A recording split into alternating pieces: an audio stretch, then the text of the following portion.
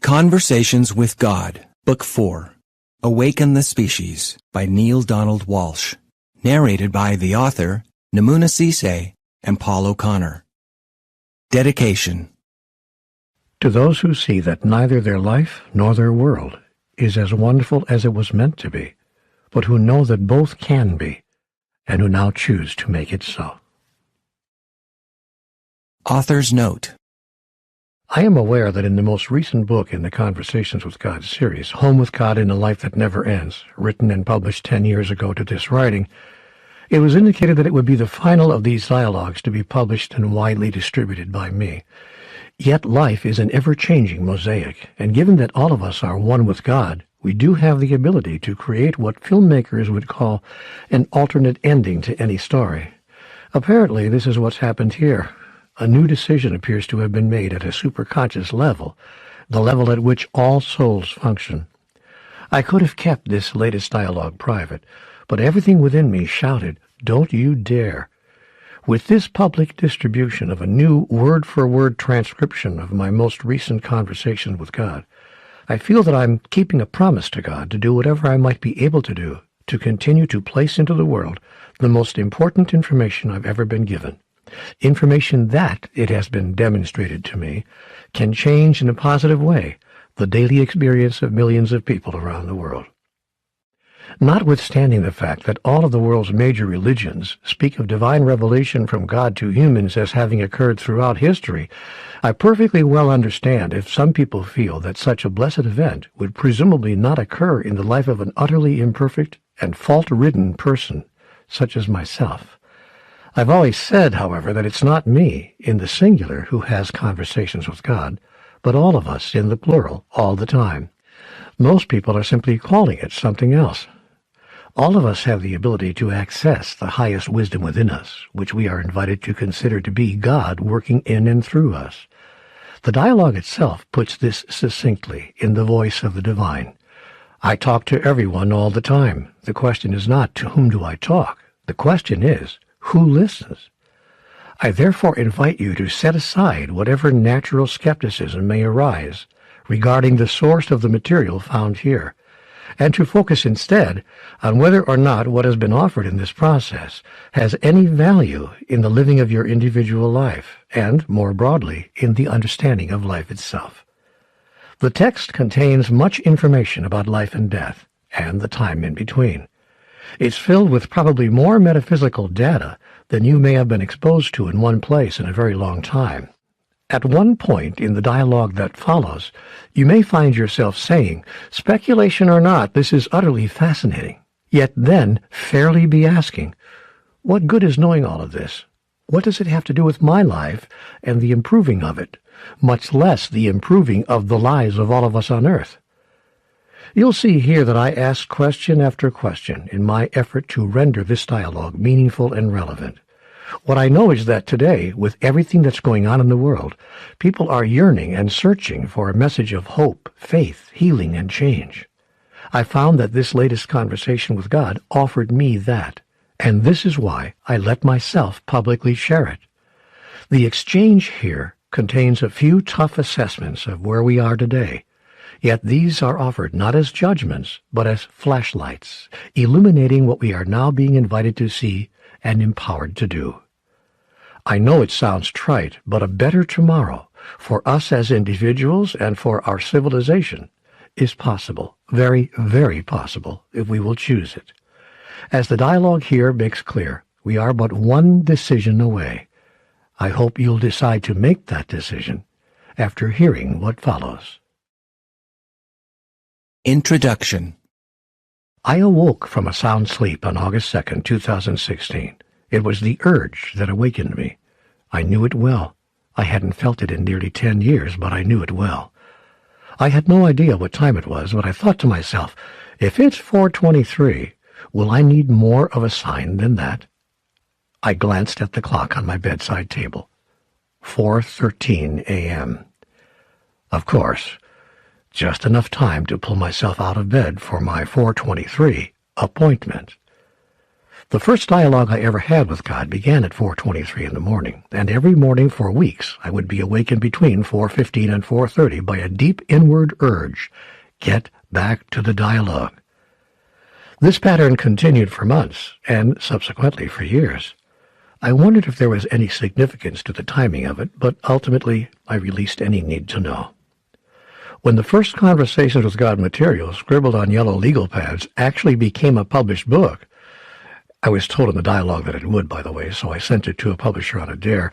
I thought that maybe something important had taken place here. And when over 1 million people obtained the book, and I saw it being translated into 37 languages, I was shocked into certainty about that. Then it came to pass that requests for me to speak outside the United States began arriving, and I had to find my birth certificate in order to apply for a passport. Well, it was nowhere to be found among my personal papers, of course, so I applied to the records department of the government where I was born, paying the fee and asking to be sent an official copy. I was stunned when I opened the envelope and examined the document. Time of birth? 4:23 a.m. Of course.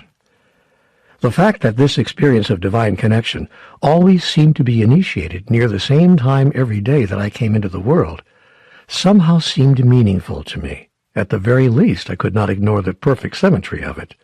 Through the years, then, whenever I found myself suddenly wide awake between 4:15 and 4:30 in the morning, eyes staring at the ceiling, a certain energy coursing through my body, I knew what was going on. I got up immediately, raced to my laptop, and opened myself to whatever wanted to come through.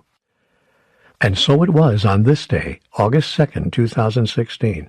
I've just thrown back the covers and pulled myself out of bed. Now, here I am. The only thing is, I didn't think I'd ever be doing this again. Let me explain. All of us are having what I've come to call conversations with God all the time. This was made clear to me on page 5 of the over 3,000 pages of the published CWG dialogues. So my experience was not unique, not uncommon. What was perhaps a bit unusual was that I had made a written record of my innermost encounters, and then sent it to a publisher, who in fact actually printed it and placed it in bookstores. I've come to understand and to experience that I, and all of us, have a deep and personal connection with God all the time, and that we may have an actual communication with the divine, asking for help, guidance, insight, and assistance whenever we wish. That was in fact the point of the book. It was placed into the world to open other people everywhere to this experience, to invite them to a new and more personal relationship with God. The feeling that I must have such a dialogue, however, that the time has come for such an interaction, signaled by a deep inner feeling welling within me that cannot be ignored, is something else altogether. I experience this as a feeling that comes over me, and I haven't had that feeling for nearly 10 years. So I've held the idea that I had encountered it for the last time. Oh, I knew I'd be writing again. I'll always be writing something. A column for Huffington Post, a blog for CWG Connect, a Facebook entry, an answer to someone posting a question at Ask Neale, even a full-length book exploring in depth the messages I've received. Something, but another on-paper conversation with God? Another back-and-forth dialogue with deity? I thought those days were over. I thought that process was complete. I was wrong. Chapter 1. I didn't think I'd ever be doing this again. I thought this process was complete. There's more to do. One more invitation, dear one. I've already accepted two, Change the world's mind about God and give people back to themselves. I thought that was it. I know. It wasn't time yet for the third. Oh, so now it is. Now it is. Okay. What's the third? And by the way, will this be the last invitation? Yes, this will be the last. And these invitations are, by the way, not just for you. They're for everyone. Although not everyone will accept them. Those who will accept them will self-identify. I've always understood that the messages were not just for me. About those first two invitations, I've always understood that. So now comes the third and final invitation, because it's the perfect time for advancement on your planet. Wow, that really sounds exciting, especially when it feels like it's just the opposite I mean, it seems as though our civilization is moving backward. Feels like we're becoming less civil, less tolerant, less capable of controlling our indulgences. By the way, to say nothing of controlling our anger. Less able to access the better angels of our nature. I'm glad you're seeing this, experiencing this, because if you pay attention to what's happening with you and around you, and do what you feel inwardly called to do in response to it, there's nothing to worry about. Well, it certainly looks bad to me. But of course, I don't know if I'm just getting in my own way, getting into my judgment about things and can't really see clearly. I mean, there's a lot going on around this planet that I don't think should be happening. It's not about what should or should not be happening. It's about what is happening, both in your individual and highly personal experience, as well as the experience of the collective called humanity, and how you can change, actually rather dramatically, what you may feel are the worst parts of that. This is the perfect time for you to begin making those alterations, because what's happening now, environmentally, politically, economically, socially, and spiritually, is providing you with conspicuous and unmistakable, incontrovertible, and crystal clear signs on how you can do that. And so, it's time for the third invitation. Okay, I'm ready. We're all ready. What is it? What is the third invitation? Awaken the Species. Chapter 2. Well, that's not too ambitious. Is there anything too ambitious for God? I meant for me. So did I. I mean, I see what you mean. Do you? Or have you forgotten who you are? No. Well, yes, I guess, in the sense that I don't act that way. I mean, I understand intellectually that God resides within me, that I'm an individuation of divinity. I just don't experience it functionally. You may wish to begin. It's easier said than done.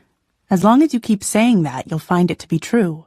Yet you can't awaken the species until you awaken yourself. I know. I'm trying as hard as I can. You may want to try harder. It's the perfect time for advancement. You're making that point. Will you try harder then?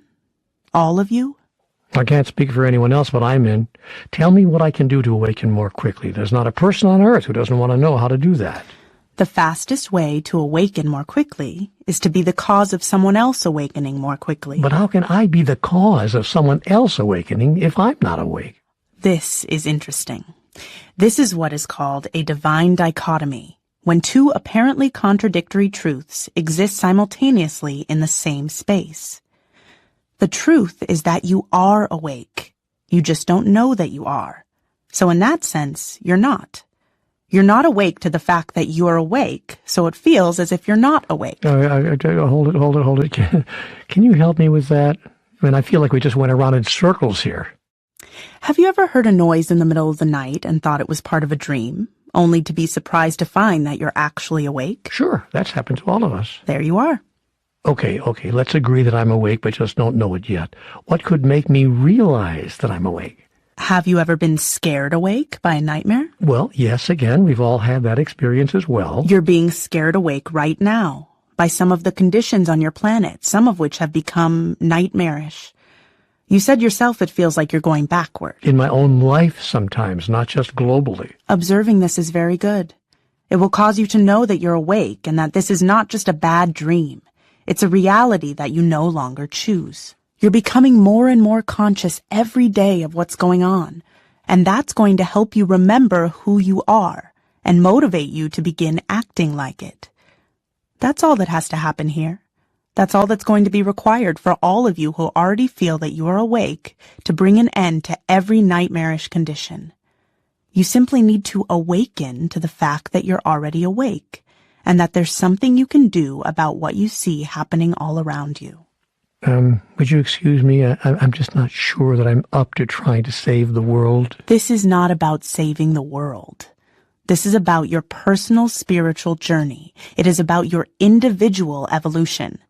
It can be the most exciting, enthralling time you've experienced since your birth. And the world may indeed change, may indeed be saved by your decision to begin acting as who you really are. But that will not have been the point of it. It is your personal evolution that will be the point and the purpose of every and any change you make in how you move through and experience the world.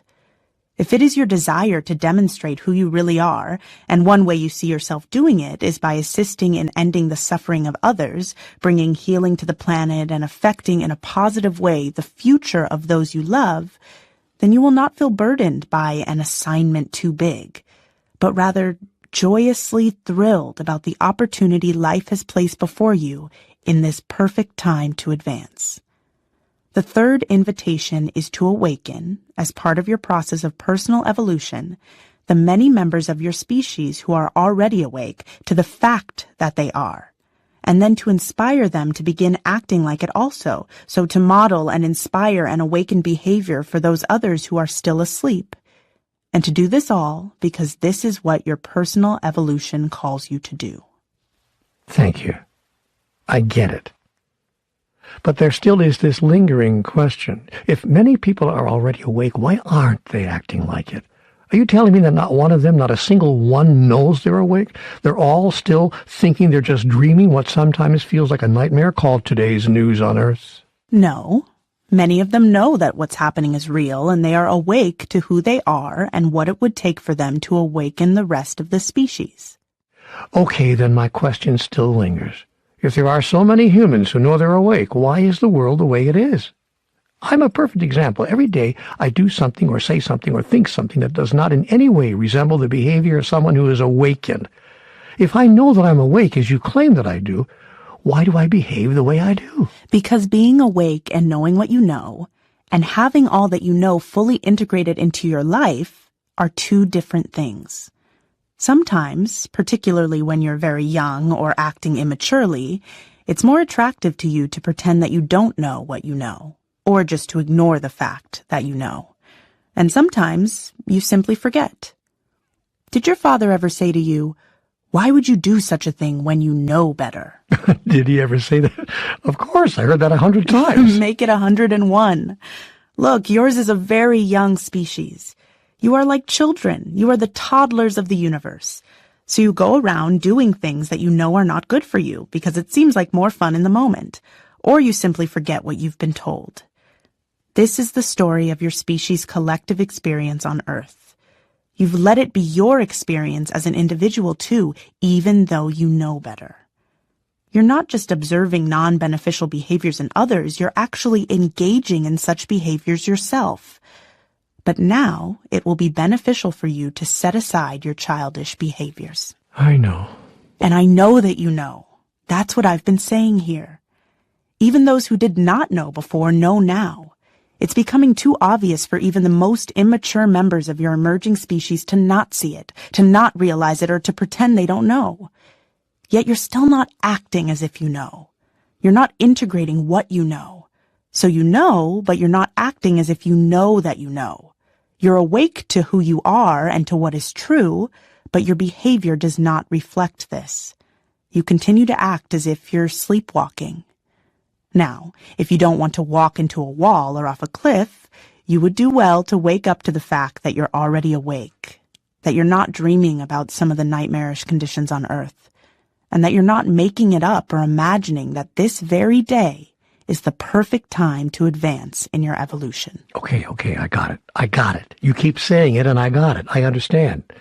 And I'm going to bet that others hearing this right now understand, too. This is good news for everyone. It is. And I am being emphatic. I am repeating myself. This whole dialogue that you felt called to have is about repeating other things I've said to you in other conversations. It's about you hearing it again, and now getting all of it. It's about putting everything together as you move toward full integration, then feeling free to accept the third invitation. Feel free to awaken your species, because this really is the perfect time to advance. Chapter 3. Hey, I gotta ask you a question. Why do you care so much? I thought God doesn't take a position one way or the other on temporal matters. Are you saying that you have a preference here? That you're deeply concerned about how my life and everything else in life on Earth turns out? I mean, if you really are the God of this universe and you do have a preference, how can you not get what you want? I hope these are fair questions, because some people are going to be confused. Every question is a fair question. Your opportunity, and the opportunity of everyone who self-identifies as one who sees helping others on their evolutionary path as part of their evolutionary journey, is to do what you can to awaken your species, primarily by your behavior. For it is what you do, it is how you are in the world, that will shake people awake, that will startle them into seeing what their own possibilities are. Of lesser importance, but also of value, will be what you say to others.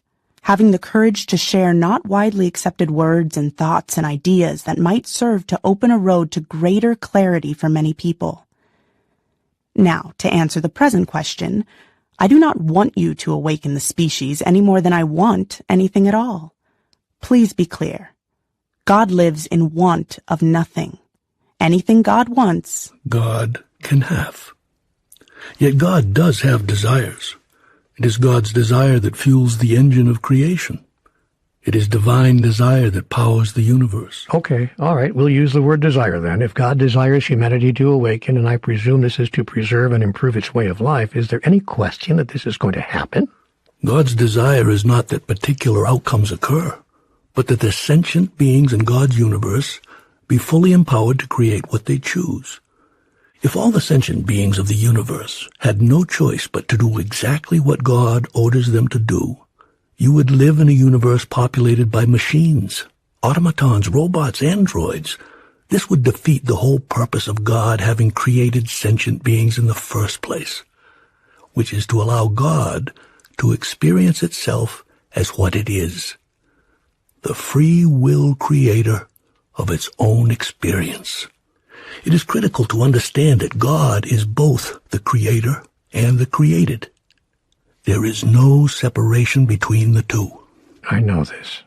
I know this. I'm very clear that there's nothing that is not God. That's exactly what is true.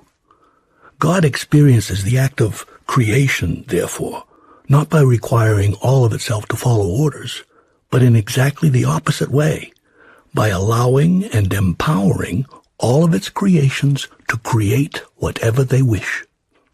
In this, the parts of God demonstrate the fundamental characteristic of the whole, freedom. Absolute freedom to create as only a pure creator could, without limitation or restriction of any kind. This is the power given to all sentient beings. It is the power given to humans. So now do you understand? My desire is not that humanity be fully awakened. My desire is that you always be empowered to have and to create, to express and to experience whatever you wish. If that means being awakened, wonderful. If that means not awakening, fine. I have no preference in the matter, except that your preference be fulfilled. Oh yeah? Then why is the third invitation extended by you? This is not us coming to you. This feels like you coming to us. But you are coming to me. You've asked me. You've all asked me for help. Everything that you think and say and pray for tells me that you want your life to change, and you want life on Earth to be different. Do you imagine that I don't hear this? What is clear is that the only way your own life and the life of your species is going to change for the better is by awakening. And so, awakening becomes the agenda. Yet this is your agenda, your prayer. This is what you choose. My role is simply to empower you to create what you wish. That is why I've extended to you the third invitation. Sorry, but it still feels as if an invitation is you reaching out to us. I'm going to answer that. But first, answer this for me. Because others following this conversation may be wondering, why is all of this so important to you? Why are you spending so much time on who asked who? Because if all of this is you coming to us, it could feel very much like a command, not an opportunity, like an order, not an invitation. Now, I know that you don't issue orders or give us commandments, But this invitation of yours could seem to some of us like one of those mobster movies where Don Corleone says, I'm going to make him an offer he can't refuse. Look, I'm not comparing you to a mobster, but I mean, who says no to God? Plenty of people, actually. Okay, I shouldn't have asked. But the real question is this an order from God? Are we being commanded here? No. As you've pointed out, I do not command anything or anyone. I have no need to. Think of it this way. If a friend or loved one knocks on your front door, have you gone to them, or have they come to you? Well, they've come to me, of course. And if you open the door and invite them in, is your invitation a command, or a loving response to their having knocked on your door? Nice analogy. So you're saying we've knocked on your door? My dear, you're practically breaking it down. You and half the human race. Can you not hear the loudest call of your species? Help us. Somebody, please help us change. Yes, I can hear that. Arising from within my own heart, I hear it. And so I have extended the third invitation. Yes, but there are still those who will say, you're the God here, not us. Instead of inviting humans to awaken their species, why don't you just do it? Then repeat to them over and over again. God's function is to empower you to make happen what you wish to make happen, not to make it happen for you. My role is to give you the freedom and the means to create your own reality, produce your own future, generate your own outcome. The point is to keep you in the role of creator. I never intended for humans to be simply assembly line workers, putting together what I have designed. My intention from the beginning was to put you at the drafting board, coming up with your own design. Oh, then you are the assembly line, putting together what we have designed. My turn to say, nice analogy. Thank you. The assembly line provides the means by which the designer's ideas are turned into reality. There are some constraints, however, in this case. I will not assemble the parts to blow up the whole factory. We're speaking metaphorically here, of course. Of course. So we can end our way of life on Earth. If that's what you choose. But we can't disassemble the assembly line. We can affect our own local reality, but we can't affect the ultimate reality. That's correct. You've got it. You understand. So, sticking with your metaphor, you're inviting us not to set fire to our own drafting board. Exactly. And to notice that right now, some of you, a small percentage of you, but enough of you to be dangerous to yourselves, are behaving like children playing with matches. Uh-oh. Yes, but that's what makes this the perfect time for advancement. Because we're starting to feel the heat? Nice metaphor. So, to stick with it, yes, you're feeling the heat, and you can still take those matches out of their hands. Chapter 4.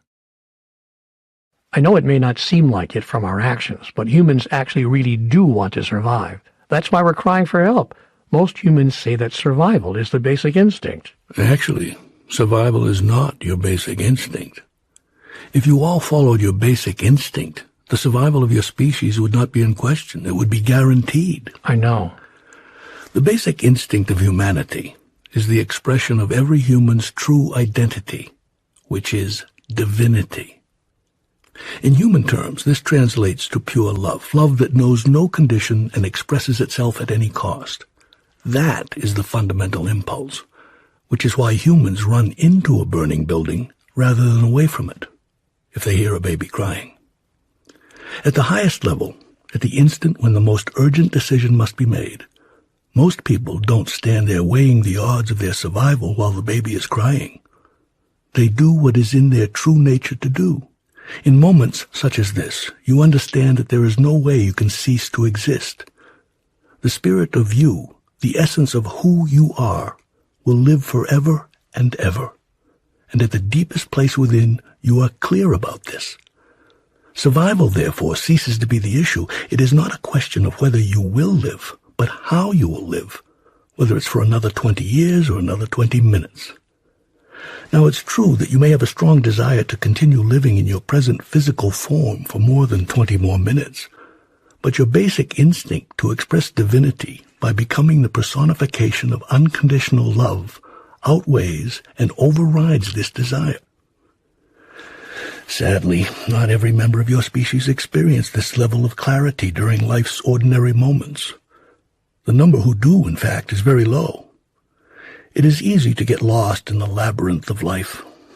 It's only at the most critical times, when the chips are down, that most humans act as if they are out of their mind. Because they are, quite literally. They are following, instead, the impulse of their soul. And if humans followed the impulse of their soul in every moment, they would create heaven on earth overnight. They could do this by simply seeing every minute of every day as a burning building moment. A moment when we do, in fact, easily and instantly access the better angels of our nature. This is what all those who have self-identified as choosing to assist in the awakening of your species are going to be doing. They will be following the impulse of their soul in every moment, and they will be encouraging others to do so, even as they seek to model how it is done. But remember that yours is a very young species, and so not many of you understand why you are on Earth, nor embrace the implications of your everlasting life with God. If humans imagine there to be any kind of everlasting life at all, most believe it to be some form of eternal reward or punishment, viewing the kingdom of God as a meritocracy. Thus they have created a reward or punishment world, reflecting in physical reality an utterly inaccurate understanding of ultimate reality. Yes, I know. We've talked about these false notions before in previous exchanges. Now let's get back to the point made earlier, which is that most of you would like your species to continue to exist in its present physical form. You want your children and your children's children to have the same opportunity you have had. The opportunity to experience this wonderful physical planet, this special and beautiful environment, and this particular expression of life. Yet here's the irony. Even as you tell yourself that you want your species to continue and to improve its way of life, many of you do things that are making it very difficult. Not on purpose, though. Not on purpose. No, not on purpose. But that's the point. Your species is not on purpose in the matter of how you are living your collective lives. Many of you say one thing and do another. And this is the most important matter facing the human race if you truly want to take advantage of this being the perfect time for advancement within your species, allowing it to continue to exist in a wonderful and pleasant version of physicality. And we're asking for a little help here right now, because our version of physicality is not so wonderful, not so pleasant for too many members of our species. I mean, most of the systems we put into place to create a better life for all of us on this planet have not produced those results. Our political systems, for instance, have produced nothing but continual disagreement and disarray. Our economic systems have produced increasing poverty and massive economic inequality. Our healthcare systems are not doing nearly enough to eliminate inequality of access to modern medicines and healthcare services.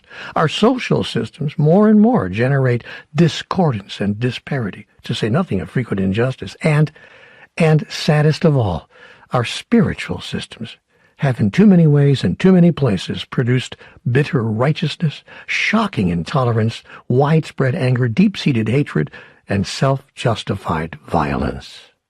Do you see what I mean when I say that you're already awake? You're observing things clearly here. There are exceptions, of course, but the accuracy of your overall assessment is everywhere in evidence. Chapter 5. I don't want to point to nothing but what's wrong, though, so I want to talk about how easy it can be for us to change things with one simple upshift in our collective consciousness. It will be easy, remarkably easy. Yet you can't change things unless you know what it is you want to change.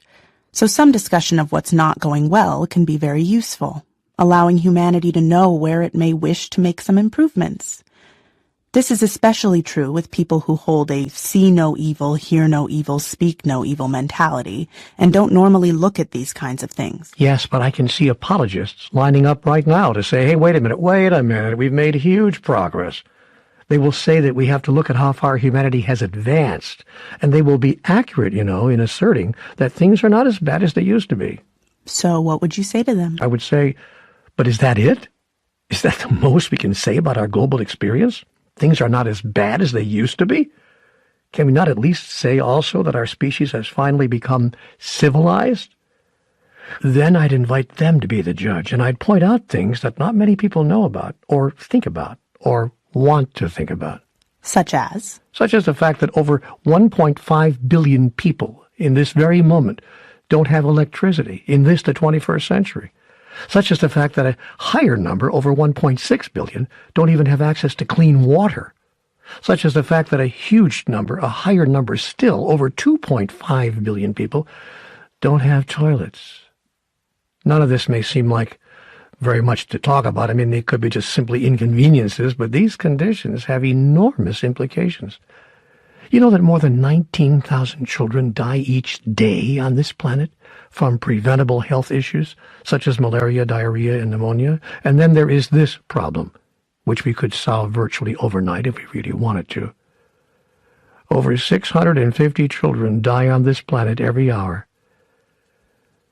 of starvation. Starvation. In the meantime, 85 of the world's richest people hold more wealth than 3.5 billion, that's half the world's population, combined. Now, many people insist that there's nothing wrong with this, that this is a statistic that has nothing to do with the earlier ones. So what I would say to those apologists is, what do you think? Is this a civilized species? And what do you think their response would be? Well, you know, I've actually had this kind of a conversation, and many people become defensive, especially if they're among the smallest percentage of the world's population holding or controlling the largest percentage of the wealth and resources. They say that those who have are doing their best to get more to those who have not. And many of them, to be fair, if not most of them, have done their best. It's not the individuals who are the problem.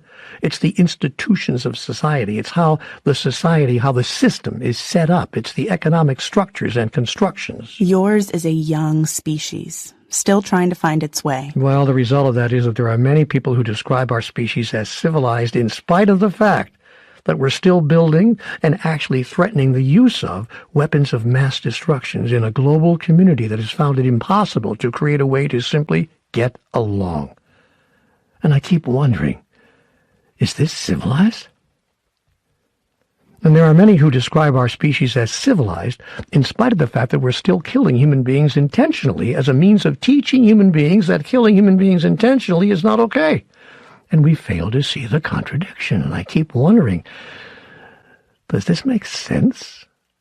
And there are many who describe our species as civilized in spite of the fact that we're still claiming that a loving God does not want people who cherish each other to marry each other if they are the same sex as each other, even if they are not of the same sex, but of different races or religions or tribes or cultures. And I keep wondering, is this our definition of love?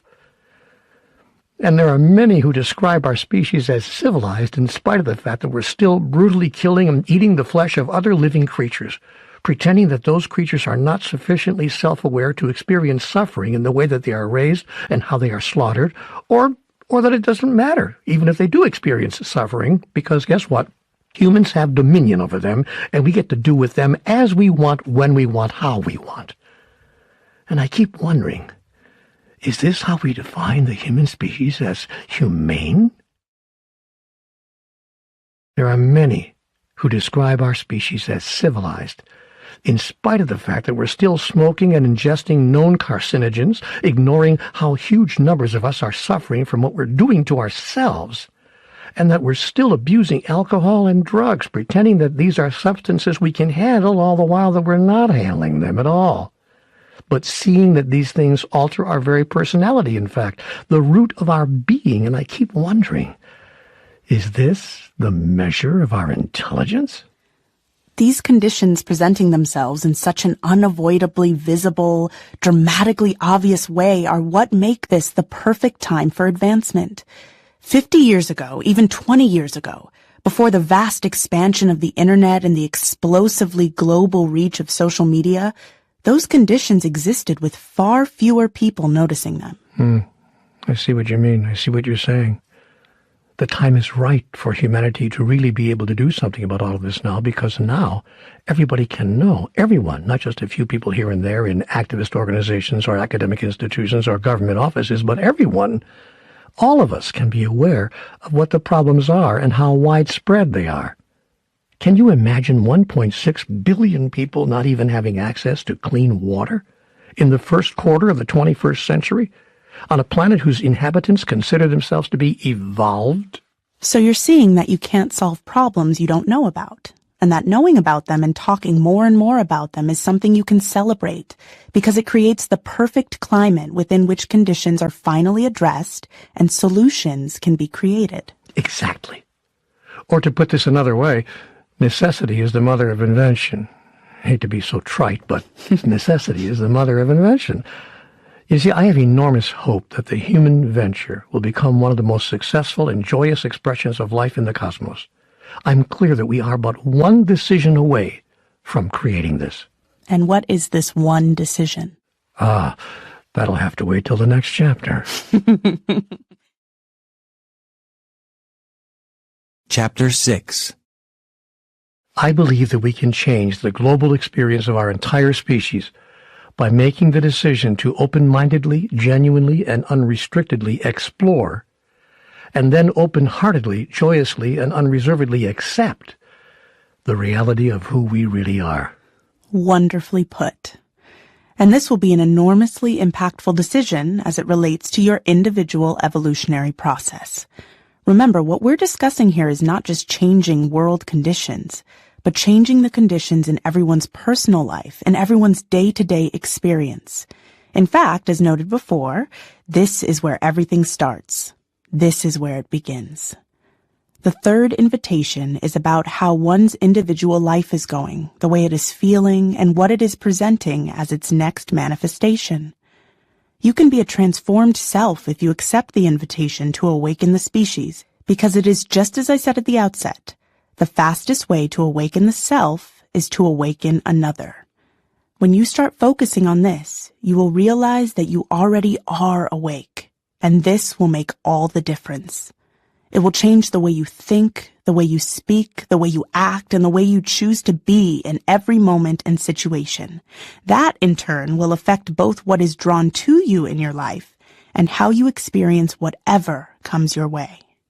Now the only question is whether humanity will make that one decision. But I do believe it can be done. It's not a pipe dream. I mean, it's not completely out of reach, totally out of reach, and utterly out of the question. It absolutely is not. It is, though, going to invite and require a major shift in individual and group consciousness, a quantum expansion of humanity's perspective and perception, a towering and joyful rise in awareness. But to re-emphasize, it is possible, or you would not be saying that this is the perfect time for advancement. Not only is it possible, it is happening now. You wouldn't be having this conversation, and no one would be following it, if such a shift in consciousness wasn't right now evident and occurring. The next step is for more and more humans to awaken. I understand. I understand the third invitation. I totally get it now. And so does everyone else who's tracking this. I suspect there will be many people self-selecting to move their own personal evolution forward by humbly lending their energies to the awakening of the species in whatever small way they can through working on their own awakening. And to help all of you accomplish this, you are invited to turn to higher aspects of the one reality of which you are an integral part. Whoa, wait a minute, hold it. I was just totally getting everything you said here, and now you've lost me. You are encouraged to notice that you are not alone as you face the challenges now confronting your species.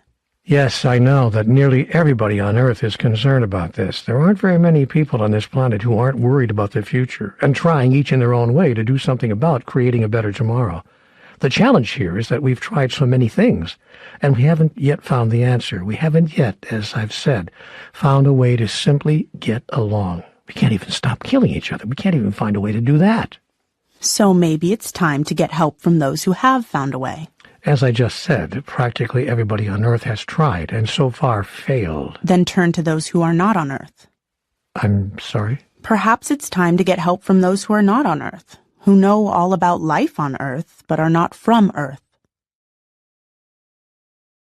Chapter 7. Whoa, wait a minute. What kind of a door have you just opened here? A door that has always been open. You simply haven't Walked through it yet. Are we talking about beings from outer space?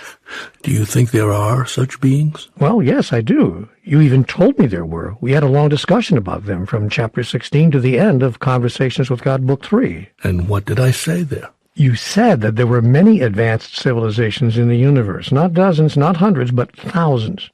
You spoke extensively about what you called highly evolved beings, for which we actually created an acronym, HEBS, H-E-B-S. And you described most of the underpinnings of life in highly evolved societies. Remember that you said this, because it's going to play a role in where we go later in this dialogue. Okay, I will. And what I wanted to say now is that none of what was shared previously about advanced civilizations elsewhere seemed outside the realm of possibility to me. I mean, none of it seemed far-fetched. We are in, after all, a huge universe. What does seem far-fetched is the idea that we are the only sentient beings in it. The chances of that are 1 in a centillion. Actually, there's no chance of that at all. Of course there are other sentient beings in the universe. They're all over the place. And these beings are ready to help us? Is that what you're saying now? I'm saying that you need not think that you are alone in accepting the invitation to awaken your species. Well, we don't. We don't think we're alone. You said yourself that we've turned to you. We've knocked on your door. We've turned to God. Shouldn't that be enough? We turn to God, and you tell us to turn to other life forms in the universe? Divinity comes in many shapes. The form that you take is one of them. So if you want to experience that God is helping you, look to yourselves and your own highest wisdom. But then don't hesitate to look as well to all of the manifestations of divinity available to assist you. Don't look right past or right through those who may be opening the door in response to your knock. You really are talking about beings from off this planet, aren't you? I am. I'm sure that many humans may think that our help will come from the heavens, but not from other life forms in the heavens. It would be short-sighted to ignore or deny that possibility. Wait a minute, let me get this straight, because I don't want there to be any confusion over here. You're saying that other life forms in the universe are choosing to help us? Some, yes. Not all other life forms, but some. Not all other life forms are benevolent. Well, that's a bit scary. Why? Even humans are not all benevolent. Many of you are not even helping yourselves and are actually hurting each other. Yes, but we're a very young species, and you've agreed that many humans are acting like children. You've said that many of the other species in the universe, however, all those sentient beings elsewhere, are far more advanced than we are. That does not mean that they would in every case be helpful to you. Some of them are violent. Advanced life forms from elsewhere in the universe are violent? Some of them, yes. If they're so advanced, how can they still be violent? There's a difference between being highly advanced and being highly evolved. If people from 2,000 years ago could leapfrog time and appear on your planet right now, do you think they would say that today's inhabitants of Earth are advanced? I imagine they would, yes. And yet, are today's inhabitants of Earth not violent? Yes, sadly we are. So technological advancement does not necessarily mean advancement morally, ethically, consciously, or spiritually. Is that what you're saying? Point made. Do not assume, then, that all other life forms in the universe have chosen to be of help as you seek to awaken humanity. Advanced civilizations do not automatically equate to highly evolved civilizations. Would we even be able to know the difference? For that matter, are we even able to know that there are highly evolved beings choosing to help us? I mean, you're saying that here, but is it possible for those of us on Earth to know this in our experience without totally freaking out? And even more important, how are these highly evolved beings helping us? What, are they hovering around us, literally or metaphorically, watching over us to make sure we don't hurt ourselves too badly? Or actually visiting us, maybe working with us in a physical way right here on Earth by planting ideas in our heads from afar? Good, keep going. These are not unimportant questions. And the answers? The answer to all of the above is yes. Okay, I need you to elaborate. Would you care to expand on that? We'll have to take your questions one at a time. Whatever works. You will know the difference between other life forms who are helpful and may not be helpful by feeling the vibration. Oh boy, wow, what a New Age answer. Excuse me, I'm sorry, but I can already hear tons of people saying, what a sappy New Age answer. Feel the vibe, man. Have you ever walked into a room, a bar, or a restaurant, and decided within seconds that you didn't want to be there, turned right around and walked back out? Have you ever put on a shirt or a blouse as you dressed to go somewhere, then took it off immediately, knowing that it was not the right one? Have you ever met a person and felt an inner awareness that you really are not supposed to have much to do with them? Or looked at from the other side, have you ever experienced love at first sight? Sure. Most of us have had at least one of those experiences. And did you think of them as sappy New Age experiences, or just part of life? Thanks. I got it. So if we can feel the vibration of restaurants, blouses, and people, we can feel the vibration of other life forms. And we would know immediately which ones feel good to us and helpful and which ones do not. Yes. If you're paying attention to what you're sensing, you'll be able to make sense of it all. People who don't use the powerful senses that are built into all human beings, what you might call your common sense, may get all mixed up, and in frustration they may call what they are experiencing nonsense. That's a very clever play on words, but it wasn't a play on words. It was the use of words quite accurately to get across an important message. It may not serve humanity to dismiss what's being said here out of hand. Okay, but how would we even know there are such highly evolved beings helping us? Don't worry, you'll know. You won't be able to miss it. You might call it something else, but you won't be able to miss it. But if we call it something else, we wouldn't know what it is. It's not necessary to know what something is in order to benefit from it. Have we already received such help? You said we won't be able to miss it. That puts it in the future tense. Are we just now starting to get this help? You were just now becoming more aware of it. But it's been there all along? For what humans would call a very long time, yes. So how helpful has it been if it's gotten us to this? Your species has actually come to this at exactly the perfect time and in the perfect way. You've reached this choice point and gained the ability to see it as exactly that, very quickly in cosmic terms, and the conditions and circumstances that you abnegate are, in fact, ideal, in that they are now sufficiently startling to make your future options unmistakably clear. So highly evolved beings have worked very fast, actually, and very efficiently, measured by the clock of the universe. Chapter 8. Okay, this is getting very interesting, and I have to say I totally get that highly evolved beings could be watching over us. There have been enough UFO sightings over these past years. These past years? You mean these past centuries? Okay, these past centuries. To make it, one would think, incontrovertible that we're being observed, but helped? Stopped from hurting ourselves? How is that done? Planting ideas in our heads from afar? Okay, I can maybe even accept that. I can even hold that as a possibility, but actually visiting us? We're getting into some pretty way out territory here. Talk about a play on words. Well, I didn't mean that deliberately any more than you did before, but I have to say, I never thought my conversation with God would carry me here. I never thought I'd be getting into this. Remember when you said we spent a significant portion of Conversations with God, Book 3, talking about highly evolved beings? Yes, but not about them choosing to help us. No, but about the fact that they exist, for sure. Hypothetical existence and here-and-now assistance, including visiting us, are two different things, if you don't mind my saying so. Two different things, dramatically different. Agreed.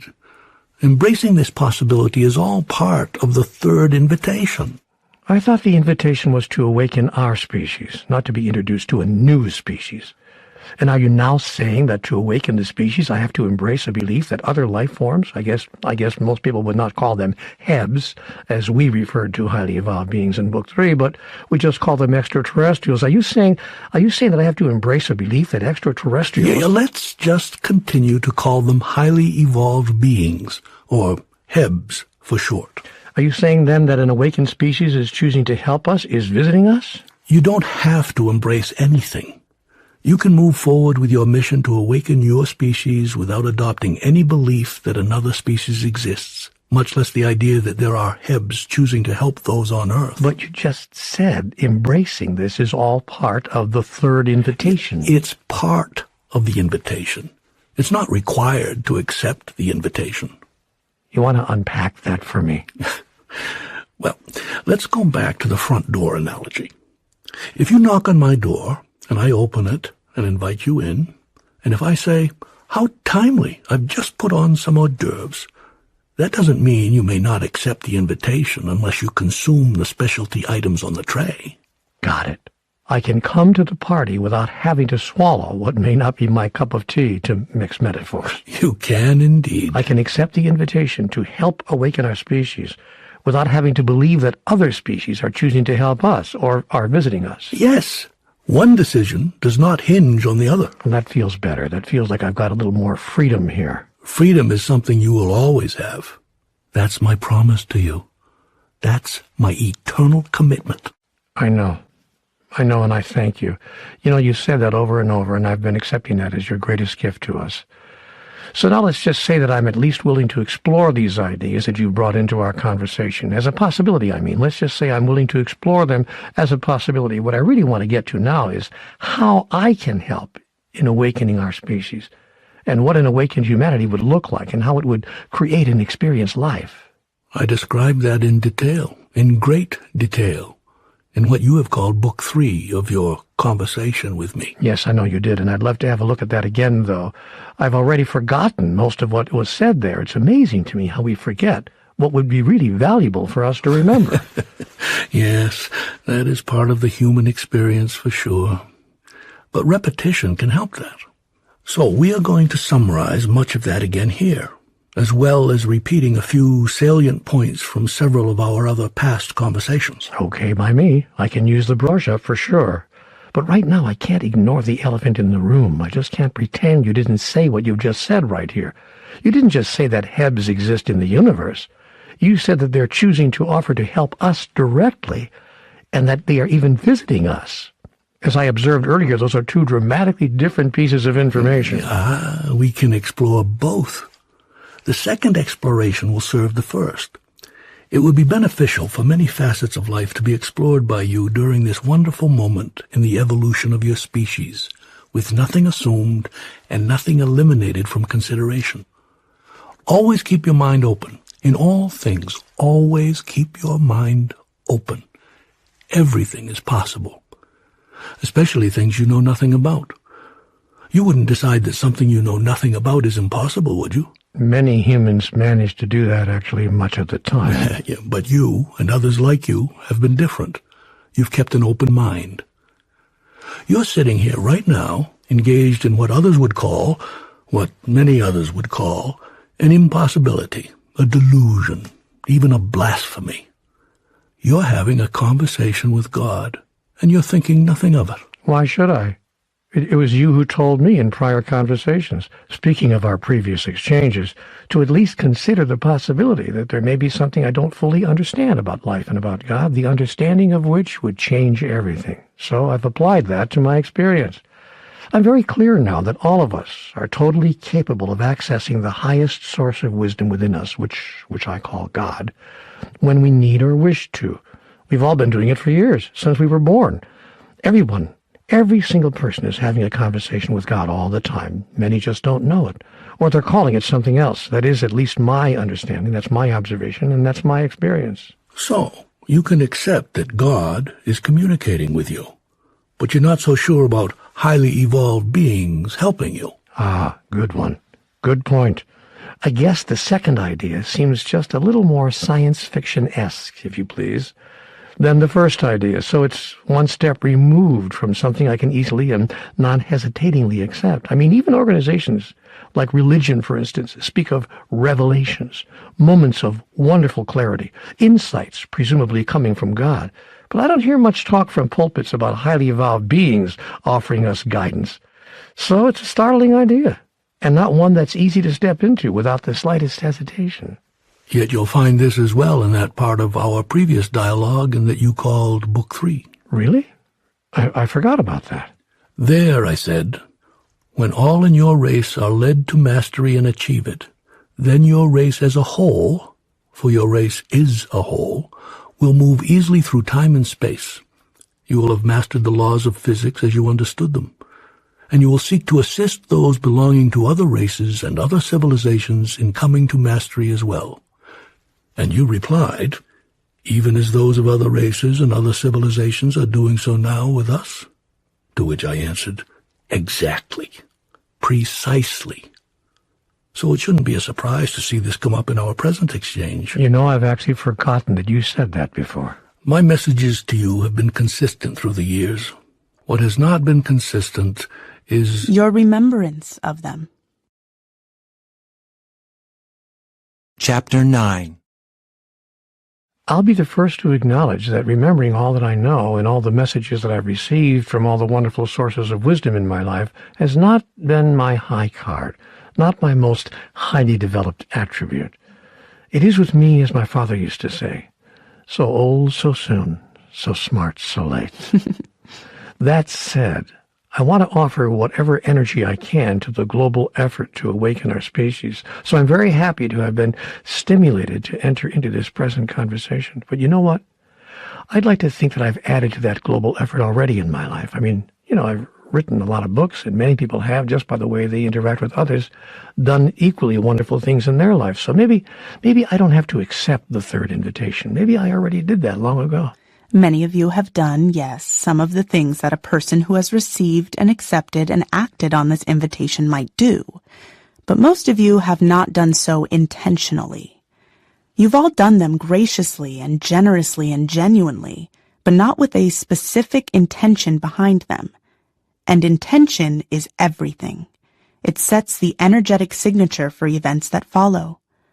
You can get in your car and drive down the road and be doing everything that a good driver would do, but if you haven't set your intention about where you're going, you'll find yourself getting nowhere. Yes, I've had the experience. But now, if you're saying that from this day forward your intention in everything you think, say, and do is to awaken your species, all as a part of a self-expression that moves you forward on your own evolutionary journey, then you're going to see a different level of outcome.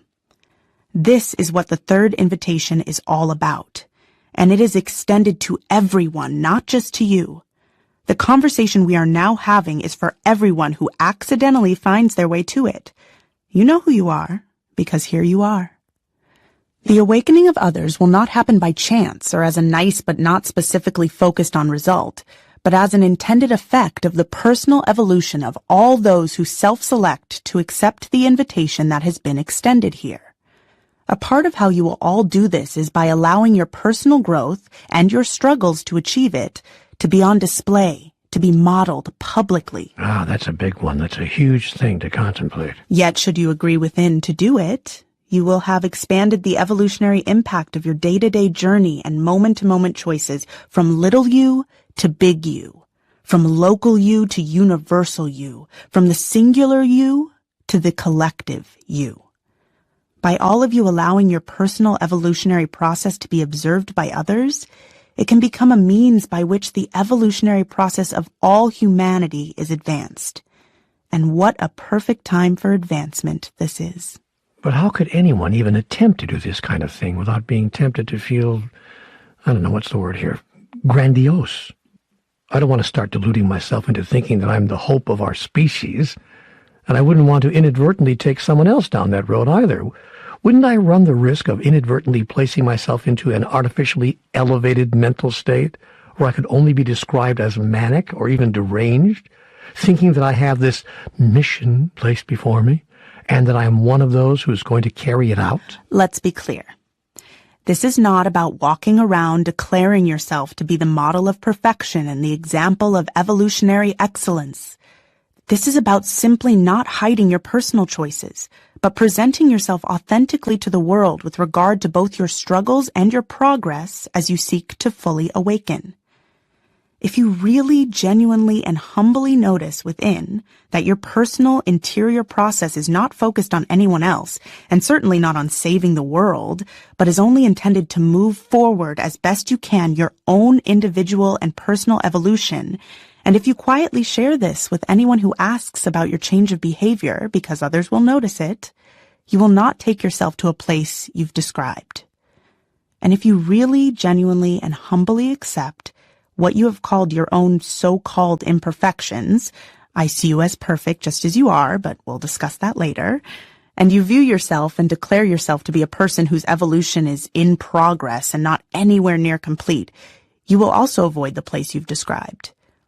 If you are clear that the purpose of your decision to accept the invitation to help awaken your species is not to set you up as some sort of leader, but to simply and humbly share that it is you who have been led by a deep guidance from within, and now see that there is another way to be human, a way that humbly seeks to be more beneficial to yourself and others, you will never self-aggrandize. Well, I certainly have enough imperfections to stop myself from imagining that I'm some sort of spiritual leader.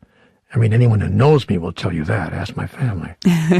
If you remain clear about that, you have nothing to worry about. Yes, but on the other hand, what I don't want to do, and what I don't want anyone else to do, is to start to feel so bad about ourselves, so imperfect and so unevolved, that we don't see ourselves as worthy of even trying to awaken, much less accept that we are awake, to say nothing of helping others to awaken.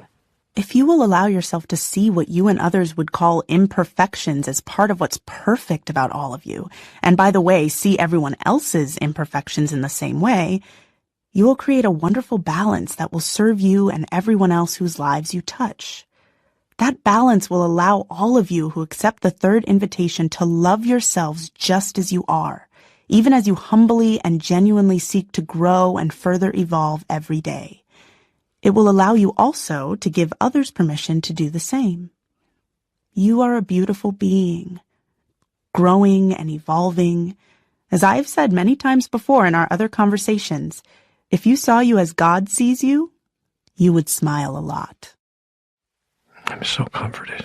Every time I hear you say that, it makes me feel so good. Thank you for saying that to me again. You're welcome.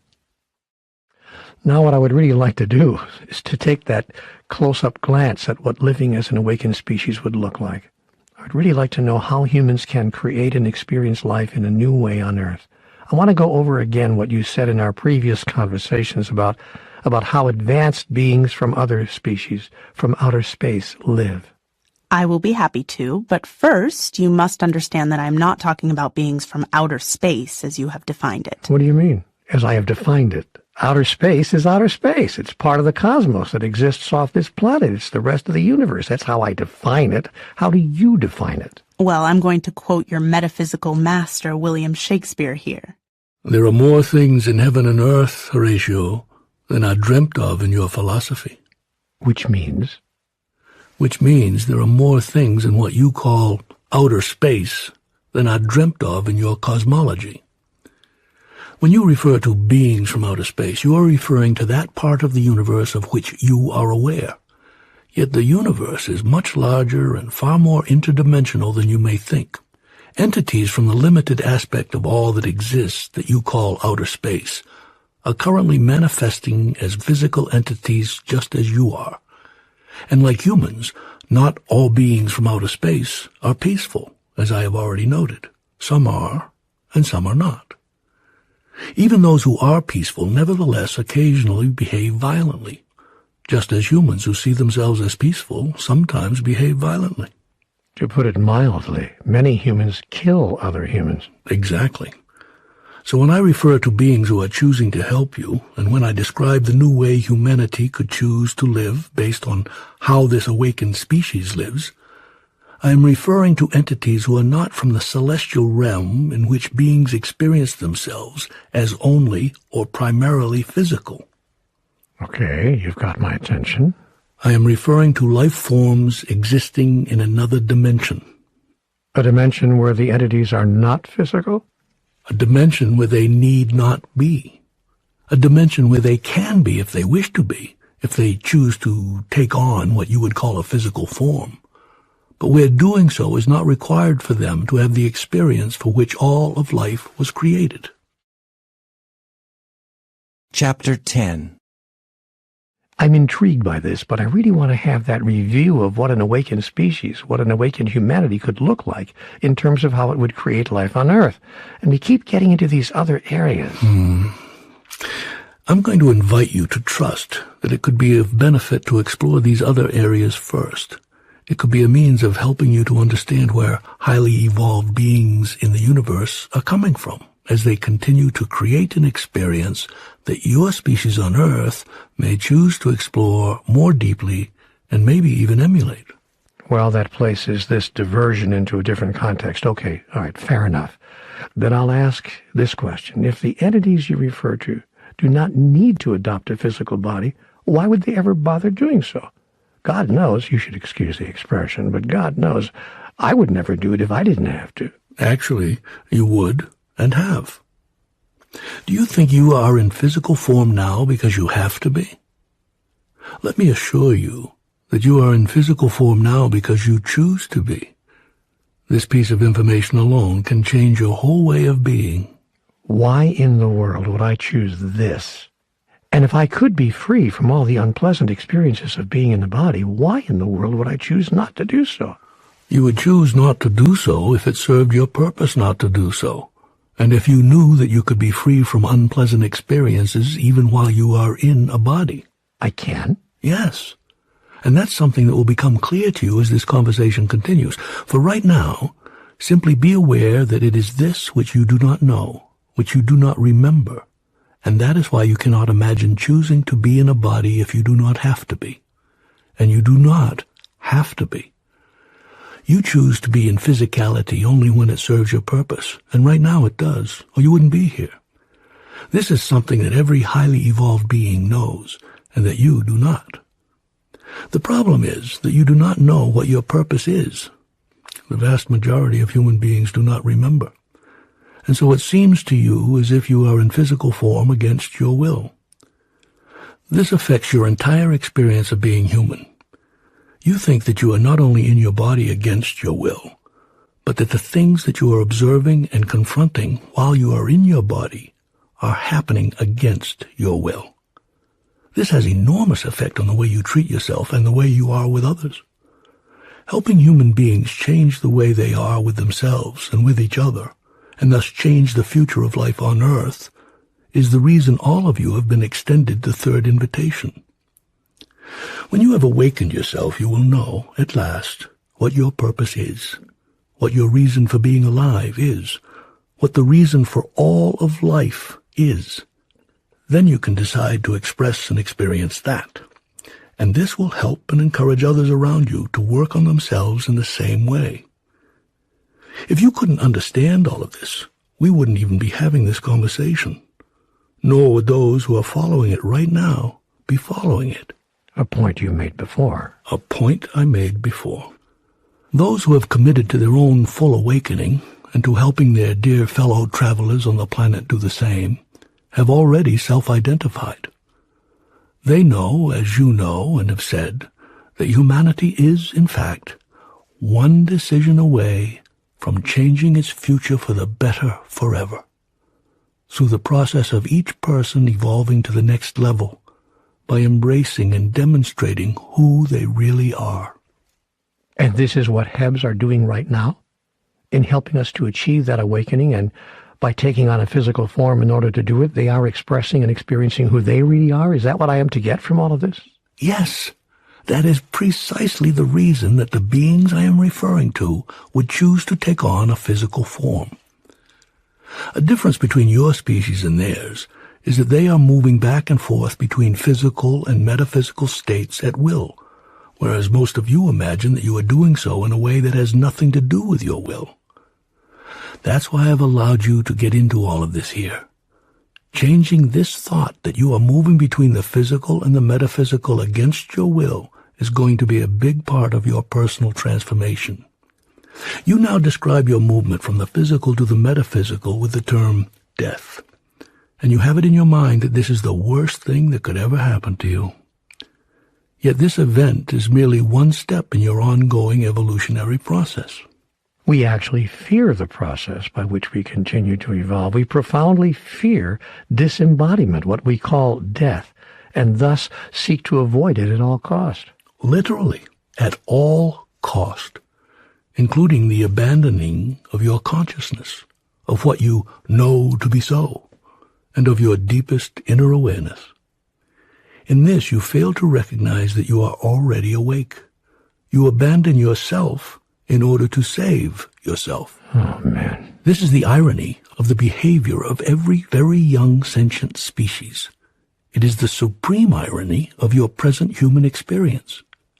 Yet you are starting to understand now. You are beginning to awaken, and you are ready to accept the invitation to awaken others. But you cannot awaken others unless you know what you are awakening to.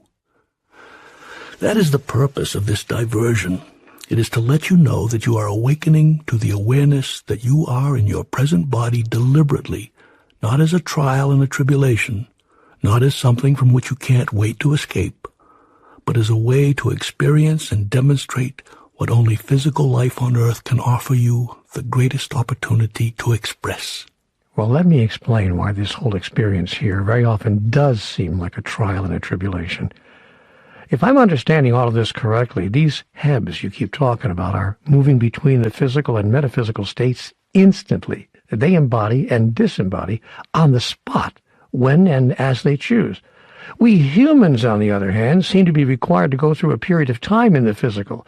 For some it may be very short, maybe even just a moment, while for others it may be many years, but time passes. What's more, on every occasion when humans move from the metaphysical back into the physical, they have to start life over. They have to embody as babies and learn the basics of being in a body all over again. I don't hear you saying that this is required of highly evolved beings from another dimension. You're saying that they can change from one form of expression to another spontaneously and move from the non-physical to the physical as fully developed beings, not as beings at the beginning of a physical life cycle. Do I have all of this right? Because if so, it would be a major plus for sure. I mean, we're at a huge disadvantage here, having to start over every time we want to physicalize, and having to confront all of the difficulties and obstacles, overcoming all the challenges of years of day-to-day life. Actually, you're under no disadvantage at all. You're doing exactly what you want to do.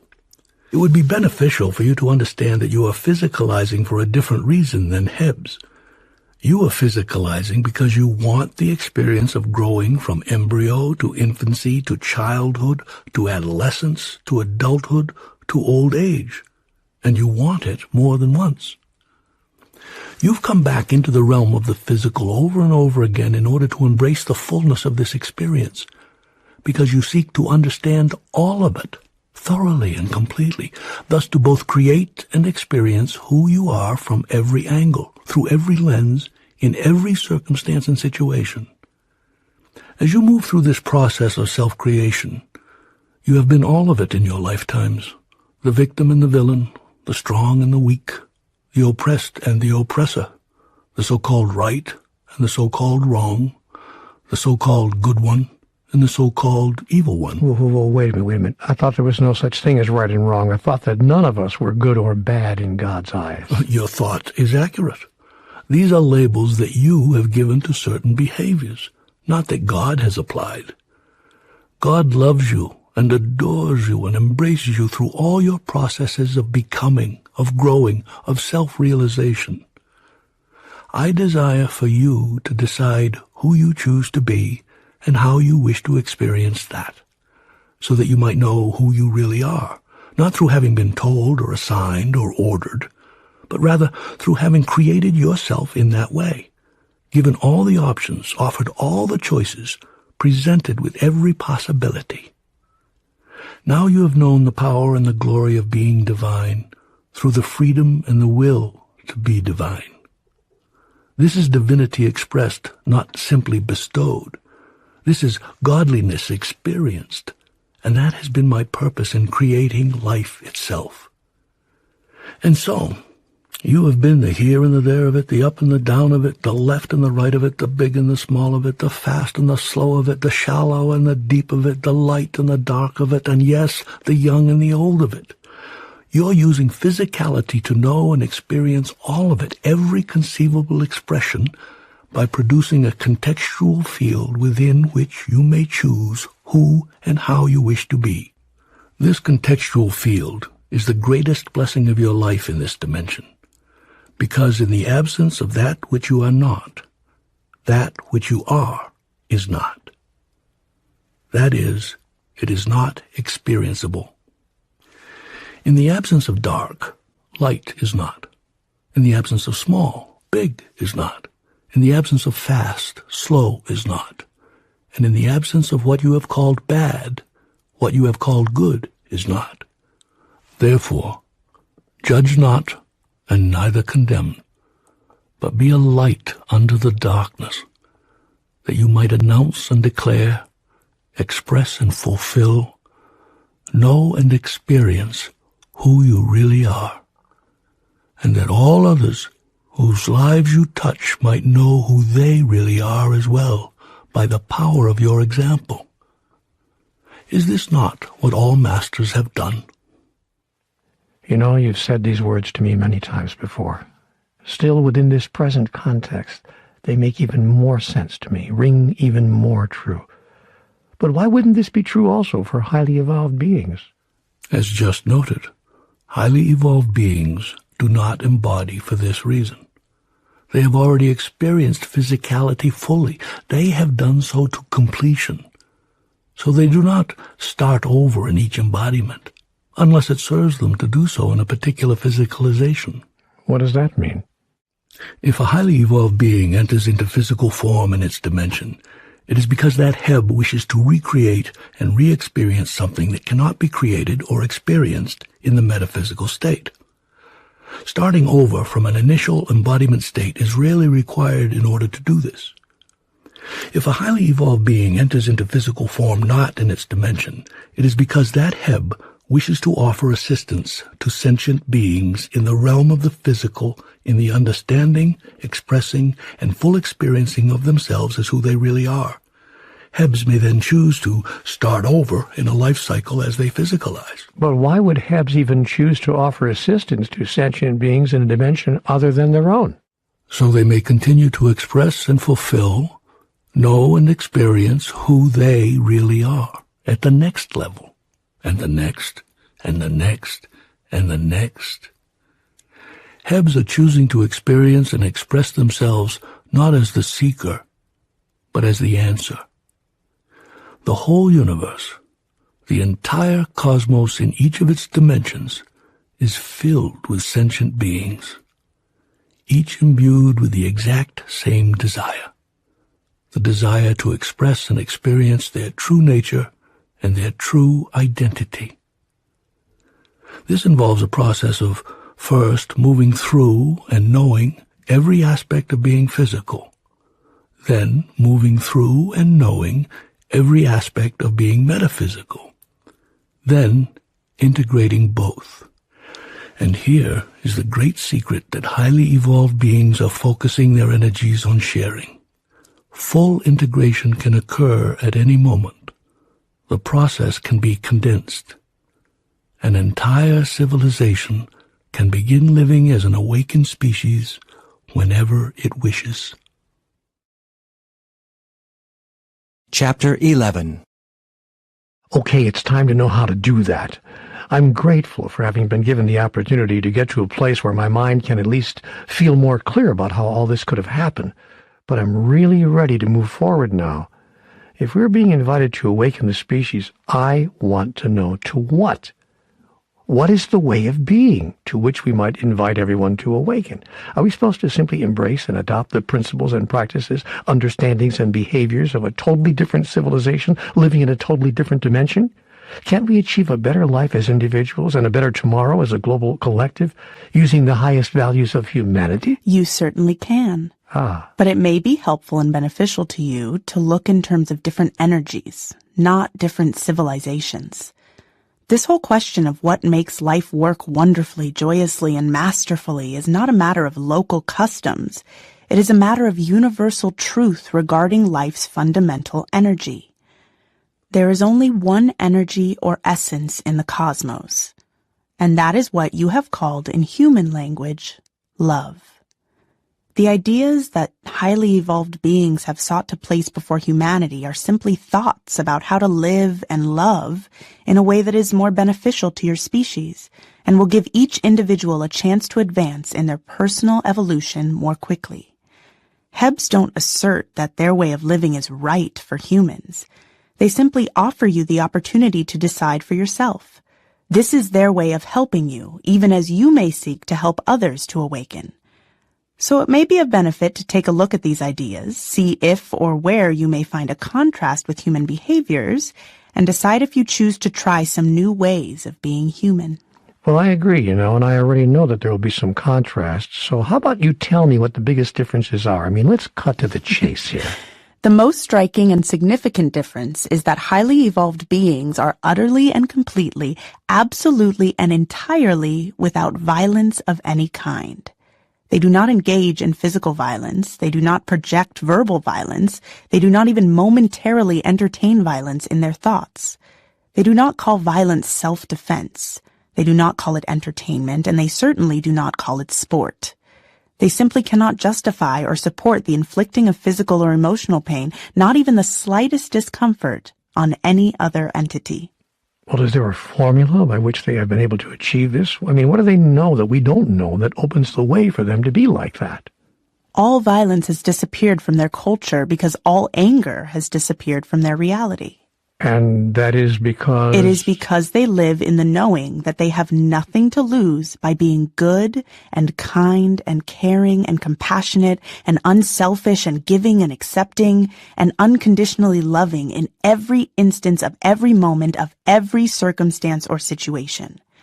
They know they cannot lose their life for any reason or in any way, nor can they lose anything else of value to them because nothing else is of value to them other than life itself, their own existence, which they understand is what provides them with the opportunity for the only experience they desire. Which is? The experience of their divinity. So these beings can't be killed?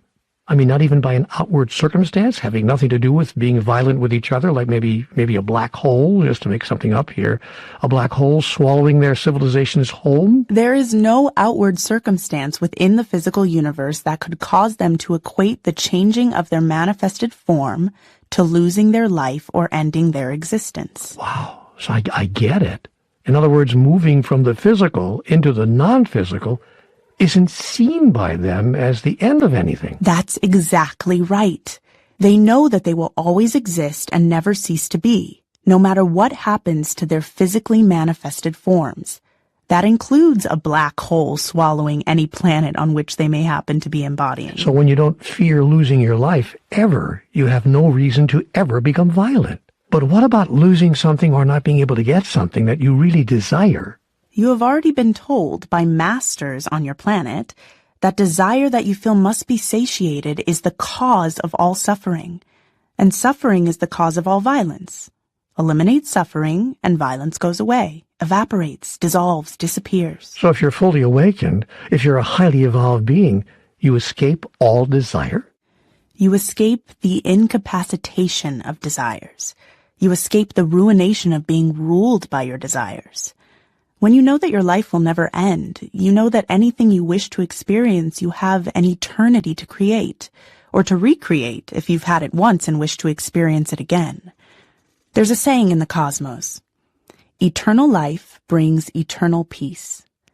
If, on the other hand, you imagine that you have a limited time in which to experience what you desire to experience, you will give up your peace to acquire it, or to hold on to it if and when you do acquire it. Oh boy, that's the story of humanity in 50 words or less, for sure. So life for highly evolved beings from another dimension is felt as an eternal reality. It is an eternal reality. Life is an eternal experience for all sentient beings. But few sentient beings who think of themselves and express themselves primarily as a physical body experience their eternality as a felt reality. They experience their physicality as their felt reality, and they imagine that when their physicality is over, their existence has come to an end. At best, they hold the idea of eternal life as a concept, a theory, a doctrine or belief, as something that might be, but about which they are not sure. Because the fully awakened entities I have been talking about exist and have their being in another dimension, they are certain that life is eternal. Well, sure they are, because it's easy for them. I mean, they're experiencing it, not just thinking about it or praying about it or hoping about it, and they have been experiencing it since forever. So have you. The difference is they know it and you don't. They remember it. Can we remember it? How can all of us remember it? What do you think you're doing here? Chapter 12. Nonviolence is a striking contrast between Hebs and humans, and I understand that their awareness of life as an eternal experience can certainly create a context within which violence could be seen as unnecessary. Might there, however, be a more practical means of reducing or even eliminating violence from the human experience? We've tried for several millennia to convince members of our species that their life is eternal. But even with this idea having been accepted by many, it doesn't seem to have reduced violence in any significant way. There is a practical way to eliminate violence. Simply move away from humanity's present deep belief in separation. Yes. See, now that I get immediately. And I don't have to be helped by highly evolved beings from another dimension to do so. All I have to do is look around me. I observe that right now most people who believe in God, and that is by far the largest number of people on the planet, still embrace a separation theology. Their way of looking at God is that humans are over here and God is over there. Mm-hmm. Now, this wouldn't matter a lot if it began and ended there, but the problem with a separation theology is that it produces a separation cosmology. That is a way of looking at all of life, which says that everything is separate from everything else. And that wouldn't be so bad if it was just a point of view, but the problem is that a separation cosmology produces a separation psychology. That is a psychological viewpoint which says that I am over here and everyone else is over there. Not just God, but every other human being. And this would also be something we could live with if that were the beginning and the end of it, if that were all there was. But the problem is that a separation psychology produces a separation sociology. That is a way of socializing with each other, which encourages everyone within human society to act as if separate entities are serving their own separate interests. Now we've entered into some truly dangerous territory, because a separation sociology inevitably produces a separation pathology, pathological behaviors of self-destruction, engaged in individually and collectively, and producing suffering, conflict, violence, and death by our own hands, evidenced everywhere on our planet throughout human history. So it seems to me that only when our separation theology is replaced by a oneness theology will our pathology be healed. A oneness theology would recognize that we have been differentiated from God, but not separated from God. Even as the fingers of our hand are differentiated but not separated from each other, but connected by the hand itself and by the hand to the entire body. Even as we are differentiated but not separated, connected by being parts of the body of God. You have put this all perfectly. This is shared with great clarity. Well, it all came from you, of course, and now we are being encouraged once again, as we have been in every one of our prior conversations with God exchanges with you, to understand that all of life is one thing. Yes, this is what highly evolved beings from the other dimension not only understand, but experience. They not only know that life is eternal, they know that there is no separation in the universe of anything from anything. This awareness is a pillar of their way of life. It is the foundation of their civilization. For us, then, this would be the first step that will be taken when we become an awakened species. And we haven't even taken that first step after all these years, all these millennia on our planet. It is the most important step you could take right now. Do not discourage yourself with what you haven't done. Encourage yourself with what you will do. I sure hope that we do, because I can see that embracing this idea as a functional reality would be the beginning of the end of how things are on our planet right now. It would be the start of a new creation, a new tomorrow. It could become the new cultural story of humanity. You know, I want to run out and tell everybody, oneness is not a characteristic of life. Life is a characteristic of oneness. That would be a very powerful message to share, and powerfully put. Yes. And this is what we have not understood about our existence on Earth, the understanding of which would change everything. Life is the expression of oneness itself. God is the expression of life itself. God and life are one. We do not and cannot stand outside of it. Therefore, we are a part of God. It is a circle. It can't be broken. Your understanding of this is identical to that of highly evolved beings from another dimension. And you are not the only one on Earth who is clear about this. All it takes now is for all of those who are equally clear to self-identify, then to commit to joining in a global undertaking to awaken the species. But not to do so in such a grandiose way that it defeats their purpose, because no one will listen to them. It is good that you keep returning to this. It would indeed defeat your purpose if you set yourself apart as those who know, and decide that it is your job to tell others what they don't know. Your mission would be to tell others that they do know, and they simply may not know that they know. This is a gentle sharing, a gentle awakening, not such a startling jolt that all anyone wants to do is go back to sleep. Okay, so I see this single change is but another articulation of the one decision I spoke of earlier. It could quickly bring about a new way of living on Earth. That excites me. The possibilities that arise from this excite me. I'm still trying, though, to get a sense of more than just one or two ways that our daily experience here would change as a practical matter if we moved through everyday life in a way that these Hebs have been encouraging us to do. I can give you a list of them. Please do. Chapter 13. You may want to memorize this, or at least put it in a place where you will see it often. Number 1. An awakened species sees the unity of all life and lives into it. Humans in an unawakened state often deny it or ignore it. Number 2. An awakened species tells the truth, always. Humans in an unawakened state too often lie, to themselves as well as others. Number 3. An awakened species says one thing and will do what they say. Humans in an unawakened state often say one thing and do another. Number 4. An awakened species, having seen and acknowledged what is so, will always do what works. Humans in an unawakened state often do the opposite. Number 5. An awakened species does not embrace a principle in its civilization that correlates with the concepts that humans refer to as justice and punishment. Number 6. An awakened species does not embrace a principle in its civilization that correlates with the concept that humans refer to as insufficiency. Number 7.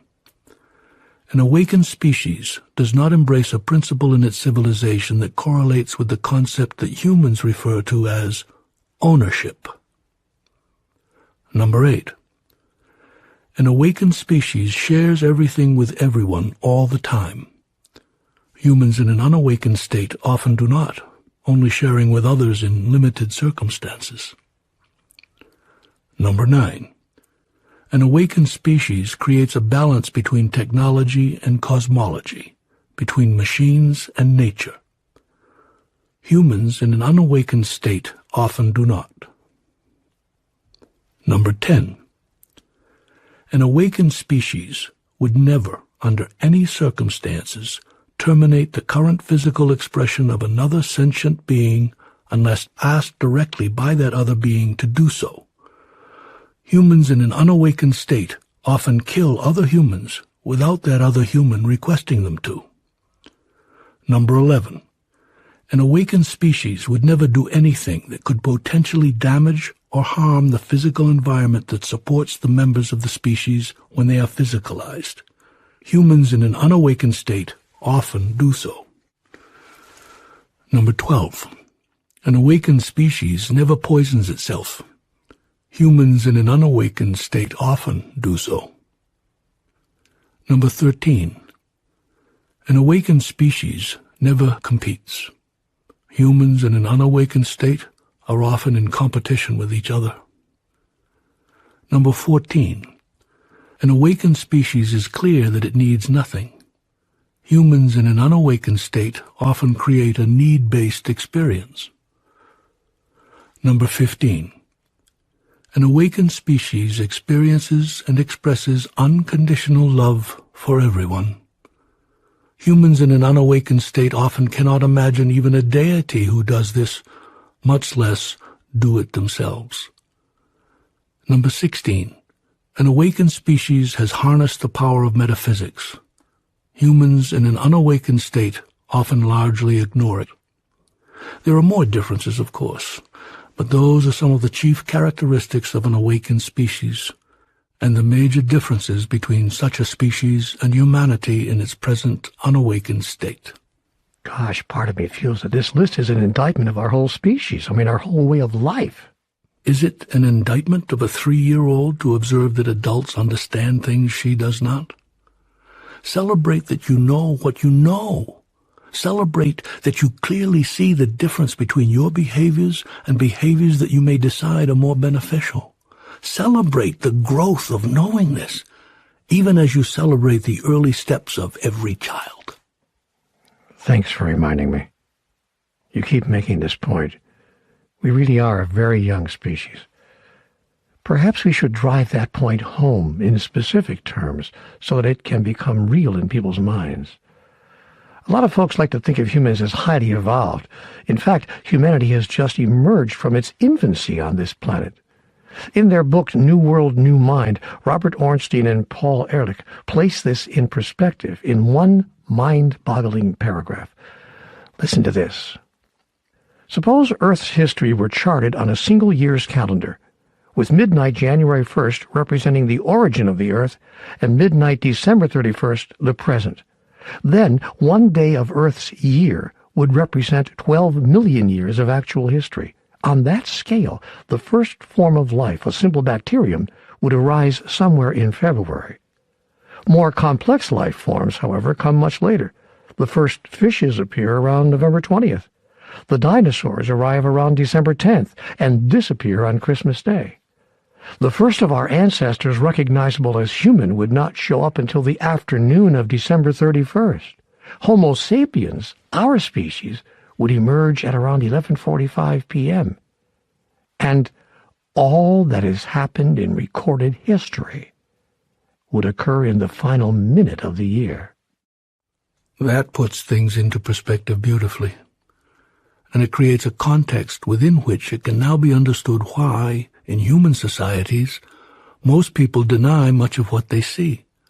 They even deny their personal feelings, and eventually their own truth. Yes, but what's been said here now and repeatedly about how early in our development we are as a species gives me great hope. As I said once before, I'm seeing wonderful, wonderful days ahead, both for us individually and for humanity collectively as we mature and grow into our potential.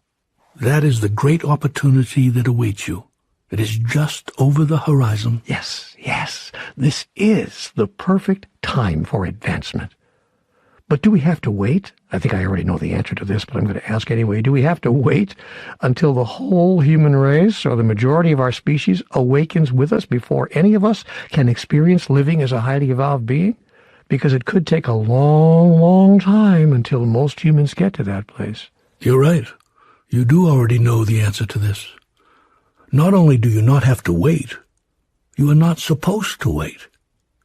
History is now watching to see who on earth will choose to self-select as being committed to modeling those behaviors and by their words and actions join in a global movement to awaken their species.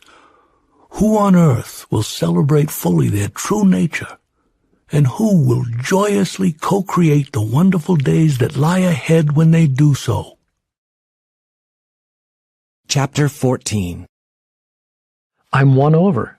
I see now how much of this information about Hebs can be useful and can help us as we work toward awakening ourselves, or as you put it, to allow ourselves to know that we already are awake, and to help awaken the species.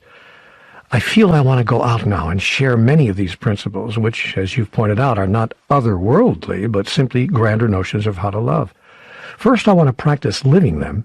Then I want to share them with others, and I would love it if you would first offer a short commentary, exploring some of the points on that list, that list we went over a while ago, so that I can know what this is all about, what it can look like in real terms as I seek to live them, and then I want to share them in real life. I will be happy to. Let's start at the top of the list. All right.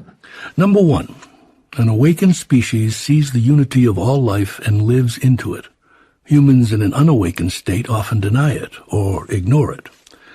Highly evolved beings never question that all things are one thing. They know experientially that there is only one thing. and all things are part of the one thing there is. Because they exist in another dimension, they can actually see this visually, not just conceptually. They are able to view the submolecular structure of all things. They observe that there is only one energy in the universe, one source or force, and that this source or force simply mixes up the foundational elements of which it is comprised, adding some and subtracting others, then alters the vibrational frequency of those variously combined elements to generate differing expressions of the essential essence. I've called these differing expressions singularizations of the singularity. Which is a great name for them. Thank you. Because that is exactly what they are. All things in existence are created through this alchemy, which produces the recipe for the universal soup. The elements are attracted to each other through the conscious choice-making of each element, impacted as they are by the combined energy of the essential essence comprising what we will call your soul. Wait a minute. Consciousness exists at the elemental level? Well, of course. What you call the elemental level is consciousness. It is consciousness in action. Every cell of your body acts with intelligence. You can't so much as cut your little finger without creating a cellular rush to the site of the injury to repair the damage. You think the cells of your body don't know what they are doing and why? And I tell you, every element of the universe is imbued with this foundational intelligence. Oh my God. Precisely. Can they talk to each other? Oh, okay, I know talk is a funny word to use here, but I'm actually asking, can the cells of the body communicate element to element? Of course they can. What do you think thought is?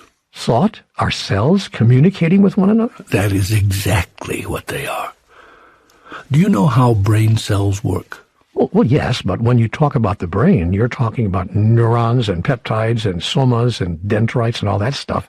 The cells throughout your body are not like the cells of the brain. They aren't? Who told you that? Let me repeat. Every ounce of life is imbued with foundational intelligence. Every cell, every particle, every submolecular element in the universe. Well, then there must be a way that I can get all the cells of my body to do whatever I communicate to them that I want them to do, like heal me from an illness, for instance. You're right if you are suggesting that the energy of your thoughts has an influence over the cells of your body. You know, I remember learning of Émile Coué, a French psychologist and pharmacist. He introduced in the early part of the 20th century a process of psychotherapy with a foundation in optimistic and conscious autosuggestion. That's what he called it, autosuggestion.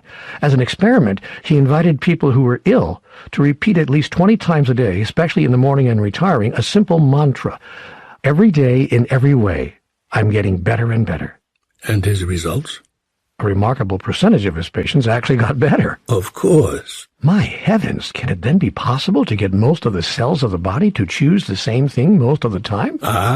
This is the same question you are asking yourselves right now regarding the rest of the people on the planet. It is. It's the exact same question. And the answer is, it is possible, through alignment. The choice to act co-jointly, in unison and in harmony with each other, is made by elements of life when there is alignment on purpose within the sector or area where those elements exist. The cells of your body will act in unison and in harmony with each other when there is alignment with the soul on the direction each moment in your life will take from a cellular level, based on the soul's agenda in that femtosecond. Oh, wait a minute. I have to look that one up. A femtosecond? It's 1 quadrillionth or 1 millionth of a billionth of a second. Exactly. And your soul is the source of the energy of the essential essence that resides in you. In other words, the soul is God in us. It is indeed. Not just in thought, not just in word, but in deed. The soul is the expression, now individualized, of the being that is God. It is God being manifested. In our case, on earth, the soul is God being a human, and a human is a soul being God. Exactly, precisely, absolutely, positively, manifestly. You have said it perfectly. Wow, this is really getting us more deeply into metaphysics than I ever thought I'd go. But, I got to ask, I have to know, are you telling me that every submolecular particle of every expression of life in the universe has to be how do I put it, talked into something in order to get it to do it? Are you saying that the tiniest particle of energy has the consciousness to make decisions by evaluating choices arising out of alternatives placed before it? Man, this is too much. Forget about the rest of the people on the planet. How do I even get all the parts of me to agree on the same thing? That's the question, isn't it? That's the biggest question of all time. But it's actually easier than you think. Well, Monsieur Coué says it's actually as easy as I think. And that is the biggest secret of life. When you understand this, you've moved to a place of mastery. Okay, so tell me how it works. I want to know how it all functions metaphysically. I've been told 1,000 times about the power of our thoughts. But how does this work? What makes this work metaphysically? You told me, and I know, that you have an insatiable mind. But do you really want to get into the alchemy of the universe? Chapter 15. Well, I really hadn't planned this conversation. I'm just noticing that it's going where it's going. I don't want to put off for too long the rest of our deeper exploration of that list you gave us, but this is too fascinating for me to pass up. Can we just look at this briefly? Okay, then. Obviously, this could fill an entire book, but here is Metaphysics 101. A short course in ultimate reality. As we've noted a while back in this conversation, all elements of life are imbued with what you would call, in your language, intelligence, or awareness of its inherent function. This awareness fills each element to its maximum capacity. That is, every element is imbued with divine intelligence, utterly full out from border to border. Indeed, it would not be incorrect to say that the element itself is this intelligence, in particle form. So each element of life, down to the tiniest submolecular particle, is part of the mind of God. With your sense of poetry, that would be how you would put it, and I have no reason to argue with you. Now, the elements of the essential essence are attracted to each other by an aspect or characteristic that you would call, in human terms, common function. That is, they are all trying to do something, and it is the same thing. They are all in action, forever moving, continuously vibrating, but not without purpose. Their purpose is simply to be. They realize that life is movement. If movement ever stops, that which you call life would not exist. Life equals motion equals life. Yes. Now, as to what each element wants to be, that doesn't matter. The individual element does not have a preference in the matter. It simply wants to exist. Its desire is to be. What is called alignment, then, and the subsequent joint or unified action to which you refer, is created by the vibrational influence of any force larger than an individual element. It is this way throughout all of nature. The larger the force, the more pull it has on every smaller element within its impact area. So, every element within an impact area will fall into alignment with the larger force that is pulling on it. Wow, no one has ever said this to me this way before. Why can't this be explained in this simple way to every child? It can. And in the civilizations of Hebs, it is. This awareness is shared with every emerging entity, each of whom is told about the oneness of life and the circle of life. So, if you as creative beings wish all the elements of life down into the tiniest particle to move in a particular direction, you must create alignment using the force of combined energy focused in a particular way. And thought is that force. But then what creates that focus? How do we cause energy, that is, thought, to be focused in a particular way? Desire. Desire exists in the soul. It is the soul defined in one word. The soul is the local expression of God's desire, which is to experience itself. Desire is the creator of intention. Intention is the creator of thought. Thought is the creator of action. Action is the creator of outcome. Wow. Not all thought, however, is created by the intention arising out of the soul's desire. Thought can also, in a sense, have a mind of its own. That is, the energy impulse that produces a thought can arise out of the body's desire. This produces a different kind of action, which can generate a totally different outcome than the soul had in mind. The soul put its intended outcome in your mind, but your body made you go out of your mind for a moment. This is what happens when you think you are a body as opposed to knowing that you are a soul. I get it, but, most of us only hope that we have a soul, or maybe some of us believe that we have a soul, but we don't know for sure. But we are sure that we have a body, so this is what most of us think of ourselves as. Once again, you're putting this all together beautifully. Thank you. You're welcome. That's the way to put the puzzle pieces into place. Now, every element of the essential essence from the individual soul to every individual energy unit in the body and in the universe is imbued with desire, which is a particular form or expression of energy in direct proportion of its size. The smallest elements have the smallest desire. Larger elements, which are created by the smallest elements being drawn to them, coalescing and thus producing them, have greater desire. The amount of desire existing within any given element of life will be found to exist in direct proportion to that element's size. Think of desire as the spark plug in the engine of life. So if what we call God is everything that is, well, that would make God's desire the biggest desire of all. Correct. Again, very insightful. And God's desire is that every sentient being, that is, every element of life large enough and sophisticated or complex enough to reflect self-awareness, has the ability to create its own reality, using free will and conscious choice. This is an alchemic way of saying that the foundational elements of life, the tiny individual particles of the essential essence, have no preference in the matter of how the combination of elements align. Your soul, which is a collection of such particles, does have an intention. Your soul is the local presence of the divine intention, which is to express divinity in every moment as every sentient being defines it. This being has the freedom to create whatever it chooses, which is godliness in its grandest demonstration. Or to put this all still another way, you all have free will. You will note that I've been saying to you from the very first conversation we ever had that with regard to how your life is lived, God has no preference in the matter. My only desire is that your preference be empowered.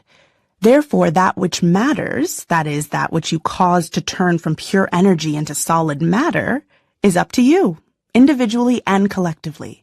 In making this choice, you can either listen to your body, to your mind, or to your soul. And that is Metaphysics 101, a short course in ultimate reality. Chapter 16. Golly, there are so many implications to all of this. I could talk with you about it forever. But I do want to look at some of the other items on that list that we went over a while back so that we can know what we're talking about as we seek to rouse ourselves from our long sleep. And from your more recent experience of being awake but not knowing it or not acting like it. Yes. And as we then humbly hope to awaken others. So let's move on now to item 2, may we? Yes, we may. Number 2. An awakened species tells the truth, always. Humans in an unawakened state too often lie, to themselves as well as others. For instance, you would have a hard time convincing a highly evolved being that the constant stream of sounds and images you place before your offspring in their youngest years has absolutely no effect on their ideas about life, and therefore nothing to do with how your next generation creates its daily experience. You, on the other hand, can't admit that the increasing violence in your society arises, at least in part, from the continual onslaught of such images, because if you did, you would have to do something about it. And you think there's nothing you can do about it, so it's better to ignore it. Yes. We've talked several times now about television programs and movies and video games and internet sites, even children's toys, for gosh sakes, that depict and even encourage our offspring to use forms of play that involve enactments of violence. I mean, violence at every turn. And yet you imagine yourselves to be, or worse yet, allow yourselves to be, powerless to do anything about any of this. Some of us do the same thing with tobacco, for instance, or a constant diet of unhealthy food, or lack of exercise, or the societal values that drive our human experience toward constant conflict. This business of looking straight at self-damaging behaviors and doing nothing about them is the mark of sentient beings who do not care enough about themselves or do not understand enough about themselves to do enough for themselves to stop the harm they are doing to themselves. You know, you might expect a 4-year-old child to act like this, but not his 40-year-old parents. So we have to grow up a little bit and see the truth, then speak the truth about what we see. That would be a good start, yes. And Hebs never hide from, always see, and unfailingly tell the truth. Yes, an awakened species is incapable of lying, given its combined intention. Its members have learned that self-deceit and deceit of others is utterly non-productive, moving them away from rather than toward their jointly held desires and intentions. It would be virtually impossible for a Heb to communicate an untruth in any event, because its individual vibration would alter in such a way as to make it apparent that what the entity was communicating was not in sync with what it knows and understands. It's like when we blush. I mean, some of us anyway, if we try to lie. Very much like that, yes, only on a higher level. The whole entity itself would shake and vibrate at such a variant speed that the truth would literally be shaken out of it. So there would be no point in trying to lie to begin with. Notice that when humans do have jointly held desires and intentions, they do not lie to each other. Lying is an announcement that you want something other than the person you are lying to. This may seem obvious to you, but what may not be so obvious is how to eliminate this. The end of deceit will come with the end of separation. When your culture and your civilization decides that there really is only one of you in a multiplicity of forms, and therefore only one desire, there will thereafter be only one intention. And that desire will be? To reach completion in the expression in every moment of what every living entity desires. Which is? Once again, as mentioned before, the experience of itself as the only thing it really is. Divinity. Or, to use the word in your language that was mentioned before, love. The energy that you call love. The unity of the universe is God's expression of divine love for all of life in all of its forms. Chapter 17. I'd love to hear your commentary on item number 3. Number 3. An awakened species says one thing and will do what they say. Humans in an unawakened state often say one thing and do another. Human beings also don't always say what they think. For highly evolved beings, not to communicate what they're holding in thought, which is different, by the way, than outright lying, would be seen as a behavior without benefit. What good is holding a thought if it is not expressed? And for Hebs not to follow through on what they say to each other or to themselves that they will do would be viewed as equally without benefit. But what if the thought I'm holding is not very nice? Why would you hold a thought that's not very nice? Stop that. Sometimes you'll have a thought that runs through your mind, but you don't have to hold it there. What if I can't help it? I beg your pardon. You imagine that you can't help what you're holding on to? No wonder your species is in such trouble. Yes, I know. And I have changed a lot of the ways that I think, but still, not every thought that runs through my mind, that runs through my head, is worth sharing with another. Then don't. Only share the thoughts that you hold on to. By the way, you do know, don't you, that every thought you hold on to is a prayer? Oh, no pressure. Actually, there is none for highly evolved beings. All they do is immediately change their mind if they experience a thought moving through their mind that they don't wish to manifest. If they have any fleeting negative idea at all, they don't give it a second thought.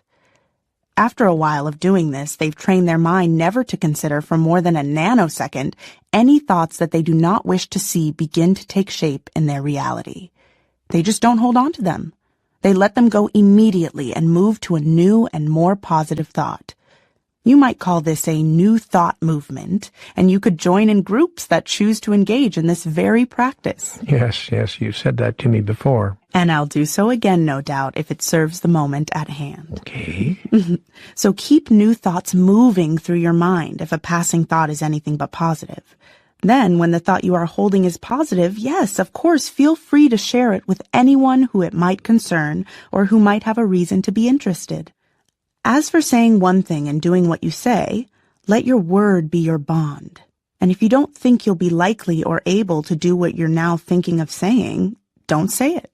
Wow, just as simple as that, huh? If, on the other hand, you meant it when you said what you would do, but find later that you really can't because something has happened that has intervened, then go to anyone and everyone to whom you said this thing and clear it up with them. Tell them the truth. Humbly and gently explain why you won't be able to do what you said. Tell the truth to everyone about everything. That's how Hebs live. You know, I'm seeing that these first few items are related at some level. For instance, item number 4 ties right into this. Yes. Item 4 says, an awakened species, having seen and acknowledged what is so, will always do what works. Humans in an unawakened state often do the opposite. This feels a lot like items 1, 2, and 3, only from a different angle. Can you give me some examples of how item 4 relates to everyday life on Earth so I can get closer to the impact of all of this? Certainly, and because these first few items are related, you have already made note of some of this. But let's bring it all together here. Okay. If your objective is to live a life of peace, joy, and love, violence does not work. This has already been demonstrated. If your objective is to live a life of good health and great longevity, consuming dead flesh daily, smoking known carcinogens continuously, and drinking gallons of nerve-deadening, brain-frying liquids like alcohol regularly does not work. This has already been demonstrated. If your objective is to raise offspring free of violence and rage, placing them directly in front of vivid depictions of violence and rage during their most impressionable years does not work. This has already been demonstrated. If your objective is to care for Earth and wisely husband her resources, acting as if those resources are limitless does not work. This has already been demonstrated. If your objective is to discover and cultivate a relationship with a loving deity so that religion can make a difference in the affairs of humans, then teaching of a God of righteousness, punishment, and terrible retribution does not work. This has already been demonstrated. Do you need any more examples? No, I get the picture. I like the way all of these things tie together. You know, I mean, one thing just naturally leads to another. It would be a lot easier for humans to stop saying one thing and doing another if they fixed the first tendencies, namely their tendency to see everything and everyone as separate, not unified, then their tendency to not see what is so, but to ignore it, and finally their tendency to not tell the truth to everyone about everything. Then they would drop their tendency to say one thing and do another and get on with implementing what works, having seen and finally told the whole truth about what is so. Wonderfully put. Wonderfully summarized. You're really stringing all of this together. Well, thanks to the clarity with which it's being articulated here, yes. So I really don't need item number 4 explained any further, thank you. I get that highly evolved beings from the other dimension see and say what is so, and because they're hiding nothing and hiding from nothing, they do only what works to move forward their unified and identical agenda. Humans will do the same thing when the species is fully awakened. It can also be one of their stepping stones for getting there. I'm so glad to hear that. That gives me hope, assuming that this awakening is really going to take place. You can be among those to help make it happen. That's what the third invitation is all about. And now humanity has the tools with which to create this awakening, and the will. Now you have nearly instant worldwide communication, and a continually increasing portion of the total population that is self-selecting in their commitment to the process. As you put earlier, you're just one decision away. Chapter 18. Okay, then, on to items 5, 6, and 7. These all relate to parts of the human cultural story that are fairly deeply ingrained in our societies everywhere on Earth. Okay, let's recap them. Item 5 says, an awakened species does not embrace a principle in its civilization that correlates with the concepts that humans refer to as justice and punishment. Item 6 says, an awakened species does not embrace a principle in its civilization that correlates with the concept that humans refer to as insufficiency. Item 7 says, an awakened species does not embrace a principle in its civilization that correlates with the concept that humans refer to as ownership. Wow, those are really sweeping statements. I mean, how does any collective, even if it's a gathering or a grouping of highly evolved beings from another dimension, live without some sort of code of conduct that regulates its behavior? And how do the members of such a collective live ever without experiencing that there's not enough, especially if they never have anything they call their own? I don't get it. Let's look at the second part of that question first. All right. There is always enough of anything you think you need to survive when you know that you can't not survive. In other words, when survival isn't the question, the idea of sufficiency or insufficiency ceases to have any significant meaning. The most important question in anyone's experience, then, is not whether they survive, but how.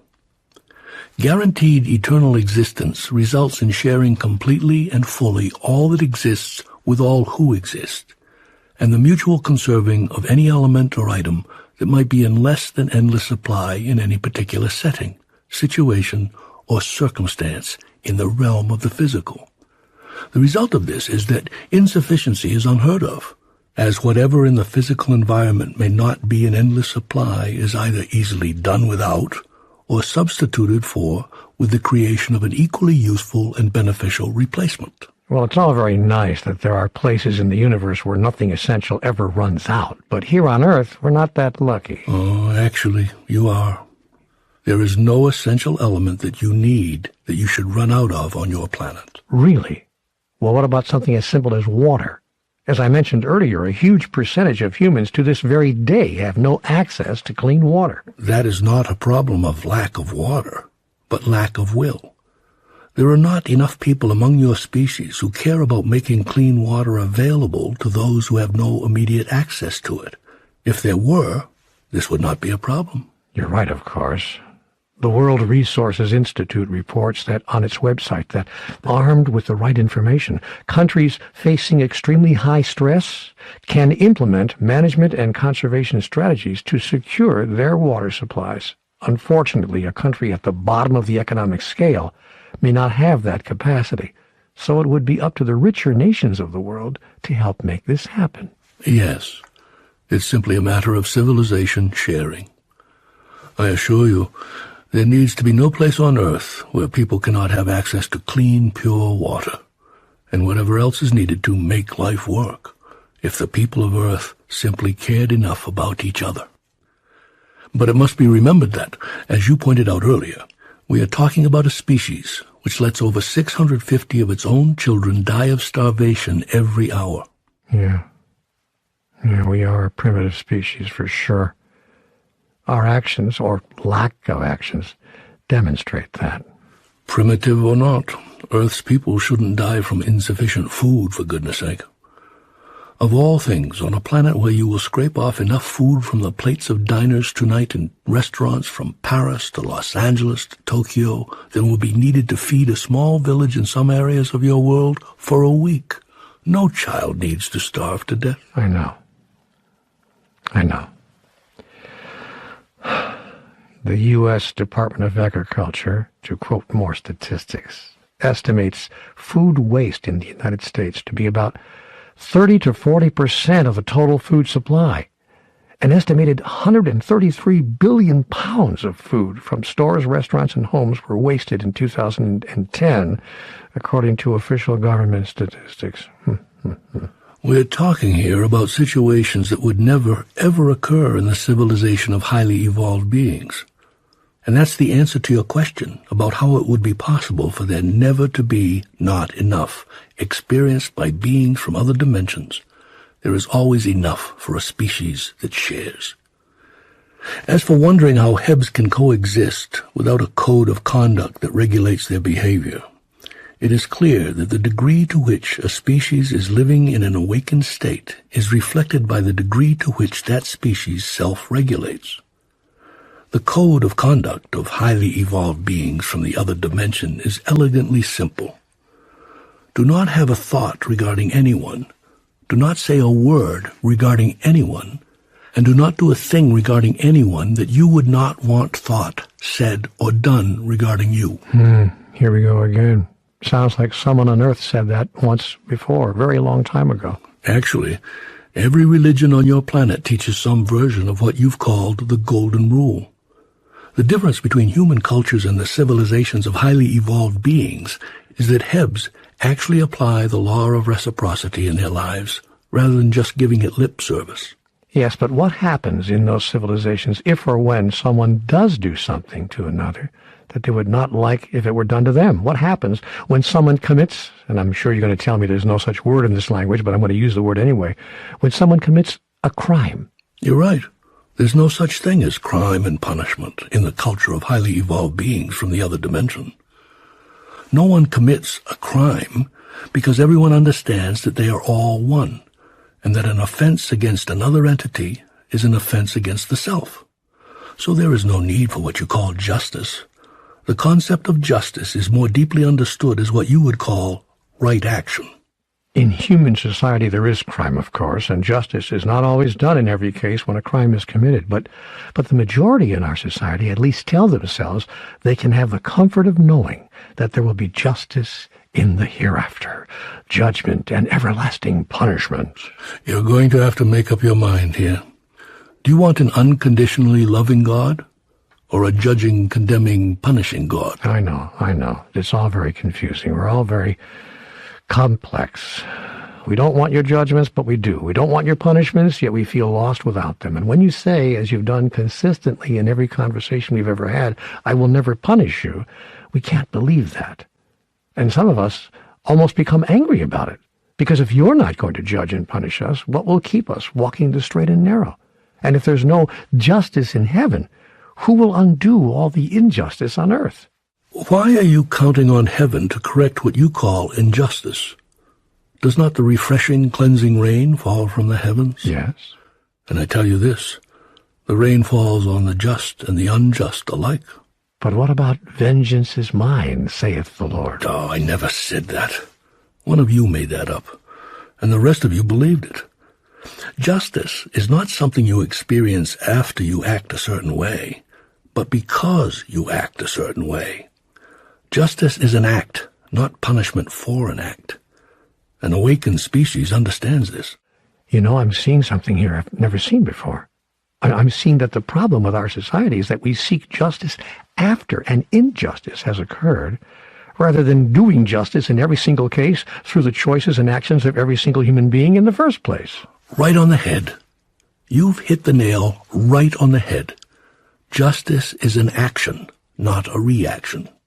When everyone in our society acts justly, as every entity in an awakened species does, we'll have no need for judgment and punishment as part of our civilization's constructions. You will not. But will such a thing ever be possible? I mean, will there ever be a time when everyone acts justly? There will, when everyone awakens. Will everyone awaken? You're deciding that right now. We've had parts of this present exchange in one of our previous conversations, in those exact words. Portions of what's just been said here are a verbatim transcript of a back-and-forth exchange we've had before, and I'm glad we're repeating it here like a memorized passage from a wonderful play or a favorite poem. I join in your being glad. Well, this present colloquy is really giving me a chance to synthesize much of what you've previously told me, combining it into I guess I would call it a coherent whole. It was intended to. Part of the third invitation is about full integration. Chapter 19. Well, that takes care of the concepts of insufficiency, justice, and punishment mentioned in items 5 and 6. Now, what about item 7, ownership? Are we really to own nothing? You may do whatever you wish, but in the civilizations of Hebs, There is no such thing as ownership. What's so bad about having something to call your own? I mean, gee whiz, is every single thing we're doing on this planet wrong? There is no such thing as right or wrong.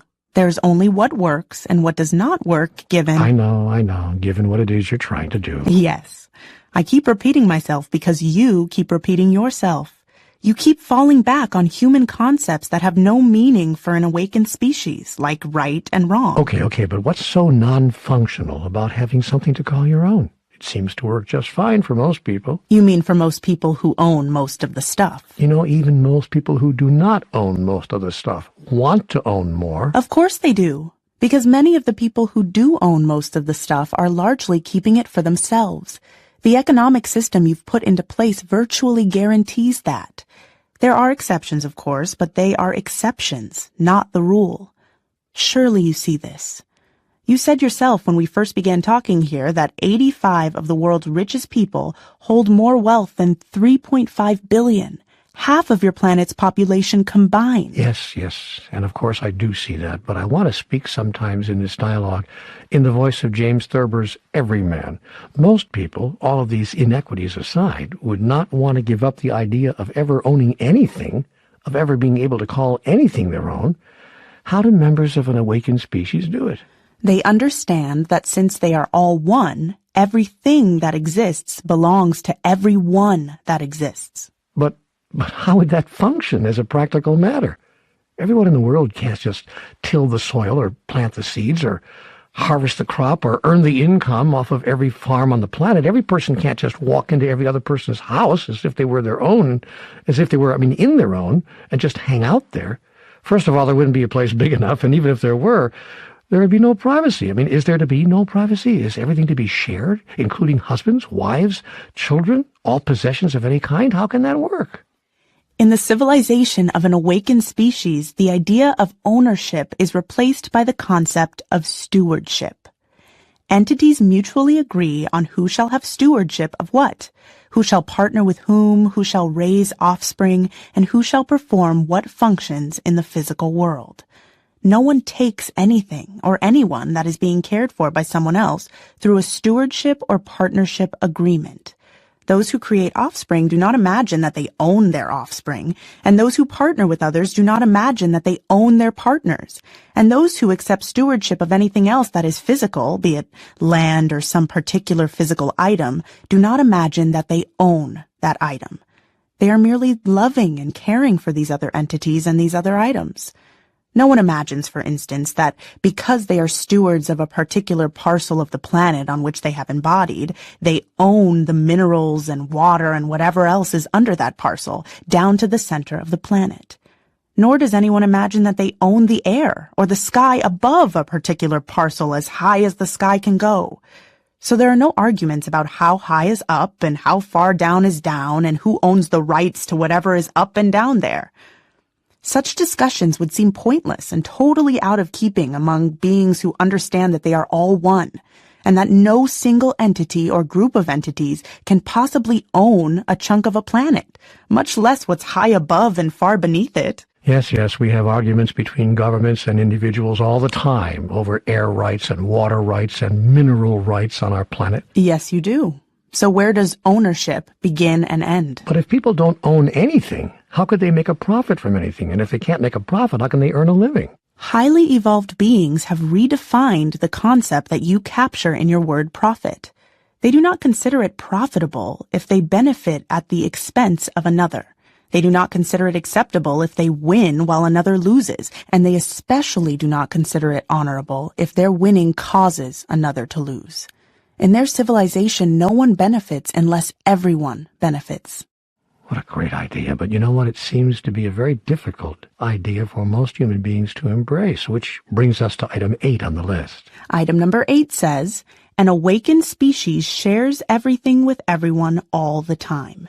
Humans in an unawakened state often do not, only sharing with others in limited circumstances. That's because to many people on this planet, that seems simply impractical. Unworkable. Nonsense. You make it work all the time. You experience this right now in your own limited way, in your families, for instance. You would never consider walking down the street in a rainstorm and holding an umbrella over your head alone, saying to your partner or your children, too bad you don't have an umbrella too, but them's the breaks. You would never think of eating all the apple pie by yourself without sharing with your partner or your children, saying, too bad there isn't enough for all of us, but I'm sure going to enjoy mine. I've actually been tempted to do that. I've just used lighthearted examples, but you understand perfectly well the concept of refusing to profit or benefit if you're the only one who is profiting or benefiting, when it's your own family or loved ones who are suffering because you're not sharing. The only difference between you and Hebs is that Hebs consider everyone to be their family and loved ones. The solution to so many of Earth's problems is obvious. Yeah, it is. Then why don't we just embrace that solution? What stops us as a society from seeing the obviousness of that and sharing everything with everyone? The reason that you don't behave this way on Earth is that you don't think there is enough for everyone. And so you have to make sure that you get yours. It is the idea of scarcity that stifles the idea of full and complete sharing. But there is more than enough for everyone. With food, water, energy, and nearly everything we say we need to stay alive, we have a problem of distribution, not a problem of insufficiency. That is largely true. You can share freely and lavishly all the gifts, talents, skills, knowledge, and abundance that life has given you, and watch life circulate back to you everything you require to stay alive. You will surprise yourself with the knowing and change your value system because of the knowing that you actually require much less than you may have thought to stay intact in a particular form as a body, and nothing at all to stay alive as a soul, given that staying alive is something you will always do and cannot not do. It is merely a matter of what form your existence will take. That is, of course, the question you answer with every choice, decision, and action in your entire life. What form shall my existence take? What your planet could benefit from right now are a few more humans willing to demonstrate and model a new form that humanity could take, based on their belief in sufficiency and sharing, and in this way helping to awaken the species. These models will have to self-select, however, because no one is going to appoint or anoint them. Hence, the third invitation. But as I said earlier, how would we earn a living if everybody shared everything with everyone and every definition of profit had to include benefit for everyone? The experience of living is not something that one should have to earn. Life is a gift given to all of you. And it is not something you should have to make yourself worthy of every day of your existence. A system could easily be devised by any civilization that would allow society to fulfill individual and group needs without the members of that society having to sell their soul and abandon their dreams in order to survive. Boy, I hear that. There must be a way to create a social system in which everyone contributes more or less equal energy and everyone benefits more or less equally, with no one having to live, a bare-bones existence, or no one having to let go of any hope to do something that they really love in this life in order to stay alive. Until our whole society changes, it's not going to be easy to create this, I guess. Actually, your whole society will change when the majority sees how easy it really is for those of you who chose to lead the way. I said earlier that the object of self-selecting to help awaken the species was not to declare yourself to be a leader, but rather one who has been led by a deep inner knowing to another way to be human. Remember always that a leader is not one who says, "Follow me." A leader is one who says, "I'll go first." You can't change overnight the way your earthly societies function, but you can individually demonstrate and model the foundational qualities of an awakened species immediately by going first. Chapter 20. Well, this has been very helpful. And you know what? On reviewing items 9 through 16 on that list that you read before, I think I pretty well understand most of those remaining. Quickly summarize them for me then. Let's see. Here they are again. Number 9. An awakened species creates a balance between technology and cosmology, between machines and nature. Humans in an unawakened state often do not. Number 10. An awakened species would never, under any circumstances, terminate the current physical expression of another sentient being unless asked directly by that other being to do so. Humans in an unawakened state often kill other humans without that other human requesting them to. Number 11. An unawakened species would never do anything that could potentially damage or harm the physical environment which supports the members of the species when they are physicalized. Humans in an unawakened state often do so. Number 12. An awakened species never poisons itself. Humans in an unawakened state often do so. Number 13. An awakened species never competes. Humans in an unawakened state are often in competition with each other. Number 14. An awakened species is clear that it needs nothing. Humans in an unawakened state often create a need-based experience. Number 15. An awakened species experiences and expresses unconditional love for everyone. Humans in an unawakened state often cannot imagine even a deity who does this, much less do it themselves. Number 16. An awakened species has harnessed the power of metaphysics. Humans in an unawakened state often largely ignore it. Well, thank you for that summary, that reminder of the last of the items on that list. And I'm clear that if we're to adopt the behaviors of an awakened species, we'll have to bring our cosmology, and by that I mean our philosophies, our beliefs, our understandings about the world and our decisions about who we are. We have to bring all of that up to speed with our technology, our weaponry, our genetic altering of crops, our cloning of mammals, and by the way, soon humans, our life extension medicine, all of that stuff. If we don't bring that all up to speed with our technology, we'll be dealing with ethical, moral, and spiritual dilemmas that our old beliefs have left us not nearly ready to resolve. I'm clear that if we are awakened, we would stop damaging our environment at every turn, stop poisoning ourselves with the things we eat and drink and smoke and breathe and inject and listen to and watch, and stop our endless and often ruthless competitions for everything: money, power, fame, love, attention, sex, everything. I'm clear that when we live as an awakened species, we will transform what we've imagined to be our needs into preferences, and we will truly, and at last, love everyone without condition, even as we embrace and accept a God who does the same with us. You do understand. There's no need for us to go more deeply into any of this, then. The only two items I feel I need to look at more closely, final two items, are number 10 and number 16. Item 10 says that members of an awakened species would never, under any circumstances, terminate the current physical expression of another sentient being without that other being requesting it. Humans, of course, kill other human beings every minute of every day somewhere on this planet. That last part can't be denied, but let's be fair. Let's be fair. Much of the killing on Earth has been done in self-defense. All attack is called a defense in primitive cultures. Yet even as what you term defense, a highly evolved being would never terminate the physical expression of another sentient being without that being have asked it to do so. You mean we don't have a right to defend ourselves? Wow. Excuse me, but that expectation is so high that no one on this planet could possibly buy into it. Even our religions, even our laws tell us that self-defense can justify killing. Are you saying that we don't have the right to protect ourselves, even if we have to kill someone else in order to do it? You have the right to do anything you wish. What you are invited to remember is that every act is an act of self-definition. If you wish to define yourselves as a species that kills its own kind in order for some of its kind to survive, you may do so, and no one will stop you.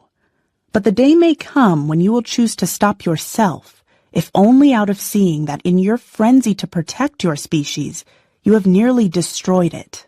But does that mean that when we are awakened, we will let anyone do anything to us and not even defend ourselves? When your species awakens, it will not create scenarios in which its members have to defend themselves against each other. When you awaken, you will lay down your arms, all of you at once, and eschew forever the ways and the means of destroying each other. Your competitions for everything will end, and you will find ways to share everything that there is to share, including all the world's resources and all the amazing miracles of science, technology, and medicine that you have brought about. For an awakened species, this will seem like a patently obvious and unquestionably appropriate thing to do. You will have no reason to defend yourself because no one will ever again have any reason to attack you. physically, emotionally, financially, or in any way whatsoever. But what if we were attacked by some renegade individual who had not yet awakened? You know, that 1 in 1,000 or 1 in a million person who's mentally unstable. You would simply lay down your body and peacefully exit the realm of the physical, knowing that your death would not be an end to anything, except more violence. Wow, exactly as Obi-Wan Kenobi did when threatened face-to-face by Darth Vader in one of those Star Wars movies. Yes, exactly like that. Your science fiction depictions have more than once placed before humankind wonderfully illuminated ideas. That character in that movie did that, of course, because he knew he couldn't die. He knew that the villain couldn't possibly do anything to him that would terminate his existence. Okay, but what if we were all attacked, all at once, by entities other than our own species? I mean, it was you who said earlier that there are advanced beings from other planets in the realm of the physical who are violent. Don't we have to worry about them coming to Earth one day and destroying us? No. Violent sentient beings from other galaxies will not be allowed to destroy your civilization. The highly evolved beings existing in another dimension would make that impossible. Why? Why would they step in and do that? Because it serves their purpose to express and experience their true identity by doing so.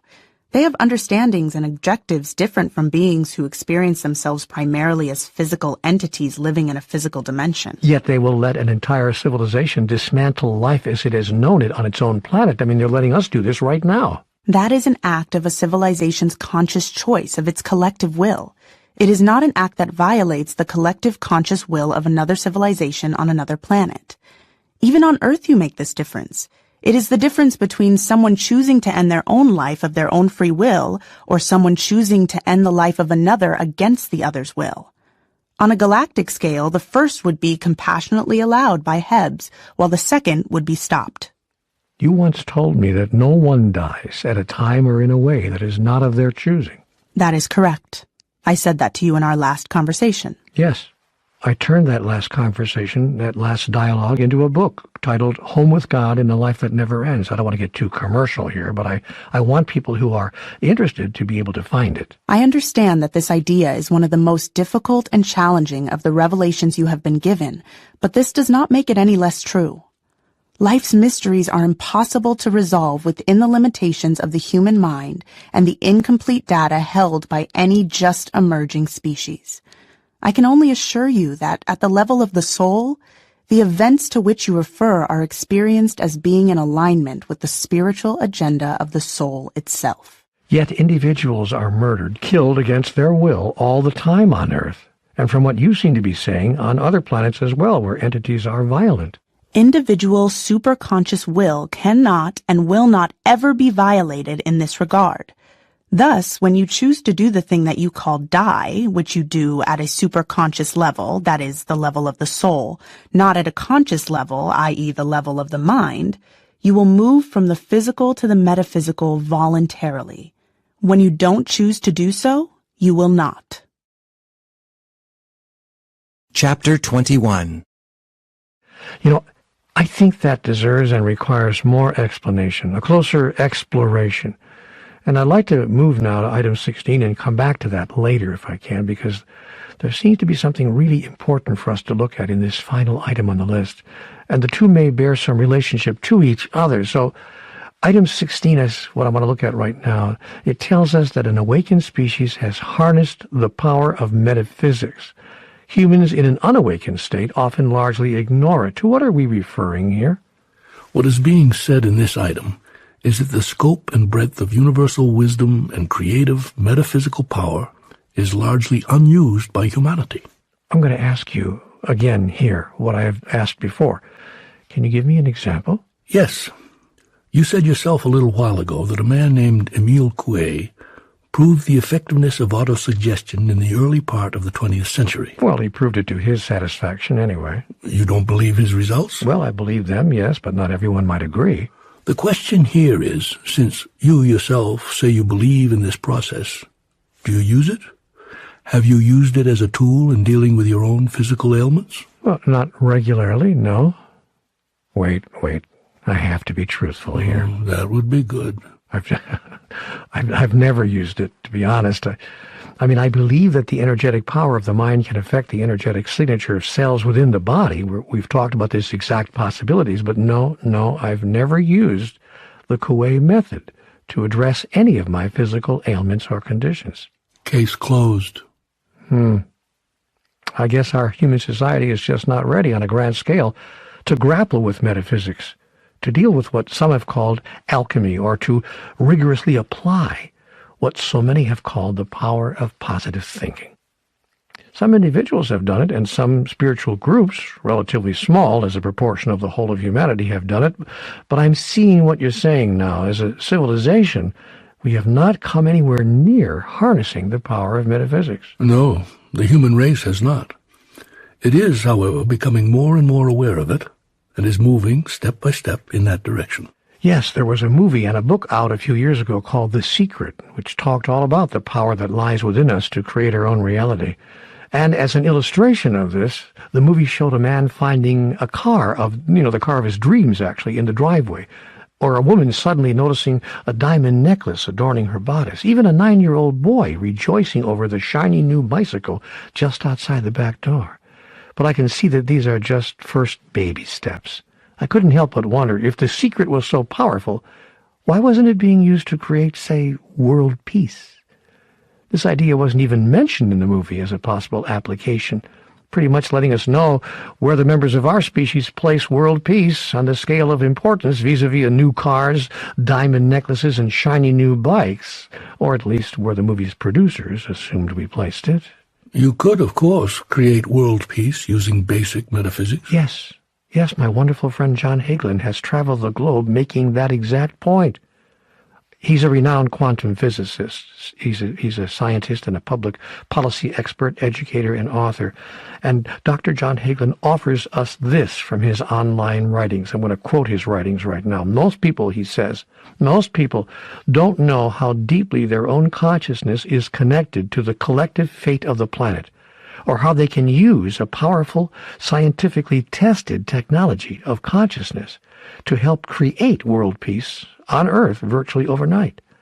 More than 50 demonstration projects and 23 studies published in leading peer-reviewed journals have shown that this new consciousness-based approach to world peace neutralizes the ethnic, political, and religious tensions in society that give rise to crime, violence, terrorism, and war. The approach has been tested on the local, state, national, and international levels, and it's worked every time, resulting in highly significant drops in negative social trends and improvement in positive trends. Large groups of peace-creating experts practicing these technologies of consciousness together dive deep within themselves to the most fundamental levels of mind and matter, which physics calls the unified field. From that level of life, they create a tidal wave of harmony and coherence that can permanently alter society for the better, as the research confirms. And this consciousness-based approach is holistic, easy to implement, non-invasive, and cost-effective. That's the end of the quote from Dr. Hagelin's website. You can go to that website, by the way, at www.permanentpeace.org. www.permanentpeace.org if you want more information. So the question is, what would it take for us to use this, can I call it, spiritual technology? What do you think? Nothing more than an awakening. Even just a beginning awareness of these things could get things started on a larger scale. I was struck by one of the video programs that John Hagelin made about all of this, which ends with this quote: "There's far more evidence that group meditation can turn off war like a light switch than there is evidence that aspirin reduces headache pain." There you have it. Tell everyone you know, and have them tell everyone they know. Metaphysics works. It's the linchpin of the universe, and highly evolved beings know this. Chapter 22. Okay, thank you. That completes the overview of that list, and I found it very, very, very instructive. I do think, as I said, that our exploration of item number 10, however, and the observation about death there, does deserve some further expansion. Item 10 again. Thank you. An awakened species would never, under any circumstances, terminate the current physical expression of another sentient being unless asked directly by that other being to do so. Humans in an unawakened state often kill other humans without that other human requesting them to. And this is not a subject I feel we can go over lightly. And I understand now how, if we can much better use the power of metaphysics to deal with illness and other events, this could have a relationship to my own death. But were you telling me that if I am murdered or killed in an accident by a reckless driver, whatever, that I've died because I chose to? Why would any soul choose to die? The answer is as varied as there are souls in the universe. But you can be assured that each death serves the purpose of every soul in that moment, or it would not occur. What about those of us left behind, mourning the lost? Did they take that into account? They surely did. They have taken everything into account. And they do their very best to ease your pain of loss by helping you understand and experience that they have actually not died, but simply celebrated their continuation day. What do you mean, experience? We can experience that they're still alive? Many people already know what I mean. If anyone close has celebrated their continuation day, vast anecdotal evidence reveals that those who have passed on have found ways to make it clear to their surviving loved ones that they are still alive. Gosh, this dialogue is getting more and more out there. Actually, it's getting more and more in there. It's moving more and more into what you already know, deep within, but just may not have been able to fully or openly embrace, given the current cultural story of your very young species. Putting this all together, then, I guess it wouldn't matter if aliens from other planets attacked us. If we didn't choose to die, we wouldn't and couldn't. No. You would create a manner and a means by which that would not be possible, such as, for instance, something or someone intervening. Ah, I see. The intervention of highly evolved beings from another dimension, for instance. For instance. And this energy signature of what the soul chooses, or what you would call the superconscious will, works for you individually as well. If, as an individual, you have not chosen at a superconscious level to leave your physical form, you will not, even in the most treacherous or life-threatening circumstances. You may have what others will call a near miss, or a miraculous recovery, or an incredible escape, but you will not die. The collective superconscious will, that is, the demonstrated will of everyone in the collective, is the single and only influence affecting the embodying or disembodying of the collective, and the individual superconscious will is the single and only influence affecting the embodying or disembodying of individuals. This is how the energy of life works. It is the demonstrated collective superconscious will that it does not choose for the collective to be annihilated en masse or destroyed as a civilization. I hate to argue with you here, but whole groups of people have died on this planet, and it's happened more than once. Are you saying that it's perfectly okay that this has happened because everyone in those groups wanted to die? I am not saying that it is okay that it happened the way or at the time that it did. The choice to experience any event as okay or not okay is a choice for every person who is affected in any way by any event to make. I will never tell a person that their choice is right or wrong. Their choice is their choice, and it is not for me to judge. You don't judge anything, actually, do you? No. I know that in human terms there may be many things that would understandably be defined by humans as not okay, and to call them anything else might even be considered unhealthy and cruel within the context of normal and appropriate human behavior. It is by this device that you establish the fundamental values of your civilization, even if you do not all live by them. But I don't make these assessments or evaluations, because to do so would be to rob you of your freedom to create your own reality. What I'm saying here is that no human being's experience of what your species calls death can occur in violation of that person's individual superconscious will. And no civilization's experience of what your species calls total destruction can occur in violation of that civilization's collective superconscious will. You've made this point now repeatedly, but again, not to be argumentative, but doesn't saying such a thing give permission, in a sense, to those who would go on a rampage and kill others individually, or God help us en masse, To serve their own twisted purpose? No.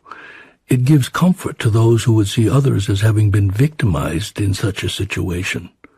It allows those who have been left behind to find the peace of healing, knowing that their loved one is celebrating their continuation day, and has done so with full awareness of the choice they have made, and even with full understanding and compassion for those who collaborated in creating the event that produced their departure.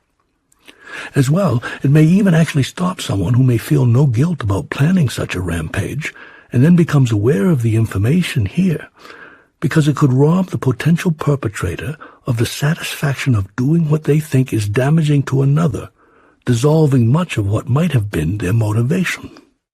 I would never have thought of that. And there is this. Persons who would go ahead and kill others anyway, individually or in a group, do not seek or need permission from something or someone outside of themselves to do so. They will have justified their actions on a basis entirely different from anything said here. Yes, but what if what they hear here could help them feel okay about it? They already feel okay about it, or they wouldn't do it. You know, I can see how what's been said here might not fit into the overall understanding of many. I mean, what's been laid out here may very well not mesh for the majority of people. So long as anyone experiences reality as a victim-villain scenario, it will not. But there are no victims and no villains in the world, or anywhere in the universe. There are only sentient beings physically and metaphysically evolving and helping each other evolve. It is, as I have said to you previously, I have sent you nothing but angels. If you felt that you would significantly shorten the evolutionary process of an entire species, that is, of billions, by allowing yourself to exit your physical body at a certain time, in a certain way, would you do it? Don't think about your answer at the level of mind. Think about it at the level of soul. When I think about it at the level of soul, I realize that my existence cannot be threatened, and my life cannot and will not end. So to simply change the form of my existence from the physical to the metaphysical, especially knowing that I can change it back whenever I wish, and that by doing that billions would move forward in their evolutionary process, that would make it a very easy decision. I would see it as what I called earlier a burning building moment, when you rush in and save the baby and your own physical survival is not even part of your thought process, not part of the equation. I would make whatever choice brings the greatest benefit to the largest number of my fellow sentient beings. Of course you would, because that's who you are. I want to tell you again that love is who you all are. It is because of this that you would actually forgive the person or group appearing to be the cause of your death, because you would realize that at the conscious level they did not even know what they were doing. Then, when you move to total awareness in the realm of pure being, if it does not happen before, you would abandon any need to forgive them, because forgiveness would be replaced with understanding. You would comprehend completely how a sentient being could or would do such a thing. You have told me in the past that understanding replaces forgiveness in the mind of the Master. And so it does. All of these things would be experienced by you precisely because you are made up of the energy you call love, personified and magnified in the free will choices and decisions that you make, the understandings that you embrace, and the expressions of self that you place into the ongoing and simultaneous creation within the ultimate reality. You do not have to wait until you find yourself in the realm of pure being. This awareness may be embraced by you at any time. The continued expansion of your awareness is what evolution is all about. Chapter 23.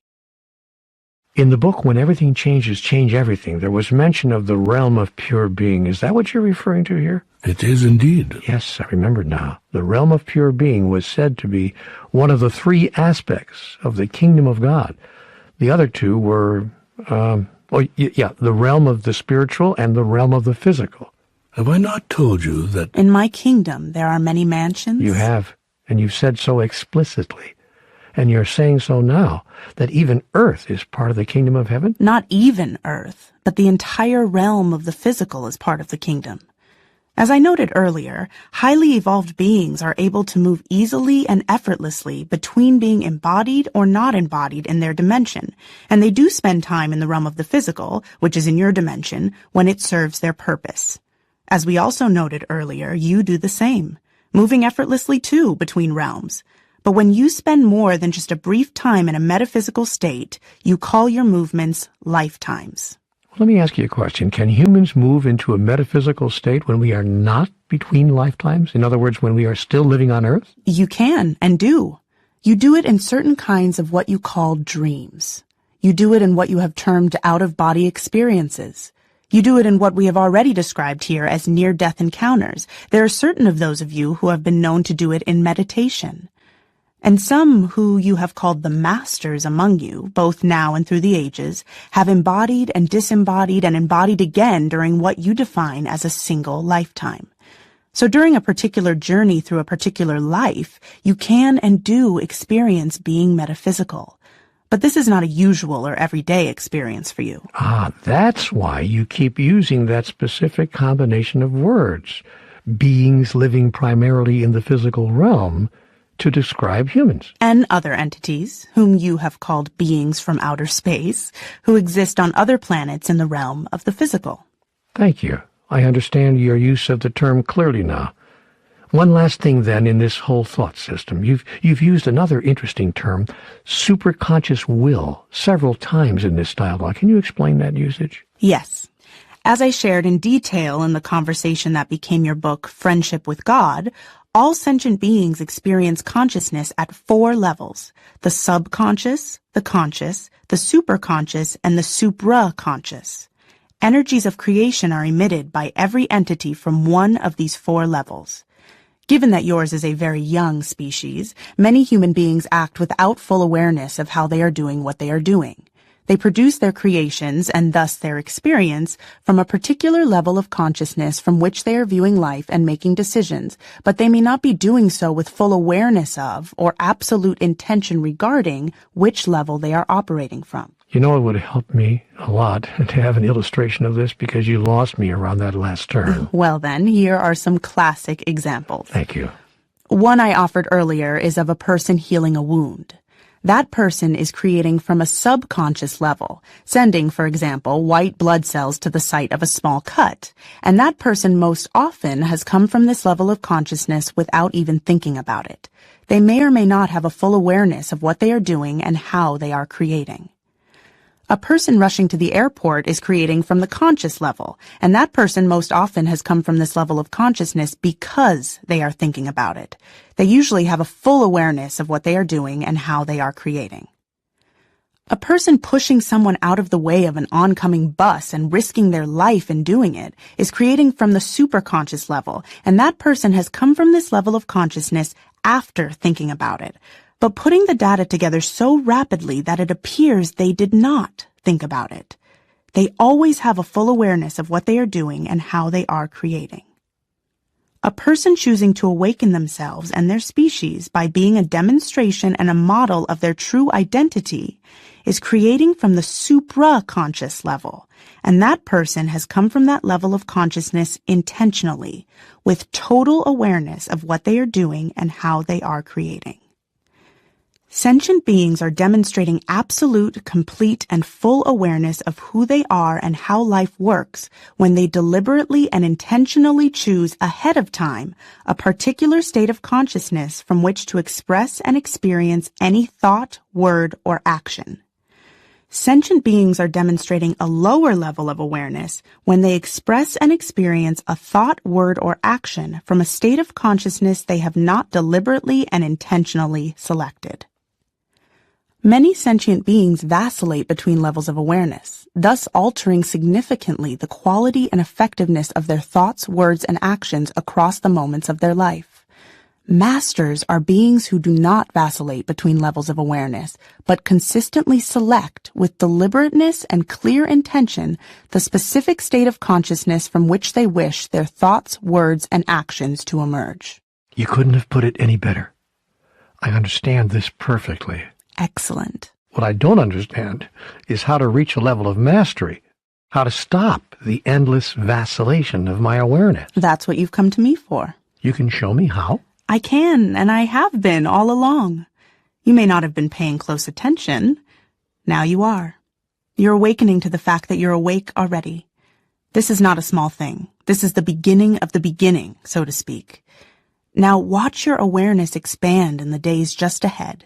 You'll feel this expansion even as you continue experiencing and remembering this dialogue. Now I understand why highly evolved beings from the other dimension will not allow us to be destroyed by any attack from other beings in the realm of the physical. Hebs always act in accordance with the collective superconscious will of the civilization whose members experience themselves as primarily physical beings. That is correct. You do now understand. So we're protected on Earth from the violence of interstellar species. You are safe from all but one. Oh my gosh, which one?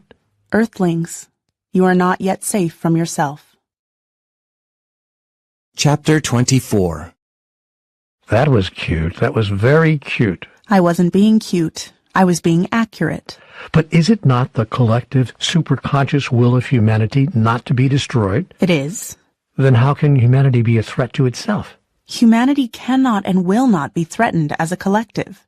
It will always exist because it is the superconscious will of humanity to do so. The question is not whether the collective called humanity will exist, but how it will exist. What shall be the quality of life of human beings? You are deciding that now, right now on your planet.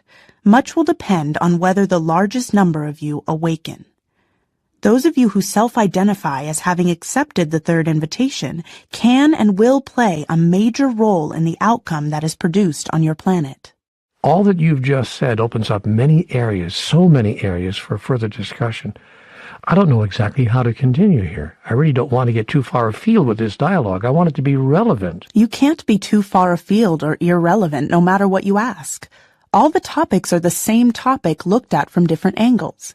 The topic is life, what is true about it, and how you can live that truth. Okay, then I'll just roll on here, because this relates to me as I'm living my human life and to all of us who have found ourselves following this conversation and who may choose to self-select to do what might be done to assist in the awakening of the species. Good. You've described how highly evolved beings from another dimension move from that physical to the metaphysical and back again, at will. Then you said we all do the same. That's correct. Well, not many human beings experience that they do the same. We're born, or as you put it, embody, when we do. We don't experience having any control over that. And we die when we die. We have no control over that either. That would be incorrect. Okay, it's true that some people die by their own hands, so they did exert control over when they died, but they certainly had no control over when they were born. You will continue to imagine that all of this is true about both what you call your birth and your death, so long as you think of yourself as a body. Well, you've told me before, actually, that I'm not a body. You've said that I have a body, but that who I am is not a body. I am happy that you have remembered this. It is the most important single piece of information you could ever receive about yourself, and that you could ever share with anyone. Each entity in the other dimension thinks of itself as an emanation of the essential essence, or using the word that we've employed so far throughout this dialogue, and one that you may be more able to relate to, a soul. And so you see that you are not far afield in exploring this. In fact, this is central to the larger discussion about what it would look like for humans to model their life on the lives of highly evolved beings. So use what we're looking at now to create a larger context for what's already been shared here about the possibilities for humanity's tomorrow. Perfect. All right. I can see the connection. You want me to understand that it's because they know themselves to be what we call souls, that highly evolved beings from another dimension experience that they can embody at will, that they will never die, that their purpose and only desire is to express and experience divinity, that there's nothing they need, nothing they own, nothing over which they have stewardship that they will not share, nothing they will not do for those they love, and no one they do not love. What a wonderful summary. You've really pulled this all together now. Good for you. And good for all those who will self-select as helpers in choosing to do whatever they may be able to do to help themselves and help others in the awakening process. Yes. I know that the more I can understand about being a soul with a body and not a body with a soul, the more I can live the life that all sentient beings are invited to live, by simply knowing and embracing their true identity. Now, it's all very well and good to explore a list of differences between an awakened species which fully accepts its true identity and most humans, but I can see how people could have a difficult time accepting any of what's being explored here. And by the way, this is important if I and others are to awaken the species. If no more information is offered about these Hebs, as we've been calling them, who they are and how they are helping us. You said that they sometimes take physical form outside of their own dimension in order to help species throughout the realm of the physical. That's correct. So if and when highly evolved beings take a physical form when not in their dimension, how do they avoid being noticed? Sometimes they are noticed and want to be. They may take on a form that is normal for them in their own dimension, but very much not normal in the environment they are visiting, thereby allowing themselves to be noticed. They would do this if their intention is to let those living outside of their dimension know that A, they exist, B, they are present, and C, they mean no harm and have only come to help. If a highly evolved being feels that being seen in its own physical form would shock or dismay or ignite unnecessary defenses, thereby working against its very reason for moving from the metaphysical to the physical in a location outside of its dimension in the first place, which is to help, not frighten, it will take on the form of the beings it seeks to assist, and will do so in a way that allows it to meld into another civilization without making its presence disruptive, dismaying, disturbing, startling, or alarming in any way. How will it accomplish that? It will embody at the earliest possible moment in the life cycle of the beings it seeks to help, moving through the same developmental passage of every entity in that civilization. Ah, I get it. In this way, a Heb doesn't just suddenly show up somewhere, having to explain itself at every turn to every native of the local civilization. Exactly. By taking on the form of a newly born or newly emergent native of the host planet, a complete history and record of the Heb's presence in the local population is created. Hence, there is no disruption generated by its arrival in the civilization's environment. And there is a second, no less important reason for emerging in a civilization at the onset of the life cycle of all native entities in that civilization. The Heb is assured that it understands the local history and habits, beliefs and behaviors thoroughly and experientially. So as far as anyone in that host civilization is concerned, the Heb is just one of the gang. It doesn't stand out because of any physical difference. It doesn't scare the locals. That is correct. Okay, so here comes the big question. Are you saying that a member of this awakened species, if it seeks to help us, can take on human form? It can indeed. Highly evolved beings have the ability to do so. Have they done so? Tell it to me straight. Have they? On rare occasion, yes. So it's true that there are, to co-opt a popular phrase, aliens among us. Not just aliens in the universe, but aliens among us. And not in the sense that I know you mean, no. You shouldn't get the impression that thousands, hundreds, or even dozens of sentient beings from another dimension are walking the streets and sitting next to you in restaurants, or standing alongside you in supermarket checkout lines. In that sense, there are not and have not been aliens among you. Well, what are you saying then? I'm saying that on rare occasion across human history, there has been a time when a highly evolved being has taken human form as a means of physically delivering, and more important, visibly modeling, a particular message that could have been lost in the maelstrom of human affairs had it not been placed before your species for its consideration in the most direct way. This may happen on your timescale once in 1,000 years or more.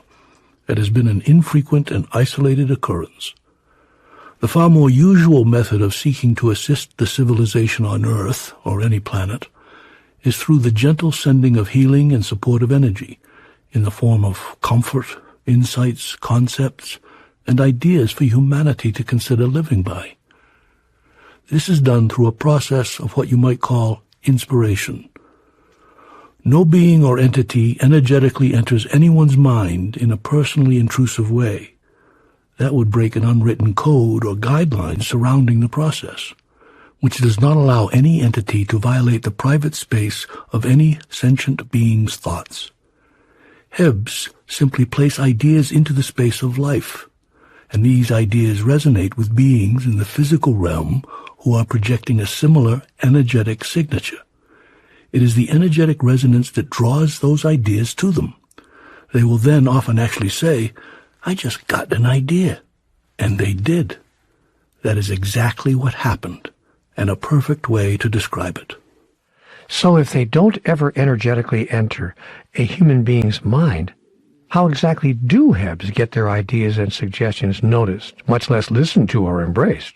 By simply dropping them into the slipstream of what your Carl Jung called the collective unconscious. Humans who resonate with these ideas then find themselves magnetized by their vibrational match. Everything, of course, is energy, vibrating at a particular frequency. Every sentient being in the universe is attracted to vibrational energy matches. It is by this means that sentient beings find themselves inspired.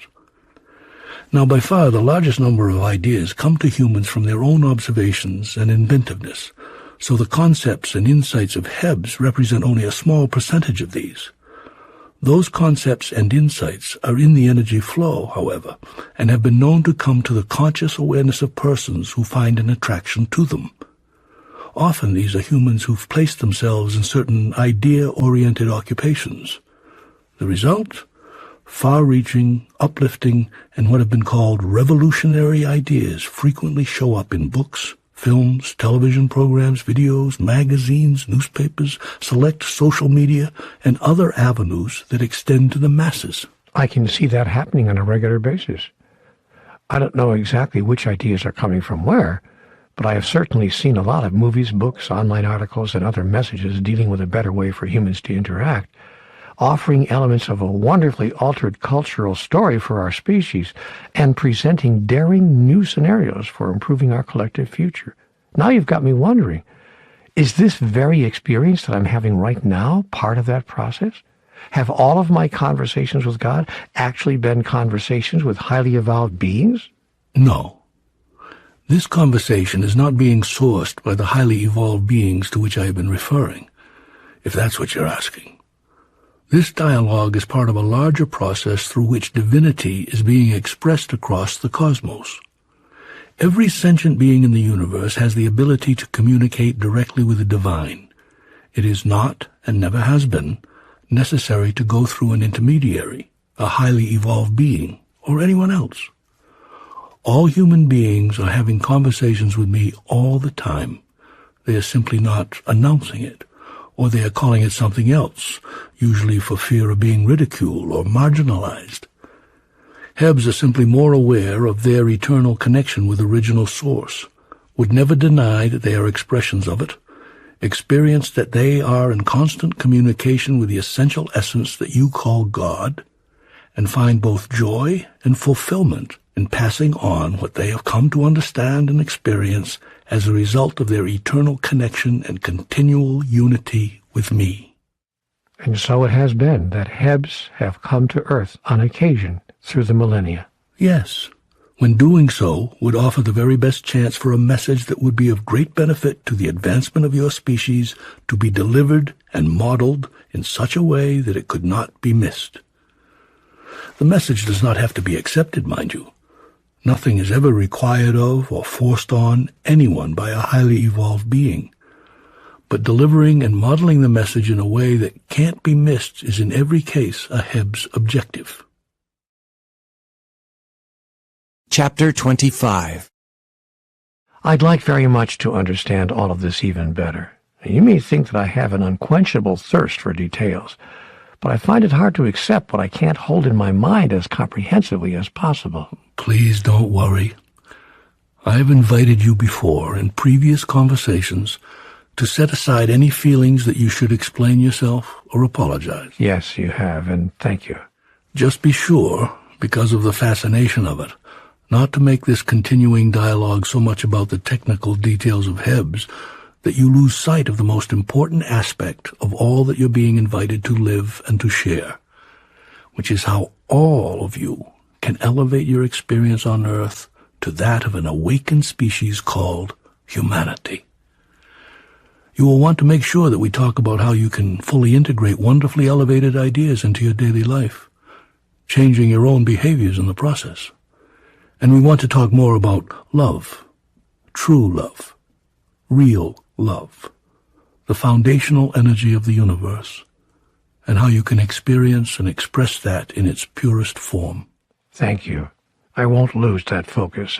I do want to get back to all of this, to topics of huge importance and relevance to my own personal experience. And it is, in fact, because I know that it is of personal relevance that I've accepted without pause the third invitation. I realize this is going to do me more good than anybody else. But I am, of course, fascinated with what you've been telling me, since you said that those of us who choose to do so don't have to worry about undertaking the mission of awakening the species all alone, that we have help. You do. And that this help is coming from highly evolved beings from another dimension. It is. So there's no way I'm not going to want to know all I can about that.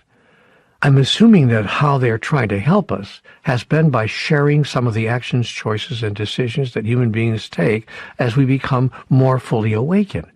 So I am so grateful to have reviewed that list and explored some of its implications for humanity. But my mind now is signaling me that before I can even begin to absorb that kind of information, it needs to deal with some very real skepticism about whether so-called highly evolved beings have actually visited us.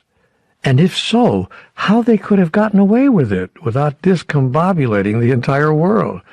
If I could get a handle on that, I guess I could get my logical mind out of the way enough to explore how human society could change if we lived as an awakened species.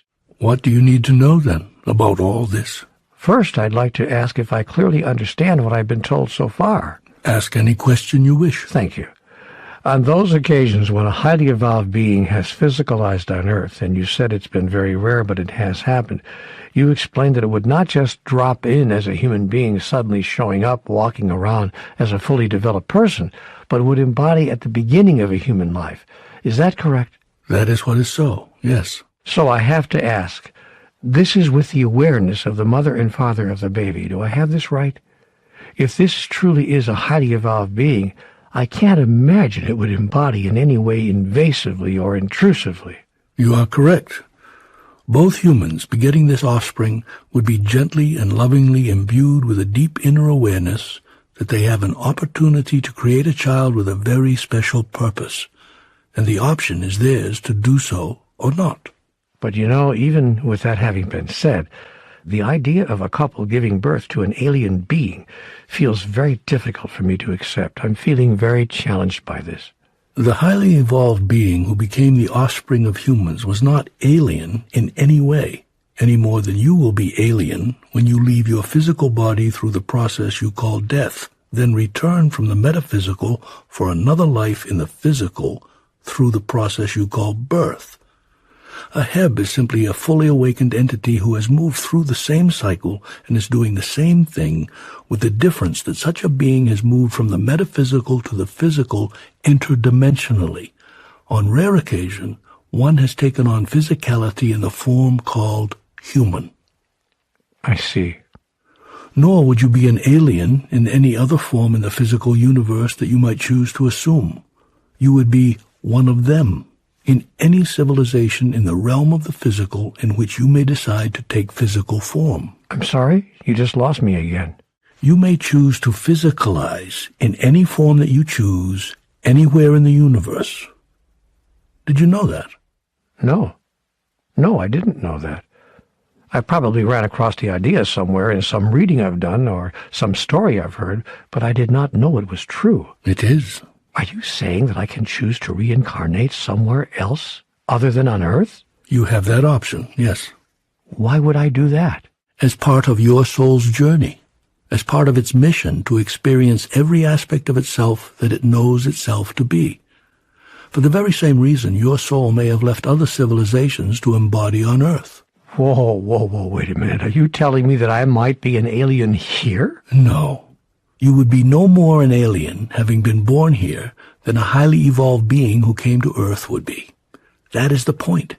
You would simply have come here to experience every aspect of life that existence on Earth can provide, while a highly evolved being from another dimension would have come here to assist you.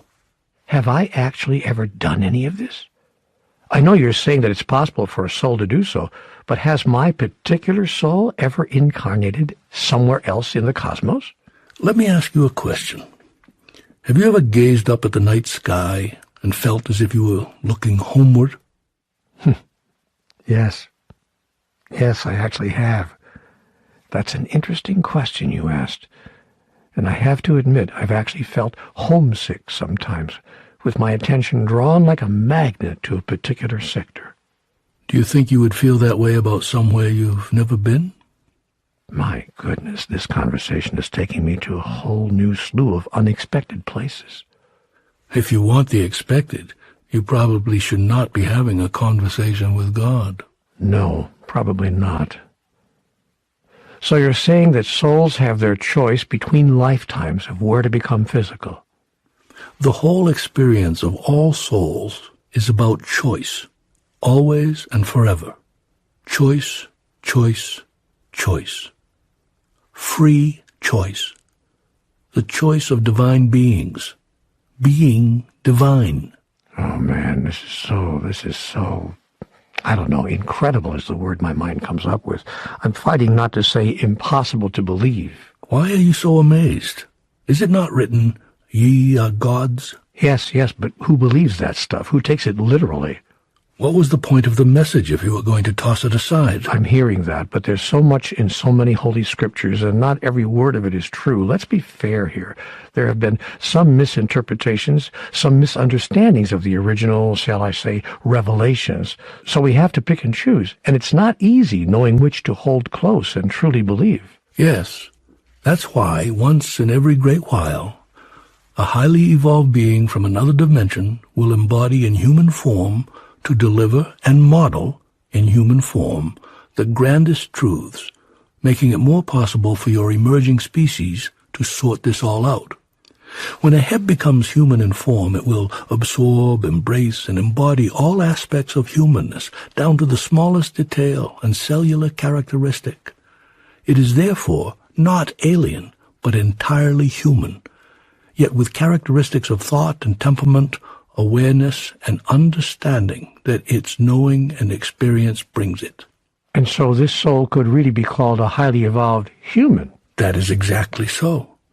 Hebs, like you, are souls, manifesting divinity in physical form. They are souls who have chosen to move from the metaphysical to the physical in your dimension in order that they may have the experience of their divinity by assisting other souls in remembering their own. That's a wonderful clarification, a perfect exegesis. Chapter 26. And so a highly evolved being lives through the developmental years like any other member of our species, then begins to do the work of helping the species awaken when it grows into adulthood. Sometimes even before then. It begins helping when it's a child? Sometimes, yes.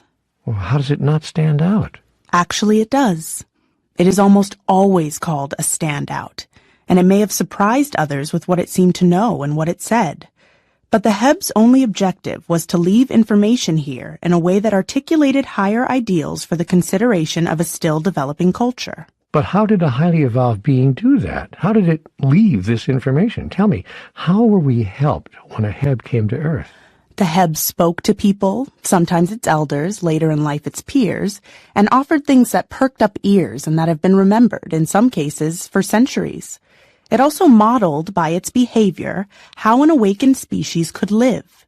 This was its most significant contribution to the culture, its chief means of message delivery. Some highly evolved beings left writings, adding ideas to the culture in many forms, from novels to poetry to dramatized entertainments in which they placed enormous truths. Such as? I'm ready to start hearing now about how our awakened species thinks. I'm hoping for some examples now. Here are some. Eliminate the concept of ever being offended, much less seeking revenge. Whoa. Offer only high blessings to one who hurts you. Whoa again. And do away with defense of any kind. You know, those are really pretty, how to put this, advanced ideas. Any human being saying such things would probably be written off as standing way outside the mainstream, not taken really very seriously. Don't be too sure. Such ideas have been placed in your culture and have not been written off, but actually honored. It was the man called Buddha who told his monks that even if bandits on the road attacked or robbed them, quote, "Whoever of you harbors ill will at heart would not be upholding my teaching.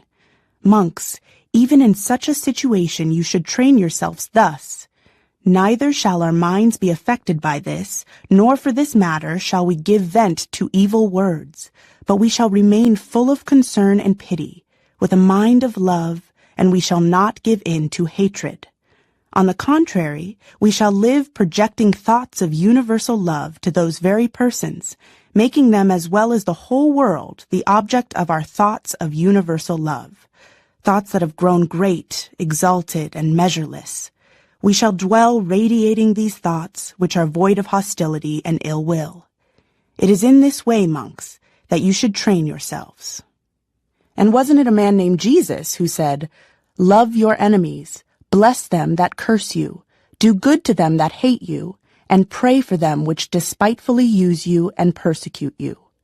And did he not also say, "If a man slaps you on the right cheek, turn and offer him your left"? Are you saying that Buddha and Jesus were highly evolved beings from another dimension? I am saying that these are ideas not widely accepted or practiced in humanity's culture at the time. Or even today? Or even today.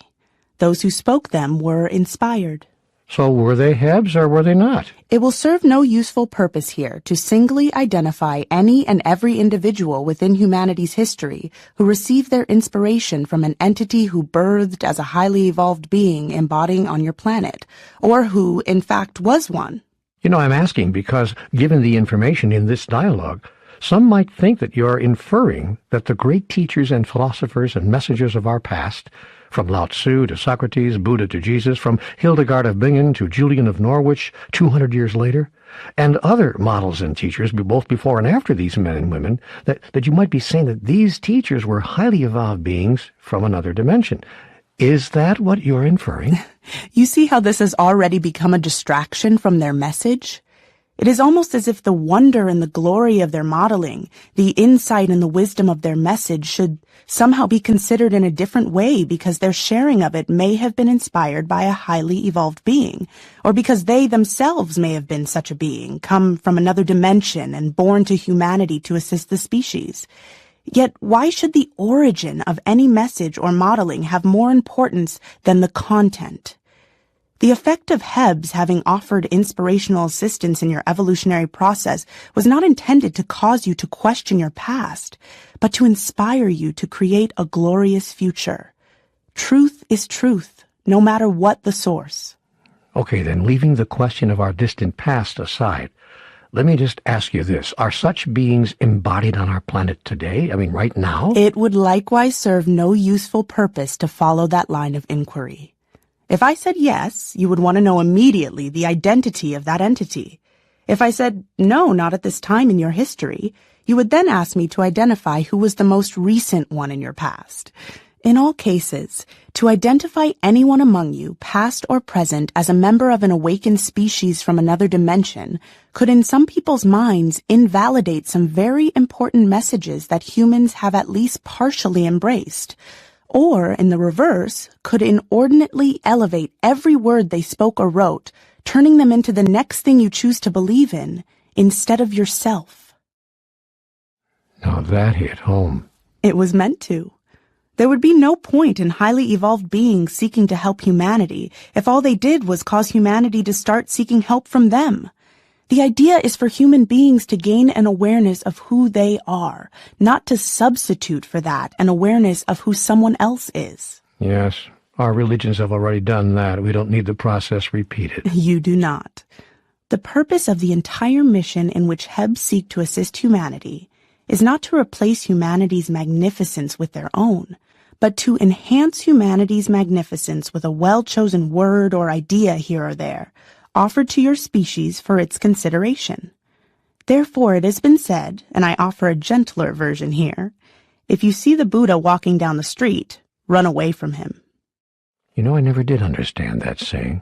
If he looks like a Buddha, walks like a Buddha, talks like a Buddha, and acts like a Buddha, he must not be a Buddha, but a fake, simply seeking your attention and adulation.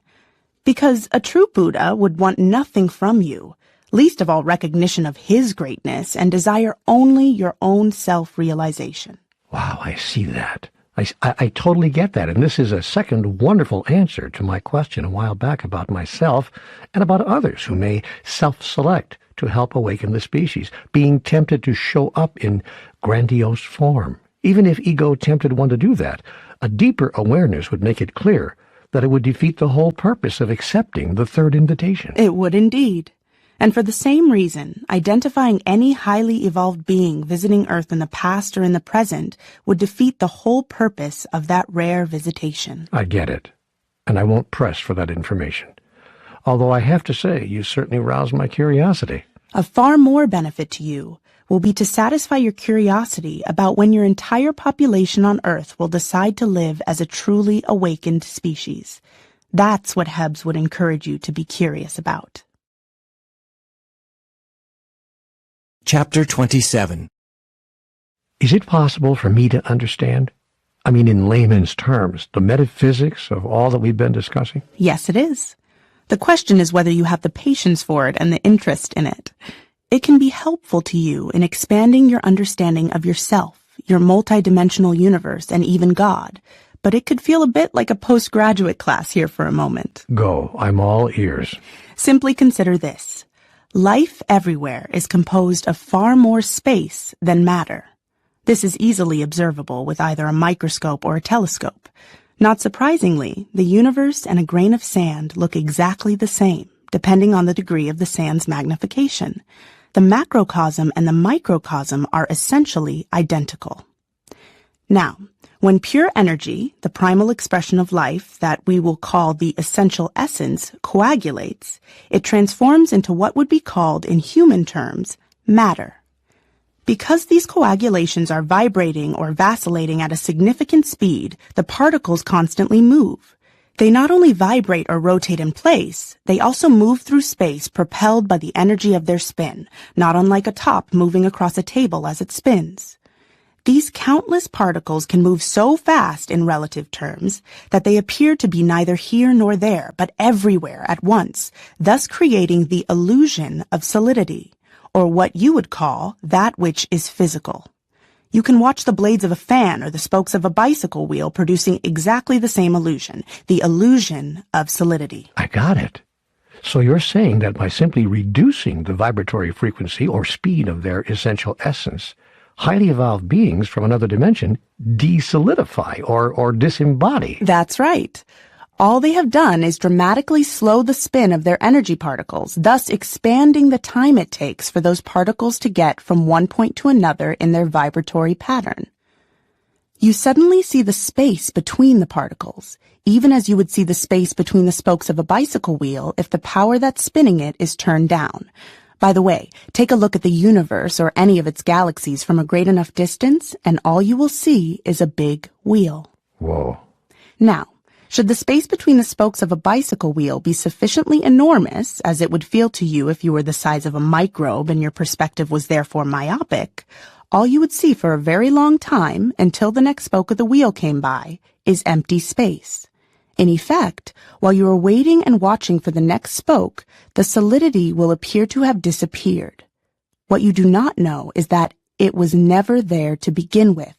It was merely the speed of the spokes moving past your line of sight that created the illusion of solidity.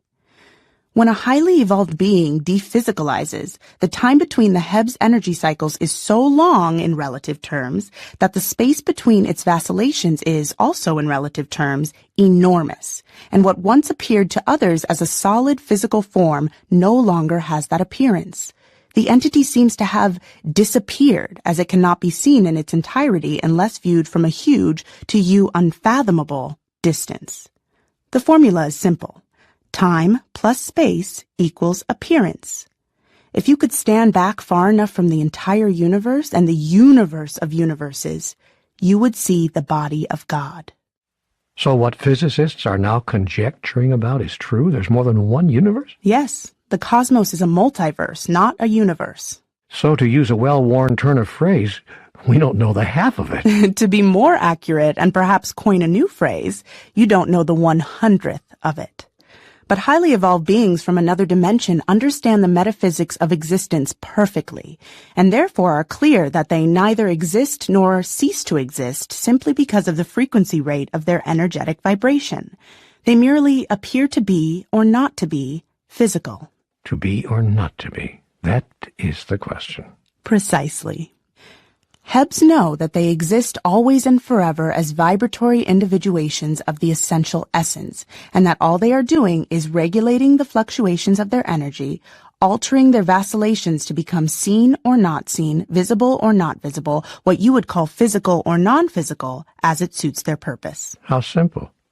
They never really disembody or embody, they simply always are. They always are both. And they fill more or less space, in a sense, expanding or contracting themselves by merely altering the speed of their energetic vibration. How simple. Mm-hmm. And God is so huge. I mean, you're so big because of your energetic vibration that you can't be seen at all. That doesn't mean that you're not there. It just means you're so expanded that the space between your energy particles makes you invisible. Brilliant. You got it. Whoa. A metaphysical explanation of God. Yippee. You and everything are the energy particles of God. And the huge space between the giant spinning particles of the cosmos is mirrored in the huge space in relative terms between the particles of which you are comprised.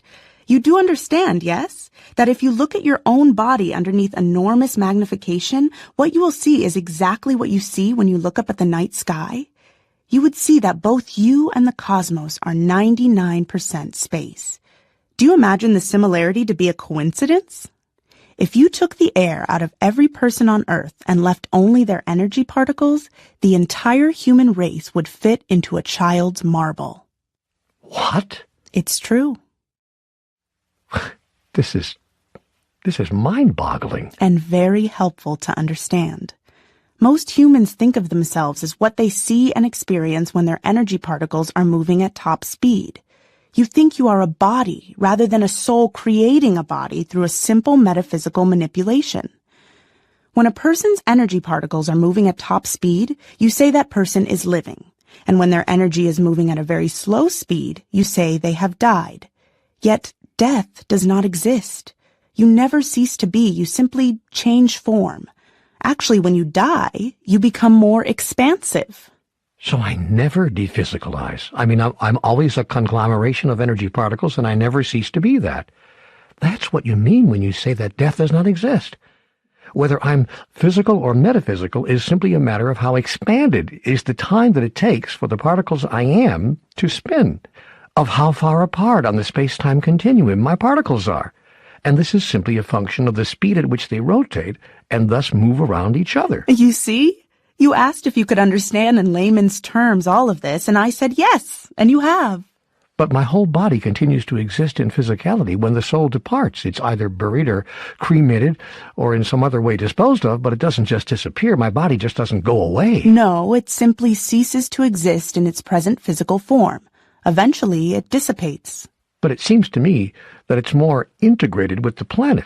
In that case, my so-called dead body eventually decomposes and becomes part of the larger composition of the earth in which it's buried. Or if it was cremated, changes form instantly into the dust of which the earth and the cosmos is made, but it doesn't disintegrate. That is correct. The body that you have does not disintegrate. It reintegrates. It eventually becomes so fully integrated with the physicality around it that it, ironically, seems to disappear. It actually has not disappeared at all, but taken on a new appearance. It now appears to be melded into or one with the stuff of which everything is made. Ah, ashes to ashes, dust to dust. Exactly. And the particles are then gathered by the soul that inhabited that body and reunited with the mind and the spirit to become, once again, the three-part self. This is the resurrection of the body of which much has been written. But that doesn't happen instantly as it does with Hebs. That's my point. This process takes time. If you look at it within the framework of that illusion, yes. But looked at from another vantage point, the viewpoint of the soul when in metaphysical form, it's happening all at once. The energetic expressions that you call your body and your mind travel with the soul, indeed are parts of the soul, through all eternity. What your mind, in its limited understanding, calls body and mind are merely aspects of the soul's energy, vibrating at frequencies that cause them to be experienced and expressed in particular ways. You are a three-part being, body, mind, and spirit, and you never ever are anything less or anything else. As you move from the metaphysical to the physical and back again, you simply disintegrate and reintegrate these aspects of who you are. To help you understand how such a thing is possible, think of what you call white light. This is actually a combination of lights of different wavelengths in the electromagnetic spectrum. If you send white light through a dispersive prism, you will see its spectral colors, which are its constituent parts. Now think of movement into physicality as movement through a dispersive prism in ultimate reality.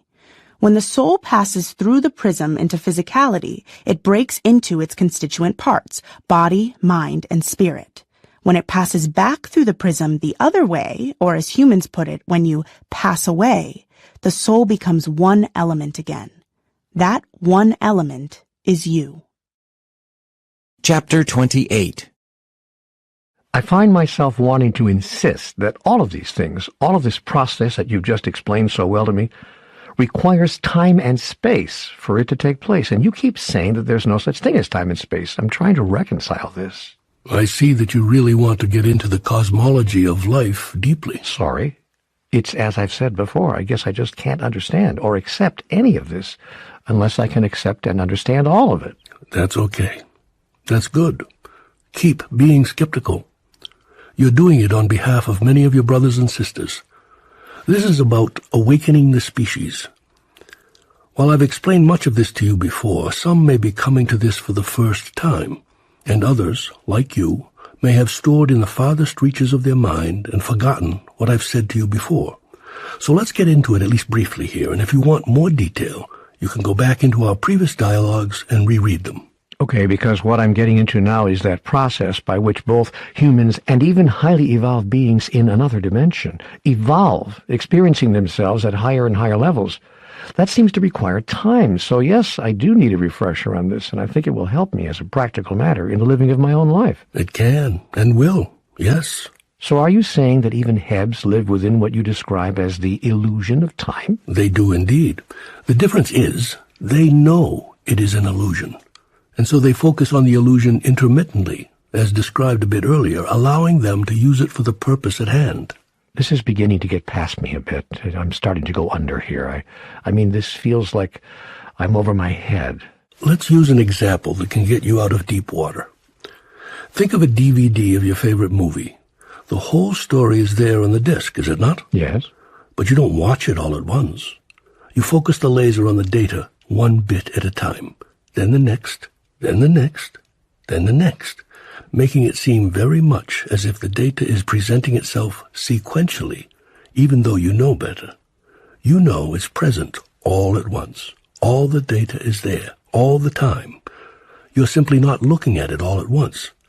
This allows your mind to interpret and integrate the data of the whole, bit by bit, thus making sequential living possible. You know, you've given me this illustration before, and I've forgotten all about it. Thanks for bringing it up to my awareness again. What a great analogy. I think I'm above water again. Good. So you are beginning to understand the illusion. But most humans do not know that time and space are illusory, and thus imagine that they are constricted by them and must obey the laws of time and space. It is like anything in life, really. When you know the rules, you can disobey them, or you can use them to produce whatever effect you wish. This is what I do on a grand scale, of course, and this is what any being who acts like God does as well. So are you suggesting, seriously, that we ignore the laws of time and space? Isn't that rather like suggesting to a person who entertains delusions of grandeur to go ahead and jump out of an airplane without a parachute because he can just ignore the laws of gravity and can fly? I'm not suggesting that you ignore any of the laws of the universe as you understand them. I'm suggesting that you use them. But how do we use them? How? How would the average person even know that they are illusions? They sure seem real enough to us. They're supposed to. That's the whole point of them. They were created to produce a contextual field within which you could express and experience yourself at the highest level, and then the next highest level, and the next, and so on through all of your life, and all of your lives. But my two questions still stand. How do we use these illusions? And, excuse me, but how can we even know they are illusions? Personally, I love the DVD analogy, but is there any way that this can be proven? You best use the illusions by understanding and realizing that time and space are not what they seem, and that you can react and respond to them in a variety of ways to produce a variety of experiences. For instance, have you ever noticed that time flies while you're having fun? Conversely, have you ever noticed that 3 weeks can seem like 3 months when you're waiting for something special or important? Yes, and I've noticed that nothing makes me more productive than the last minute. That's right. You can accomplish more in 4 hours than you might normally do in 2 days when it's the last 4 hours you have. Now here is how understanding this can become practical. You can accomplish more in conserving Earth's resources, protecting its environment, improving human conditions on the planet, and experiencing your own personal transformation in the next 10 days than you did in the previous 100. And in the next 10 years than you did in the previous century, if you choose to. The first step in making this possible would be to accept that time is an illusion, and not let yourself be limited or discouraged by how little time it seems you have, or allow yourself to become apathetic because of how much time you think you have. Let the assessment of your abilities and the setting of your goals have nothing to do with time. Free yourself from those artificial constraints. You really can, as your old saying goes, begin doing right now what you have been putting off until tomorrow. As for proof, in terms of physics and not simply DVD analogies, that time, as you understand it, is an illusion. You are aware, are you not, that if you were to take a ride in a spacecraft and travel far enough, fast enough away from Earth, and if you could turn around and look back at Earth and gaze upon your brother, you would not see what is happening in his now, but in his past. Yes? Then I could actually see myself taking off. That is correct. If you could travel far away fast enough, you could turn back and peer into your own past. But that would mean that I would exist in 2 places at once. Have you not ever talked to your future self? Similarly, if you began a journey from a position in deep, deep space when it was a certain time on Earth, and if you were able to take a snapshot of what was happening on Earth as you were racing there, what you would see at the same instant that your brother was experiencing his now on Earth would be your brother's future. I don't think I ever understood that. How can I know this is true? Study the work of Albert Einstein. Ask any physicist. They will tell you that there is a direct link between motion through space and passage of time. Is this what the so-called space-time continuum is all about? It is exactly that. Space and time are not 2 different things, but one unified element of the cosmos, 2 aspects of a single reality. In that single reality, there is no such thing as past, present, and future. There is only how you're looking at the all of it. There is only the single golden moment of now, experienced from different places in the space-time continuum. You've told me before that everything that's ever happened is happening now and ever will happen is happening right now. So this is what you meant. It is. Our experience of time is created by our place in space. Is that what you're telling me? Yes. Then how can we ever change things? If everything has already happened, we couldn't change our future even if we wanted to. You could change the future that you and all those living now experience. There is not just one future that exists, but every possible future that you could create. Think of it as a game of computer chess. Every conceivable outcome of every conceivable move is already on the pre-programmed disk. You are determining how the game proceeds by the moves you make, But you could put the same disk into the computer tomorrow and play the game from scratch with different moves, and the program would respond in a totally different way, producing an entirely different future with an entirely different outcome. In the computer chess game, all of the possible futures already exist, and you are deciding which of those outcomes you will experience based on the moves that you make. Well, there's another wonderful analogy. Even my limited mind can now begin to conceive of reality in a new way. You and those who will live after you can and will change the future. You are merely selecting the future that you choose based on the moves that you make, affecting all those living with and after them, and on through the ages. When I said that everything that ever happened, that is happening now, and that ever will happen is happening right now, I meant everything in the biggest sense of the word. This includes every possibility and every outcome and every future you could imagine, and some of which you have not even begun to conceive. So the future is assured. We know that it exists in some form or another depending on what moves we make. The future is assured, but which future you experience is up to you. We are not talking predestination here. There is no one single future into which you have no choice but to step. There is the future that you are creating and experiencing based on the choices and actions you take. You have so often said there's more going on here than meets the eye. And you weren't kidding. You meant that literally. I did indeed. And now you have grown in your perception to the place where you can understand how I could mean it literally. So if you care about what your future will be like on Earth, you will begin creating that particular future by affecting and changing conditions now. Life will never end, because life has no beginning and no end. But you will only experience in your present state of consciousness one life at a time. What your present lifeline brings you, and all those who are traveling alongside you through the space-time continuum, depends on you and on them. Well, you're making me think about all of this, I can tell you that. And I remember now that much of this is found in the transcript of Home with God. I looked it up, and I can see that there you told us clearly. And I'm going to quote you from that book. Quote, there's nothing mysterious about the universe once you look right into it, once you see it multidimensionally. This is not easy for you because you have placed yourself with a body inside of time and space, seeing, perceiving, and moving in the limited directions of which the body is capable. Yet your body is not who you are, but something that you have. Yes, and that is not all of what is being shared here that has been given to you by me before. But now, in this present conversation, you are pulling much of it together in one place, capturing and re-energizing the main thrust of our previous exchanges. You and others can use this summary here as a quick reference, a solid reminder, and a powerful tool for any person who has self-selected to awaken to the fact that they are awakened, and to humbly commit to assist in whatever way they may be able in the awakening of others. Chapter 29.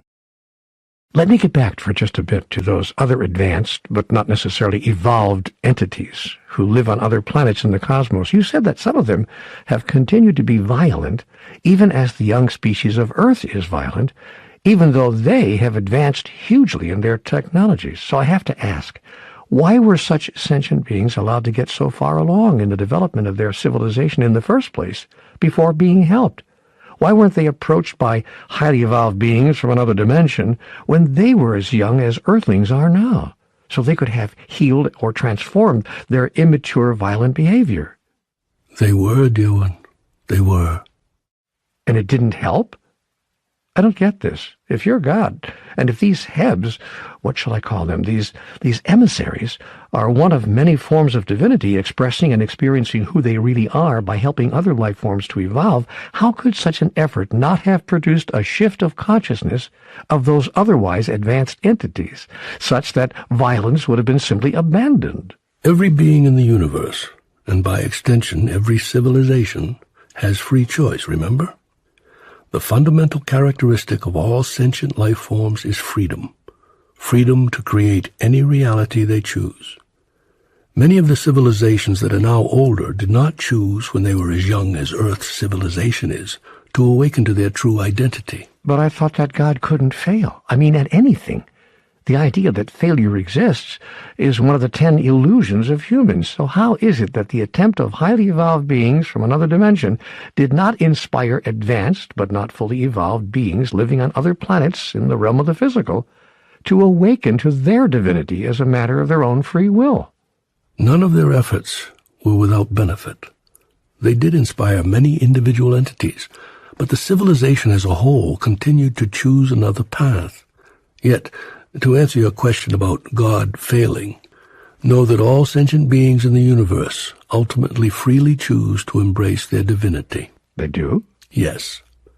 The question is not whether they will freely make this choice, but whether they will do so before or after, or because they've caused so much damage to their civilization and the planet on which they thrived that life as they had known it was altered forever. In many ways, the whole idea is to bring an end to life as they have known it, but exchanging it, of course, for a new and more joyous way of life, birthed by a new and transformed way of being. So it's not a question of whether highly evolved beings in another dimension awaken those other species, but when. You could frame it that way, yes. What does that mean? That means, within the framework of your present understanding of time, you could put it that way. Ah, yes, we just looked at all of this. So at some level, it's already happened. And as we've noted, nothing occurs in sequence. Everything is occurring simultaneously. Your individual experience of this reality makes it appear to you to be sequential, yet reality exists in its totality simultaneously. Life is, therefore, what you could call sequentaneous. Well, if the future, it's a great word, by the way, sequentaneous. I like that. But if the future has already happened, then you, as God, must know already everything that's happened. So just tell us now what the outcome is, and we can be done with all this worrying and wondering and fretting and trying. I won't be doing that. Why? Why? What, because it's all a big secret and we're not supposed to be letting the cat out of the bag? No, because every conceivable outcome has already occurred. And the one that you and those of you in this life will experience is the one that you will choose. And I will not do anything to preempt that choice, or the making of it by you. I will always leave you at choice in the matter. This is true godliness. This is the truest experience of divinity.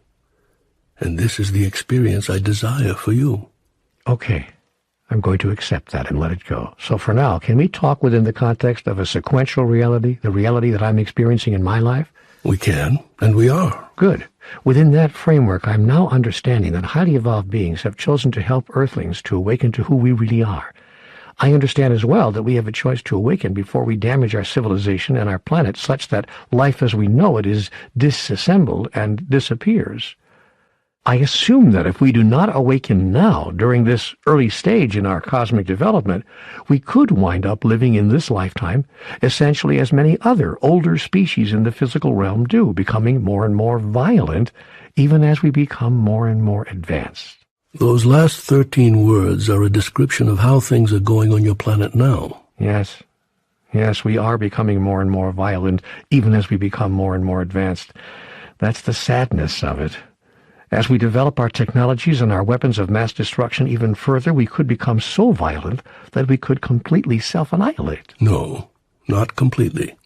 The superconscious will of your species will not allow it.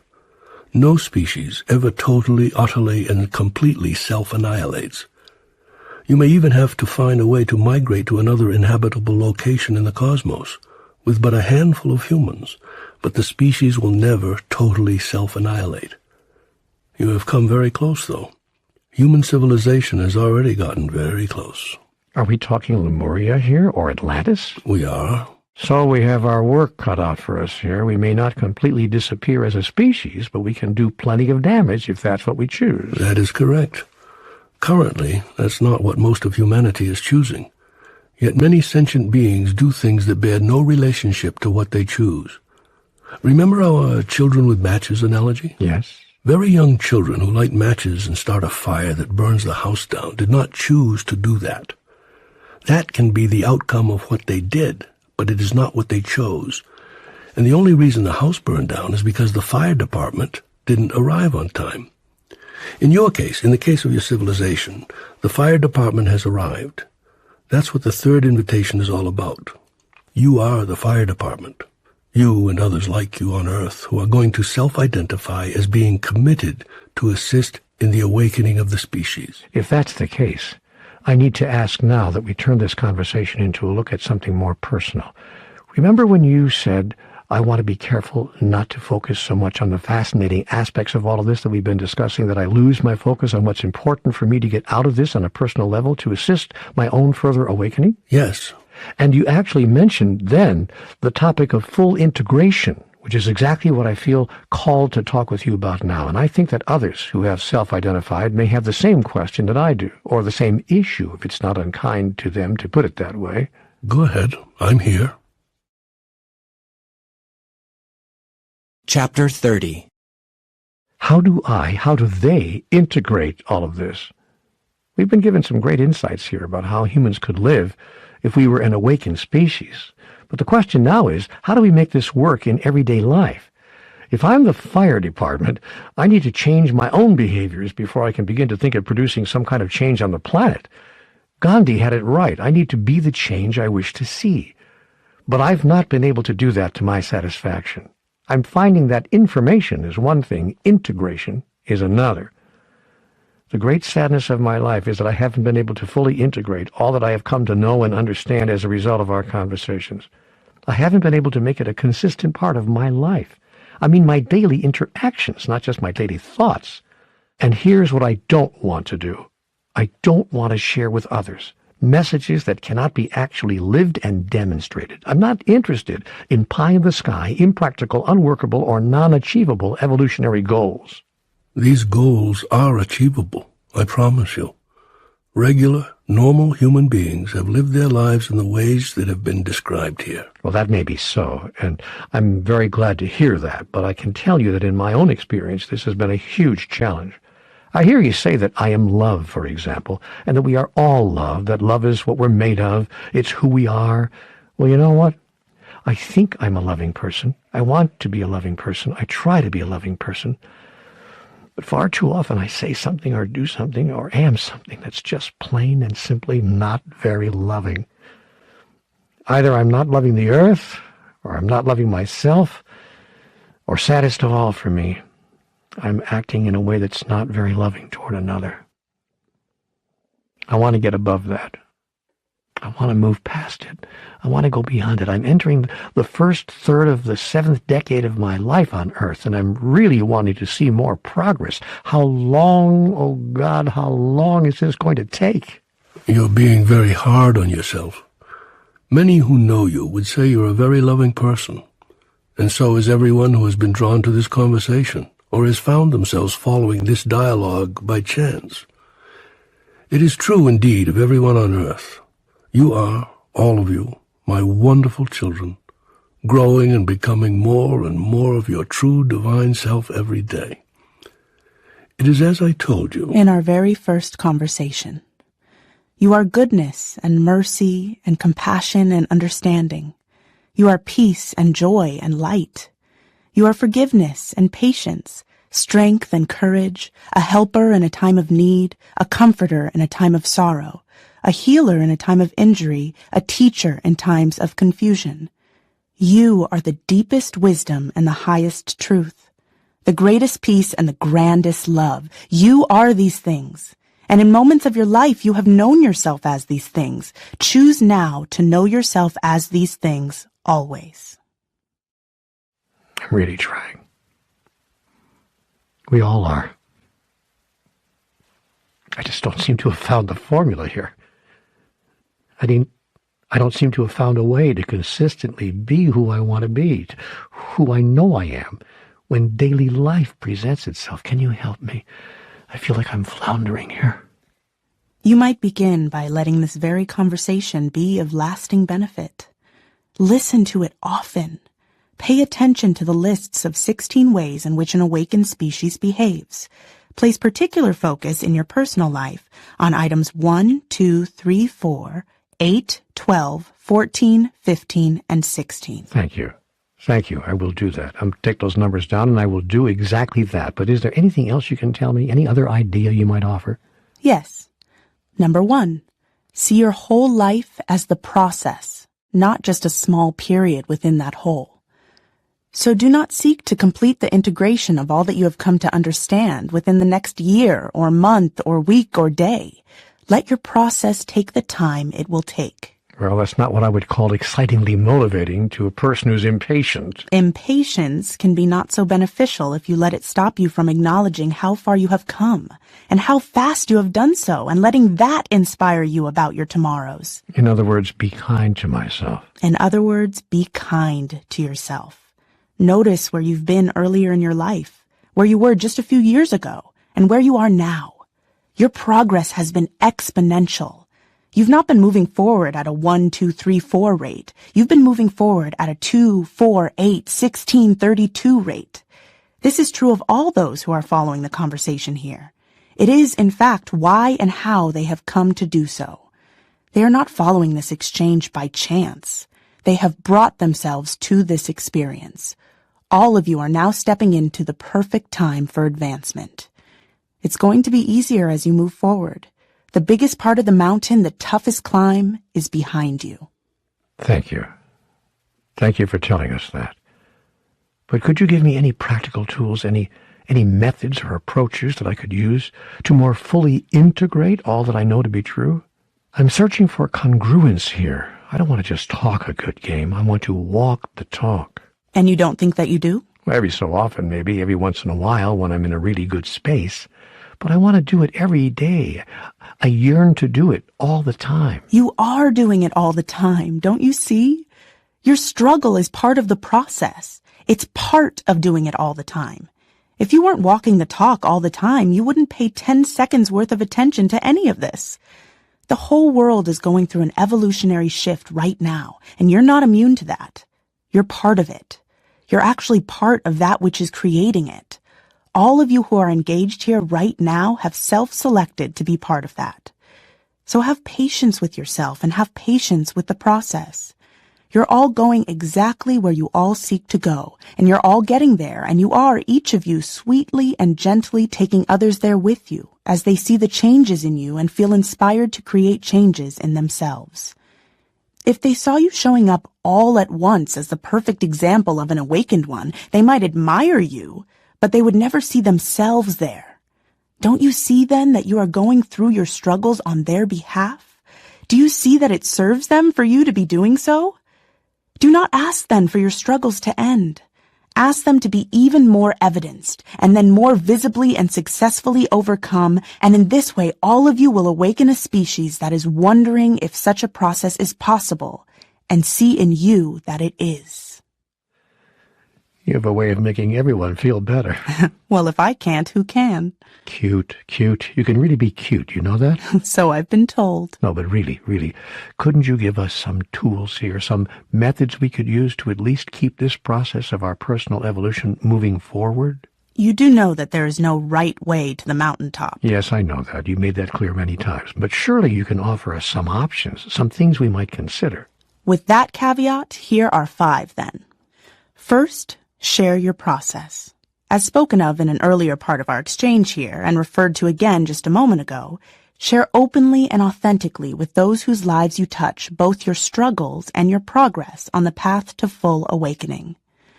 The choice to do so is both empowering and emancipating, unshackling in an amazing way the will within to express the divinity that is yours, and liberating in others their own desire and ability to also do so. Second, create a reason. The challenges of the path you have chosen may, on more than one day, hardly seem worth confronting unless you accord them greater meaning than the simple triumph over them. The question must be asked, why? Then your answer must be given. I tell you this, your path is not without purpose in the heavens.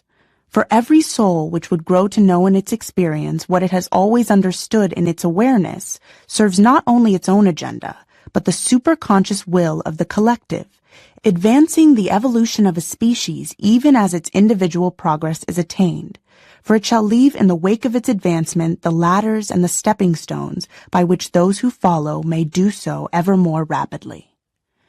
Third, express gratitude. This is the most powerful tool you could be given. Gratitude can be a selected energy and not merely an autonomic response. When one actively chooses to be grateful for everything presenting itself in one's life, and I do mean everything, it sets up an energetic signature that washes over and impacts the energy of whatever is now arising.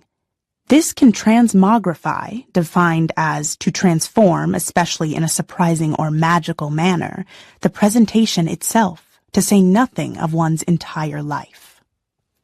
Fourth, choose a state of being.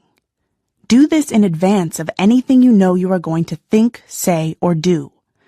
Life has very little to do with what you are doing, and very much to do with what you are being while you are doing it. The surprising thing about this is that through your pure intention, beingness is transformed from a reaction to a creation. It is no longer something that arises out of an experience, but something that you put into an experience. And one final tool for integration. Go with the soul. Most often, you respond to whatever is happening in your life, whether it is an illness, a disappointment, a happy surprise, whatever it might be, from the logic center in your mind. You analyze the data that your mind holds regarding the experience at hand, and that is the place from which your reaction emerges. It is possible for you to cultivate the ability to respond from the wisdom center in your soul. Here, the data regarding the experience at hand is unlimited and expansive, and includes considerations and understandings that may not have been even conceived of in the mind. The soul is the place within which everything you know is already integrated, and simply awaits the outward expression of that. So take a moment whenever anything is confronting you, something that you call good news or something that you call bad news, and instruct your mind to let you act as if you are out of your mind. Then, notice your response emerge without thinking, producing a spontaneous demonstration of your soul's wisdom and awareness. Chapter 31. I love this. I love this. Now we're talking. Now I've got some equipment with which to finish climbing that mountain. This is great. And you know what? I actually came up with my own version of that last tool myself. Really? All by yourself? Well, it seemed like it was all by myself. Yes, well, it's supposed to. Go ahead. Are you saying that... No, go ahead. Tell me what you came up with all by yourself. Well, I guess I understood intuitively that there was one way that I could bring to my everyday life the experience of what I already know to be true. So I came up with, a few years ago, what I've come to call the magic inquiry.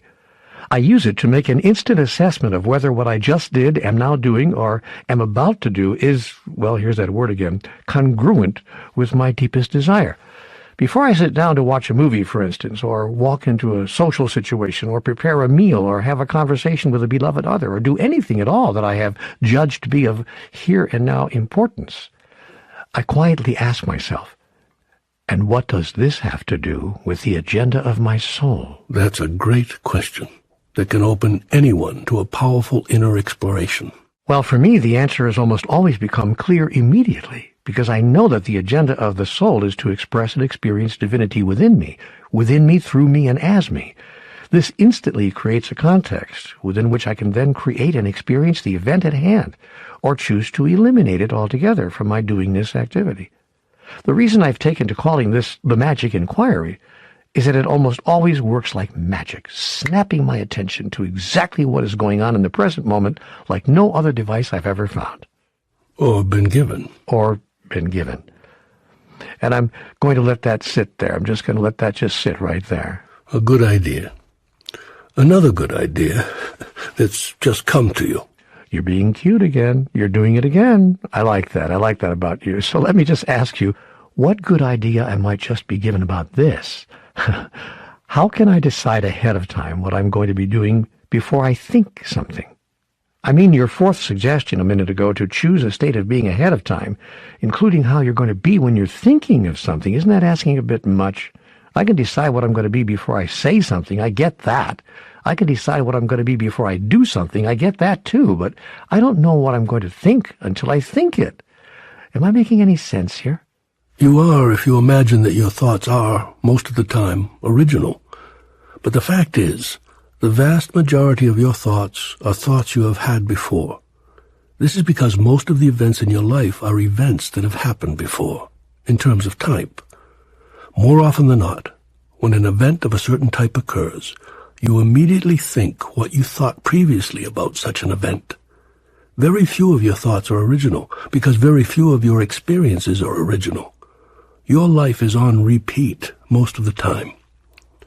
Since you know this is true, you can decide ahead of time what you are going to think the next time an event of any real consequence and any degree of predictability takes place. The master is the one who knows and chooses the way she is going to be in her thinking. Is he going to be calm? Is she going to be understanding? Is he going to be loving and accepting? Is she going to be accommodating and peaceful the next time such an event occurs in his life? I got it, and I think that at some level I always understood that. This may be why I came up with a second tool on my own. That's a good one. Am I ever on my own? No. No. So here's a second tool that came through me then. I'll call this tool the 4 fundamental questions of life. 1. Who am I? 2. Where am I? 3. Why am I where I am? And 4. What do I intend to do about that? I find that when I ask these questions of myself and answer them anew in each moment they're asked, I move almost immediately to a place of being. I hate to use that word because it's so overused and now almost trite, but I'm going to say it anyway, a place of being centered.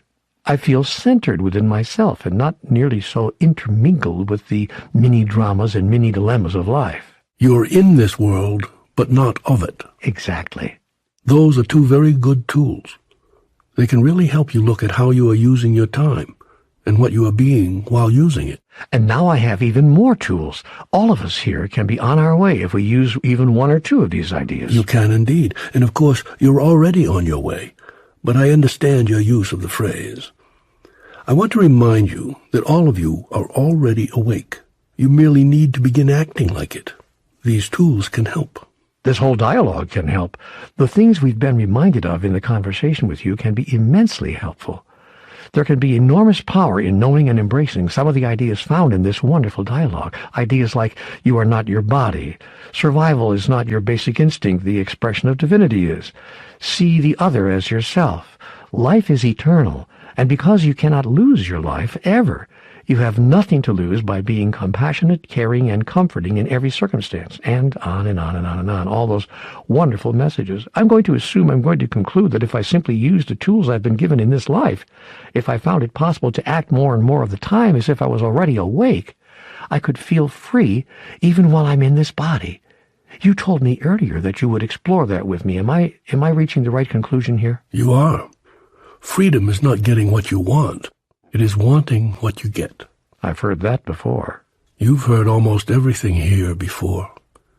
You will feel joyous and free when you simply apply in your life what you already know. And, to offer one more repetition, the fastest way to apply it in your life is to assist someone else in applying it in theirs. I see the circle. I see the whole circumferential process.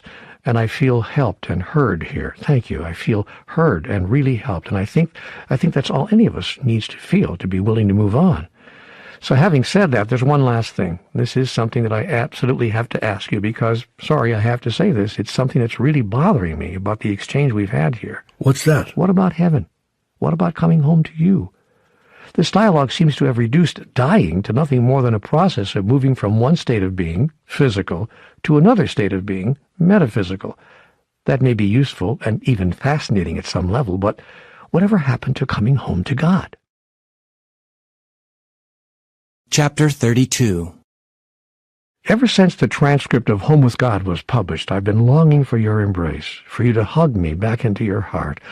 I was so looking forward to coming home to you, to being with you and with all those I've loved when I did what I call die. Are you telling me now that death is simply life going on endlessly, with me switching back and forth from one form of existence to another form of existence throughout eternity?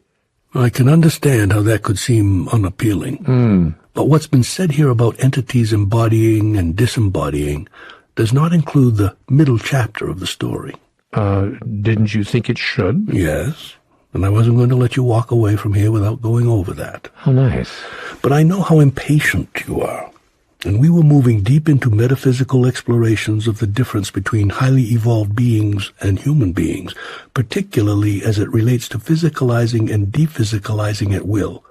And you wanted to cover that thoroughly, so we did. Now that this has all been explained, we can double back to what happens at the moment that you call death. If you hadn't asked the question, I would have brought it up. You wait for me to ask a question before you tell me what you think it would be of enormous benefit for me to hear? That's interesting. What if I didn't ask the right questions? Well, actually, I inspire your questions. I've been doing it from the beginning, and you listen closely to your inspirations and act on them. So the chances of you not asking the question were pretty slim. I get it. Well, I'm glad you inspired it, because some of those who are moving through this dialogue with us may not have read Home with God, and even those who have may be wondering, as I was myself just now, where our wonderful, warm meet-up with you is going to be, our experience of coming home again, how that all fits into all of this. And I realize, of course, that your wonderful description of what happens after we do the thing called die filled an entire book, so it can't possibly be all repeated here. So I'm thinking of placing an addendum in this present text and listing all the books that have comprised our dialogue series with a description of the topics covered in every one of them. That's a very good idea. I wonder where it came from. I'm getting it. I'm seeing how this whole dialogue is happening here. So please give us a summary now, would you, of how our experience of being home again with you fits into the new revelations you've offered us here. You've said here that human beings, too, like highly evolved beings from another dimension, shift from physical to metaphysical manifestations at will, only that we call this shifting birth and death. Yet we think of each of these transitions as what we label a lifetime. And we don't experience that we leave our physical form at will. We experience that it happens against our will. I know. That's why this was a focal point of the conversation that you transcribed in Home with God. To repeat what was said there, and in this very conversation earlier, no one dies at a time or in a way that is not of their choosing. Again, I know this is not an easy concept to embrace, but dying at a time or in a way that is not of your choosing would be impossible given who and what you are. All of the revelations in the body of work that I have called Conversations with God rest on the single premise that we are, all of us, individuations of divinity. In other words, God manifest as humans. And not only as humans, as you now know, all sentient beings in the cosmos are manifestations of the only thing there is. In other words, God. In other words, me. Yes. And yet, some of these beings, according to you, are nevertheless violent. Yes, because all sentient beings are given free will, and not all use it in a way that is peaceful. On the other hand, not all sentient beings on other planets in the realm of the physical are violent. There are civilizations that are not. If your own greatest proclivity is to find and create peace, gentleness, and love in your life, and to place it in the lives of those around you, these other sentient beings resonate with you from afar. They can feel my energy from that distance? Absolutely. The energy that emanates from the core of your being reaches deep into the cosmos, extending to infinity. Your own scientists are now developing instruments that can receive interstellar signals from deep space. Members of advanced civilizations in the physical dimension have become such receiving stations themselves, and when they identify a particular source of that energy, which you call peace, it resonates with how they experience themselves. These civilizations then will reflect that back to you, magnified, to signal to you that you are not alone and are being supported in your experience. You know, some people I'm very close to feel very certain that such civilizations exist, and they call them star family. That is an apt description.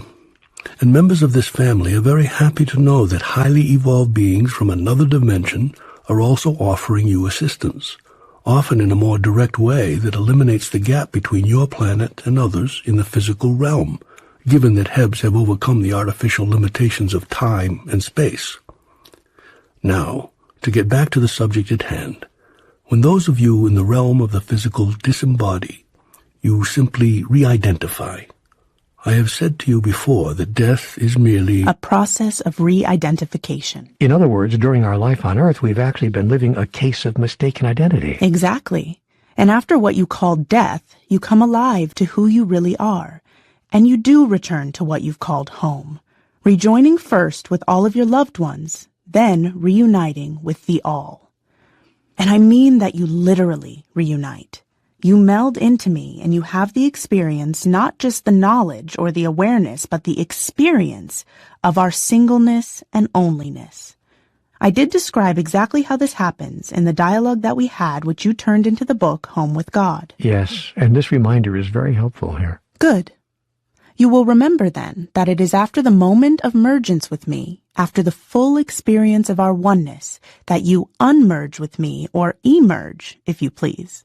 You are then, in a very real sense, born again as your individual soul.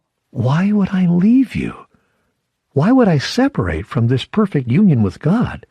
If this is what I've been longing for all this time, please explain this to me again. What your soul longs for is the expression of your divinity.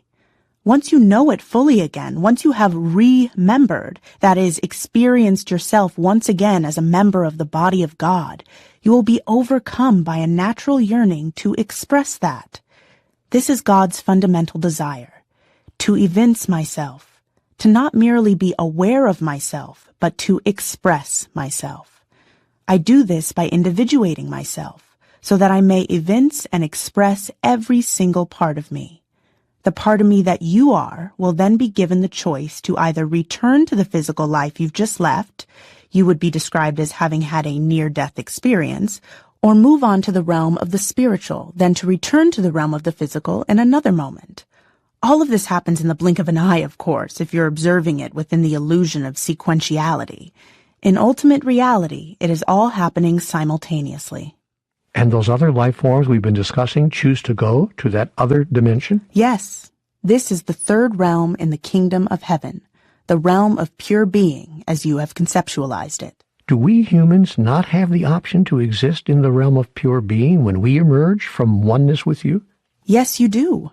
You can go on experiencing your eternal life in the realm of the spiritual, in the realm of the physical, or in the realm of pure being. Then why wouldn't I choose to exist in that other dimension? Why wouldn't I choose the realm of pure being?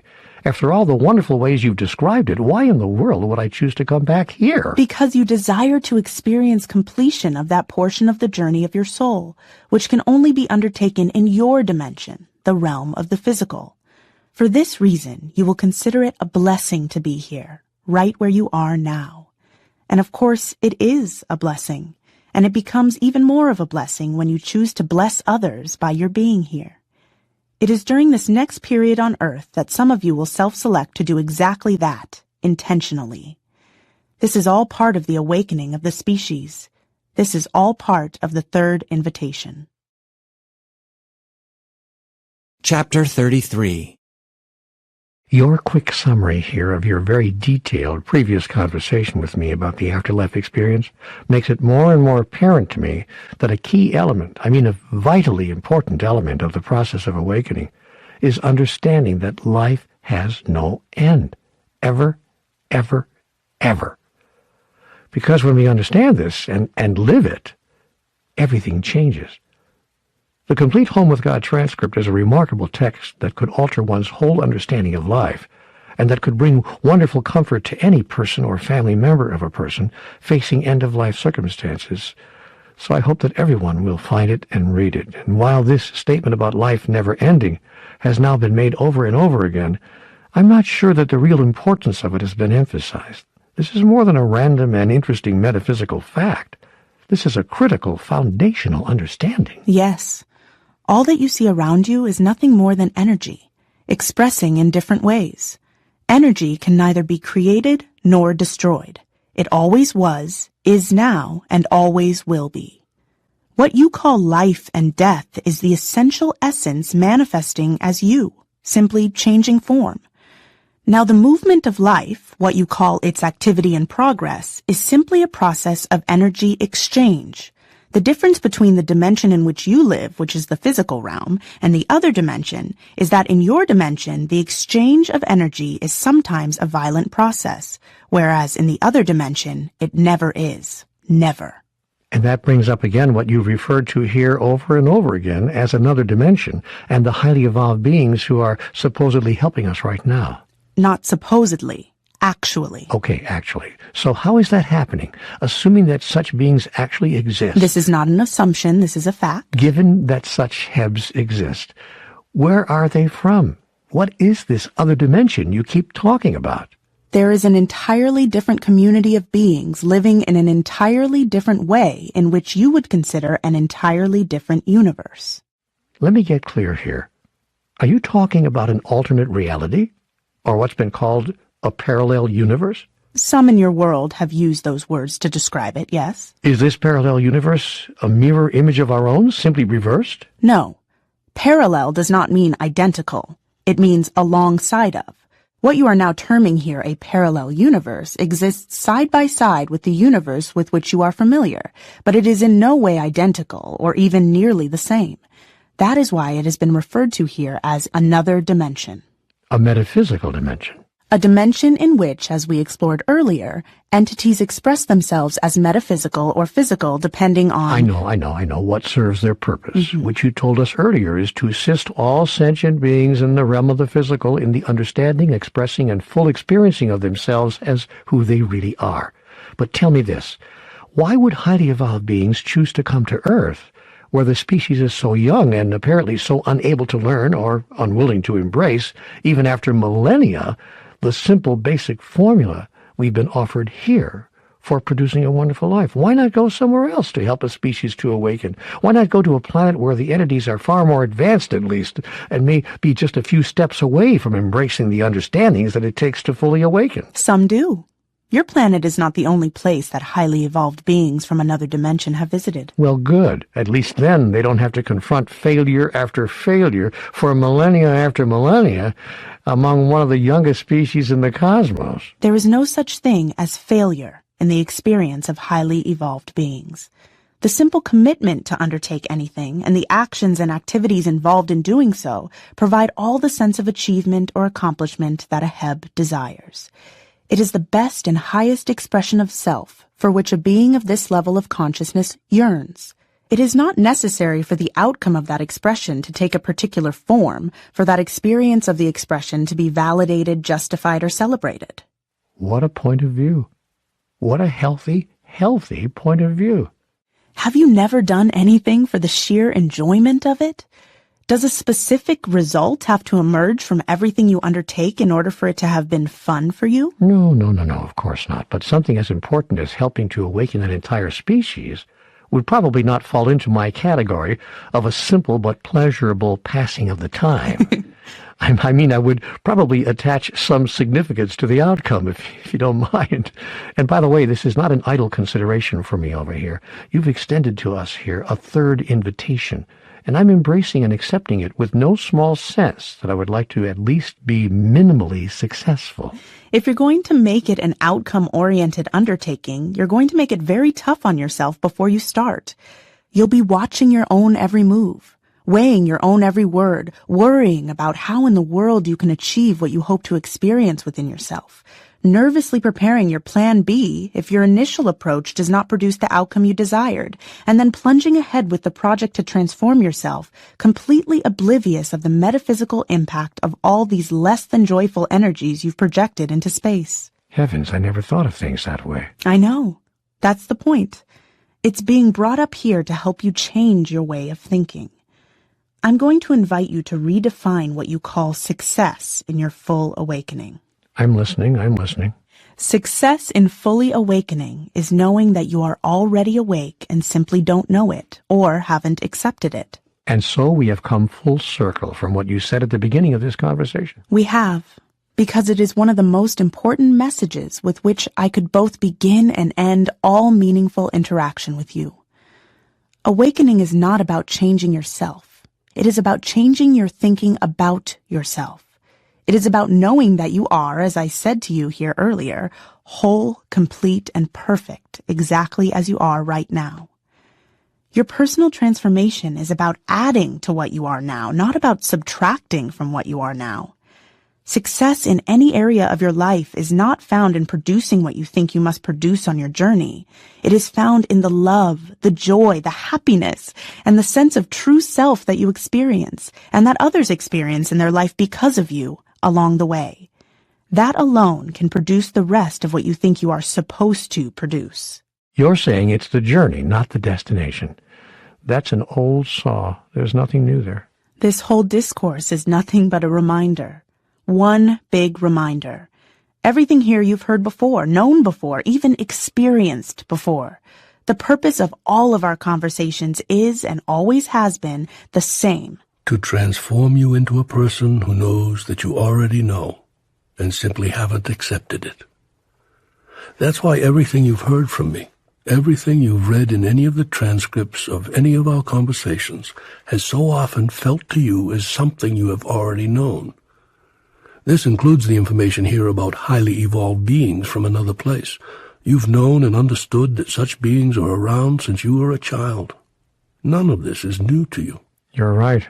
I'm totally comfortable with this. And I know they're not here to harm us. If they wanted to harm us, they could have done so in 1,000 ways over 1,000 years. That's correct. So you're telling me that they are not goal-oriented. Success for them is not about producing a particular outcome. It is not. Not in the sense that you mean. Highly evolved beings are expression-oriented. They seek only to express and experience who they really are. And one way they do this is by offering and providing love and guidance, help and companionship to all sentient beings as those beings move through their own evolutionary process. You are doing the same thing on Earth. We are? Think about it. All you're doing on Earth is helping each other as a means of expressing and experiencing who you are. You are helping each other solve a problem, helping each other create a better life, helping each other get well, helping each other feel better, helping each other know more, helping each other experience joy, laughter, and a good time, helping each other with something. You call your earthly activities jobs or occupations, but all you are doing is helping each other.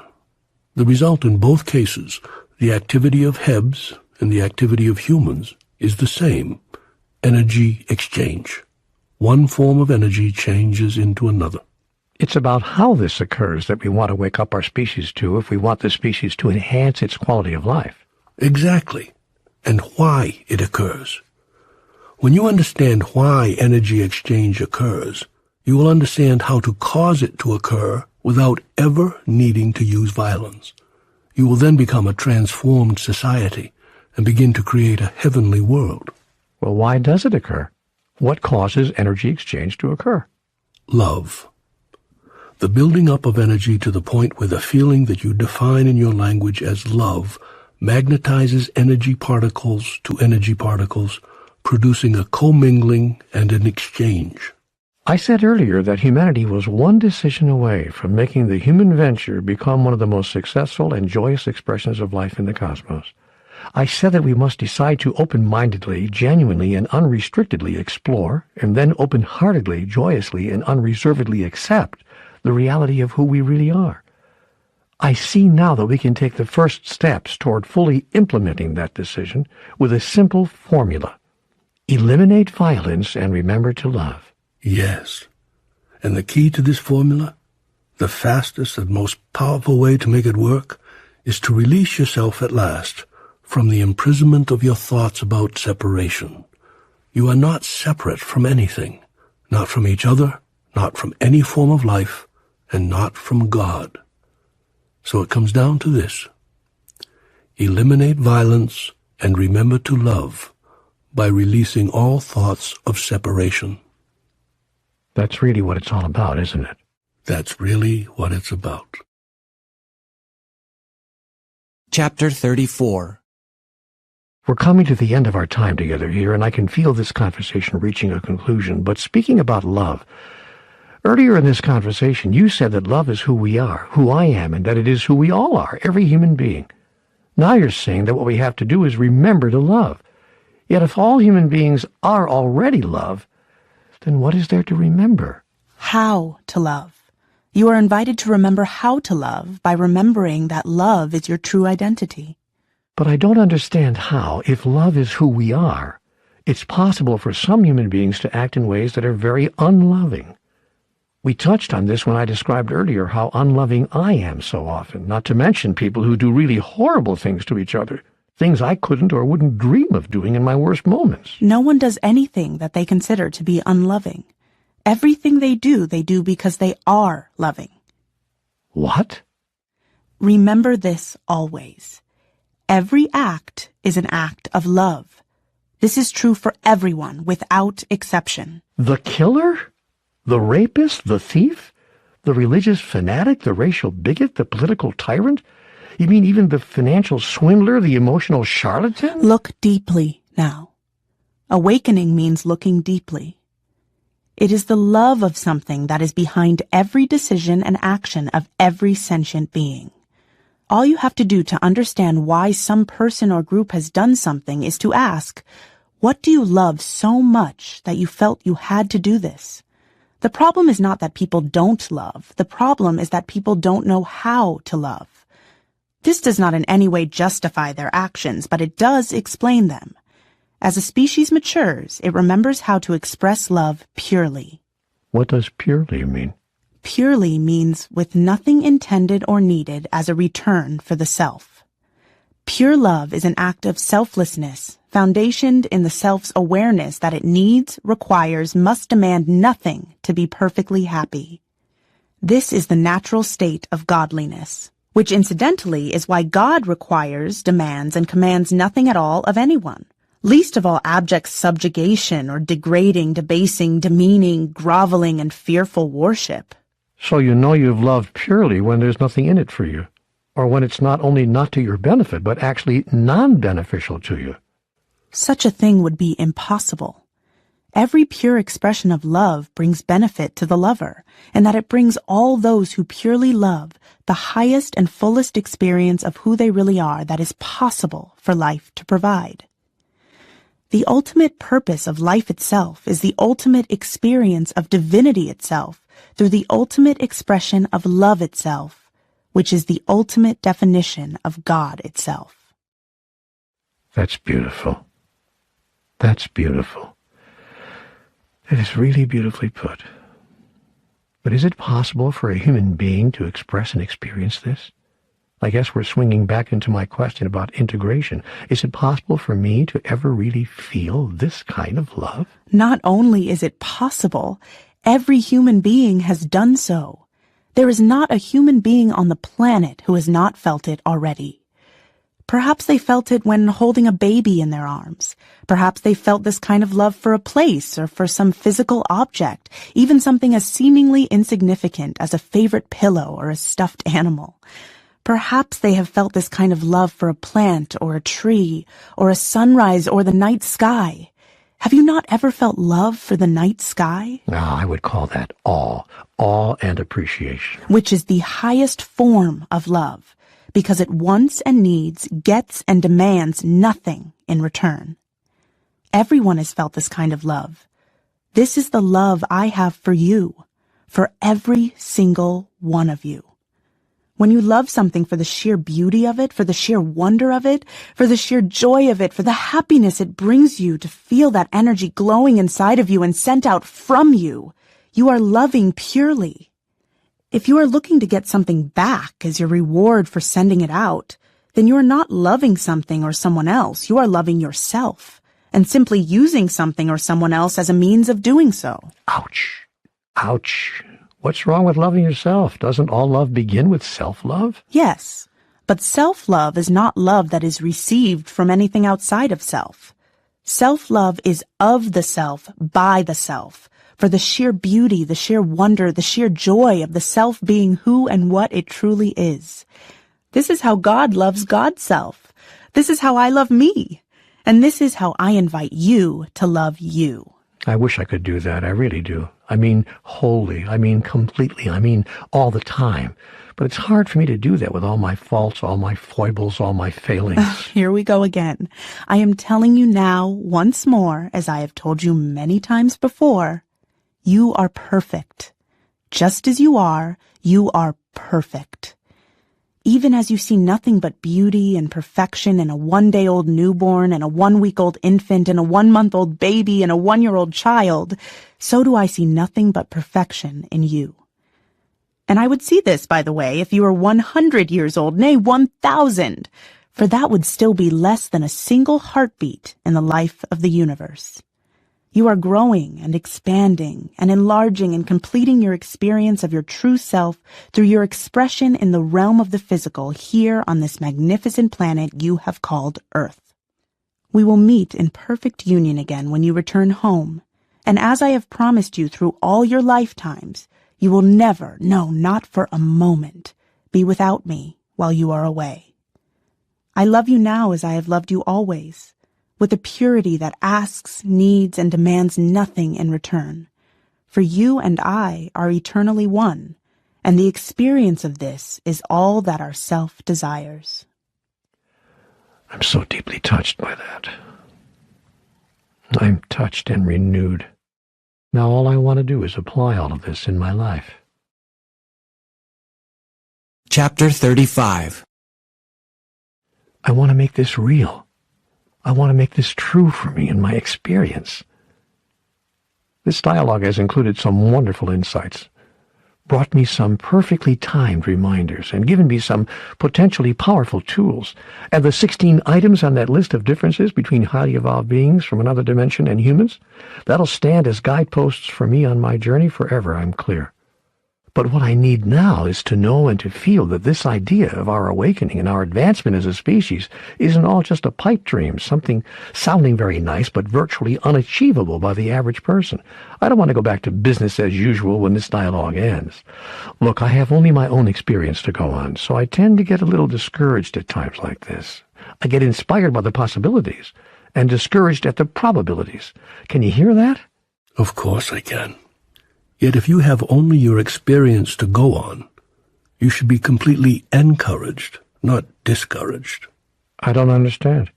I'm just a simple human being here, not a Buddha, not a Christ, not a Lao Tzu or a Mother Mary, a Confucius or a Catherine of Genoa, not, to place it more contemporarily, a Paramahansa Yogananda or a Mother Mira.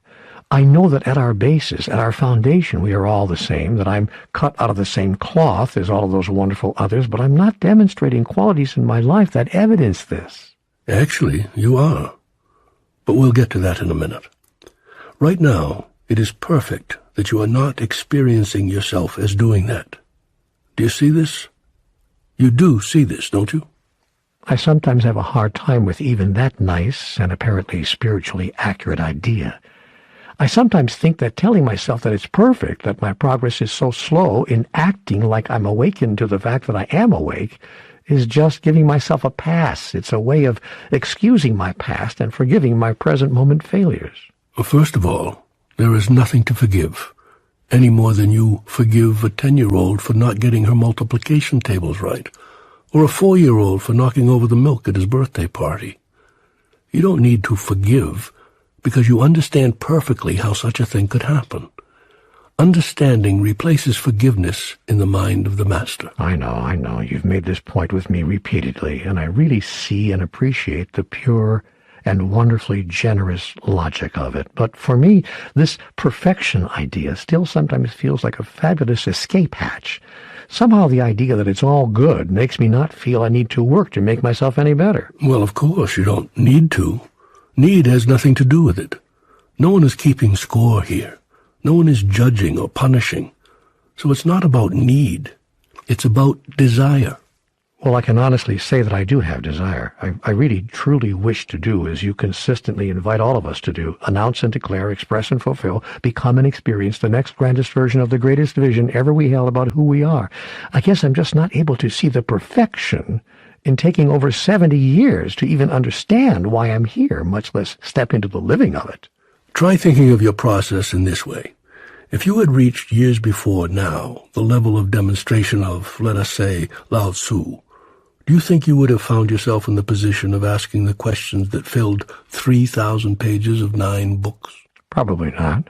Probably not. Definitely not.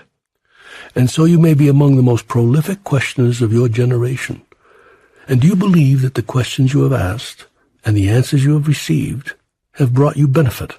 Yes, definitely. And have they brought benefit to others? Perhaps there are those who say these questions and answers have, so I guess if I'm to believe them, the answer is yes. I don't want to boast about this, however. I feel humbled by it, not boastful, and I want to always feel that way. You will feel about everything exactly the way you choose to feel, based on your decision about who you are, why you are here, and how you wish to demonstrate that. Can you choose to feel, then, that you are not feeling you are at the level of demonstration of Mother Mary or Lao Tzu, or of others who have been considered masters, has been perfect? Okay, but now I want more. I guess you could call this an increase in my desire. I want to know what it would be like for me and other members of our species to be aware of when we have awakened, and how we would behave if we began acting like it. I have actually answered this question for you before in previous dialogues. Would you answer it again for us here, just to save us from having to look it up? Yes. If you choose to act as someone who is aware that she or he is awake, there are several things you would do. You mean in addition to taking the steps invited in the list of 16 items that make us different from Hebs? Yes, in addition to those steps. First, you would not entertain negative thoughts in your mind. If a negative thought did happen to slip in, you would get it out of your mind immediately. You would think of something else deliberately. You would simply change your mind about that. You would also love yourself fully, just as you are. And you would love everyone else fully, just as they are.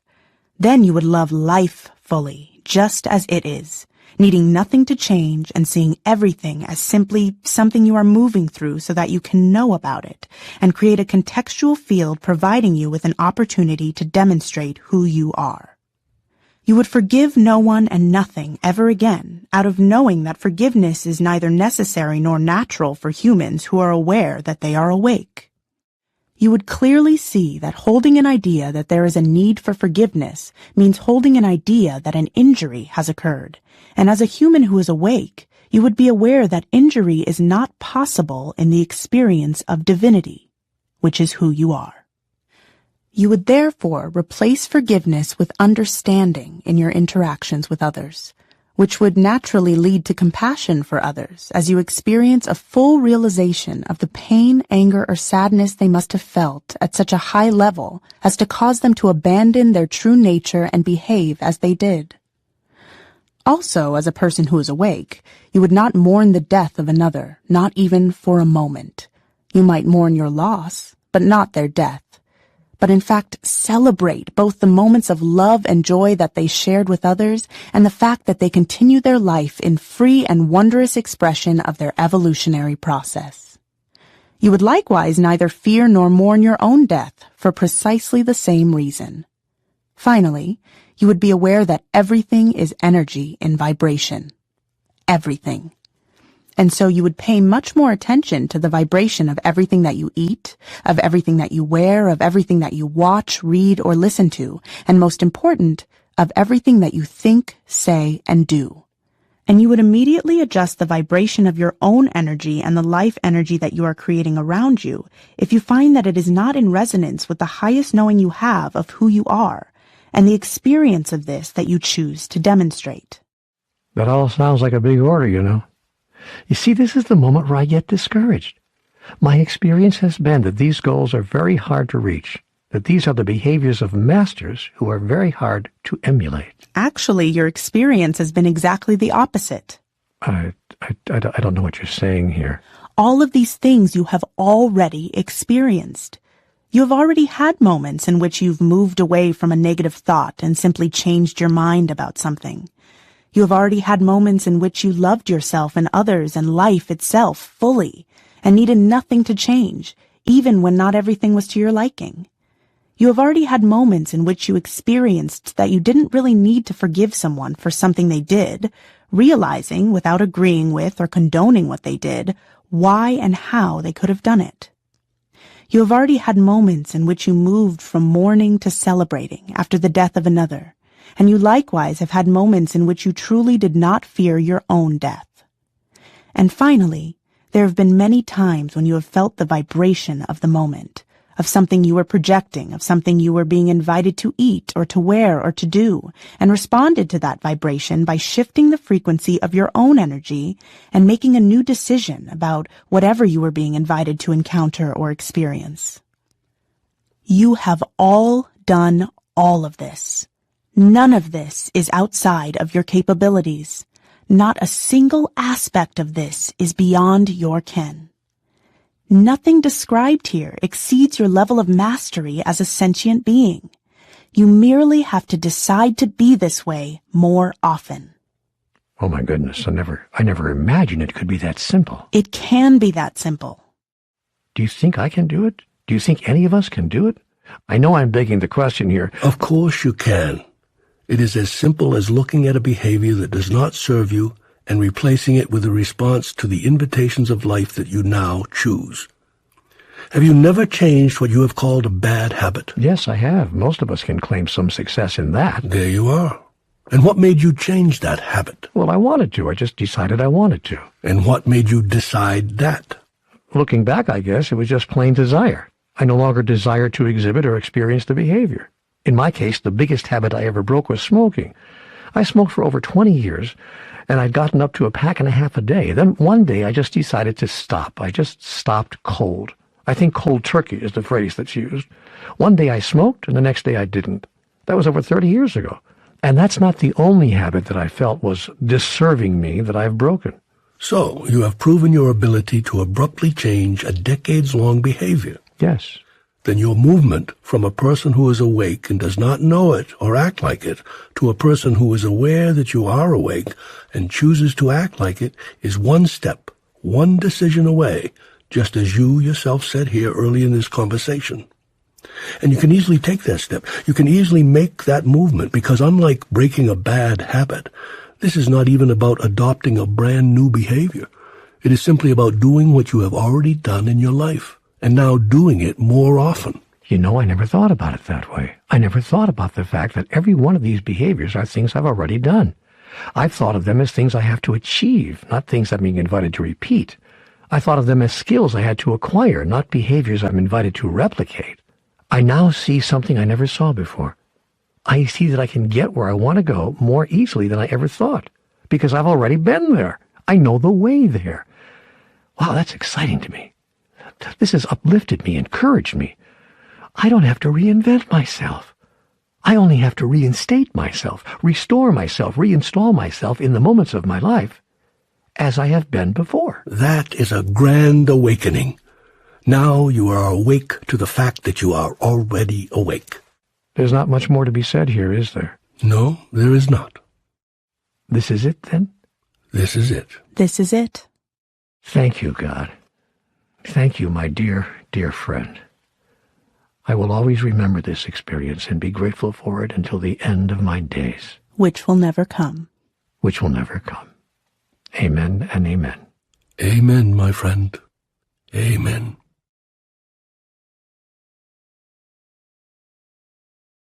Epilogue.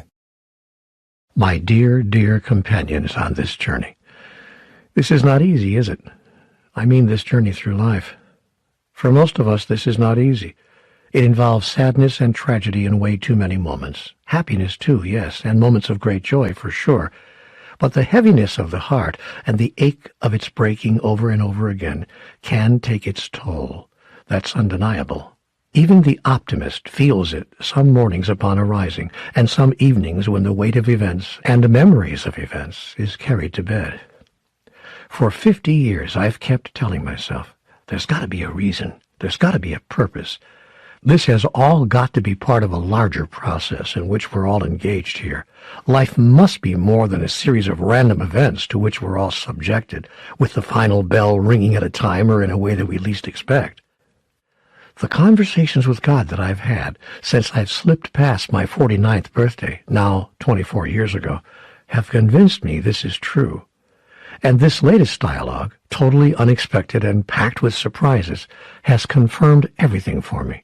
But please, listen to me as I wave goodbye. I could be wrong about all of this, and I want you to be clear. I want you to understand that I know that. So let me repeat it. I said, I could be wrong about all of this. Don't imagine for a second that I don't think about that. I think about it all the time. Several interviewers have asked me basically the same question. Do I have any doubts about the experience I've had or the information I've received? I've given them all the same answer. The day I stop doubting is the day I become dangerous, and I have no intention of becoming dangerous. So I want to tell you to doubt as well. I'm sure I don't have to encourage this. I want you to be clear that one of the most important messages of conversations with God is not to believe them. Indeed, in the very first book of the 9 texts, we hear this in the voice of God. Believe nothing I say, God says there. Simply live it, experience it. Then live whatever other paradigm you want to construct. Afterward, look to your experience to find your truth. We do well to remain our own authority in all matters regarding the self and the soul. No one can tell us what is true for us, and no one should try. That said, I became very clear on what is true for me when I read the recommendations and the suggestions on how I might live my own life found in the CWG dialogue. And I couldn't help but think, I wish someone had told me these things 50 years ago. I can't imagine a better way to live. Yet I'm very much aware that not everyone will agree. Not everyone will resonate with what's been said here. Some may consider it bizarre and outlandish. Others will say it's far worse than that, labeling it blasphemous and heretical.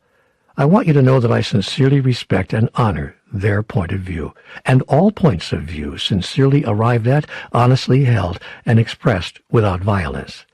This is a powerful subject we're talking about here, and it's good to proceed with care. All of it is wrapped up in our relationship with the divine, indeed, in the question of whether there even is a God, and that is not a small matter. Our understanding of all of this is significant because most human beings need and seek and, sooner or later, deeply yearn to find some kind of meaning in life. Without that meaning, without some purpose for it all, many of us soon find ourselves simply trudging along with that heaviness of heart I spoke of earlier. We'll move through life trying to make the best of something we haven't even begun to understand, pushing through our days and nights engaged in increasingly aimless, valueless, senseless activities that clarify nothing, that produce little, and that generate not much more than more things to do, while on our way to where, we don't know, but an eventual end that we call death, the anticipation of which offers naught but a heightened sense of what feels like the almost bitterly laughable fruitlessness of it all. And so we yearn, and we search. Giving all of this deeper thought, I arrived at a place of knowing that if we hold the notion that there's some sort of higher power in existence, our reaching clarity may very well be guaranteed. Seek, and ye shall find, God has said to all of us. Knock, and it shall be opened unto you. We may very well remember, through our own communication with the divine, that there is something greater going on here. Information may come our way that will make the largeness of all that is and all that occurs suddenly apparent. Indeed, the book you're listening to right now could be part of that very process, playing out right now. I don't believe that your interaction with the divine was ever intended to be a one-way encounter. I believe it was intended to provide you with comfort, to provide you with a goal worthy of your dedication, of your commitment, of your time, and of your effort. And so, I encourage you to engage in your own conversation with God every day, in whatever way feels natural and good to you, based on your tradition or your innermost feeling. Call it prayer, call it meditation, call it inspiration, call it whatever you wish. And if my exchange with God here leads you to your own, my publishing it will have succeeded in its goal. If you're in harmony with the Conversations with God material, you'll find in this present text all that you need in order to move the CWG messages more fully into your life. Simply embrace and apply the 16 items describing the differences between humans and highly evolved beings. Use regularly the 7 tools explored in the portion of this dialogue dealing with integration. And repeat the everyday behaviors that you have already shown yourself to be perfectly capable of demonstrating. Then, Don't be surprised if your life changes right before your eyes. Let me share with you some final thoughts, written and added to this book several weeks after the writing of the main text was complete. On November 1st, 2016, I underwent surprise open-heart surgery, a quintuple bypass. I didn't know I needed it until an angiogram a few days earlier confirmed my suspicion that something was going on with my old ticker. I just wasn't feeling right, and I thought I'd better get myself checked out. That decision saved my life. It turned out that 5 arteries to my heart were blocked, one of them 98%. I'm sharing this very personal information with you for a reason, not to get your sympathy, but to get your attention.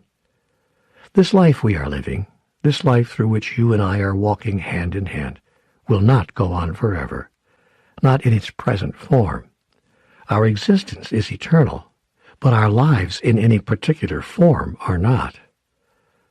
That was brought home to me in a powerful, powerful way.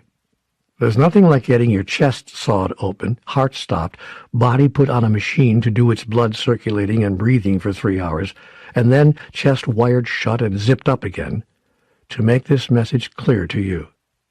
You are not your body. Your body is something you have, not something you are. Who you are is eternal. What you have is not.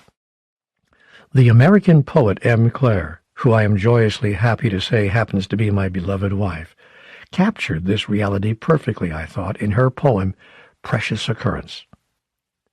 I am a precious occurrence, and I don't have long.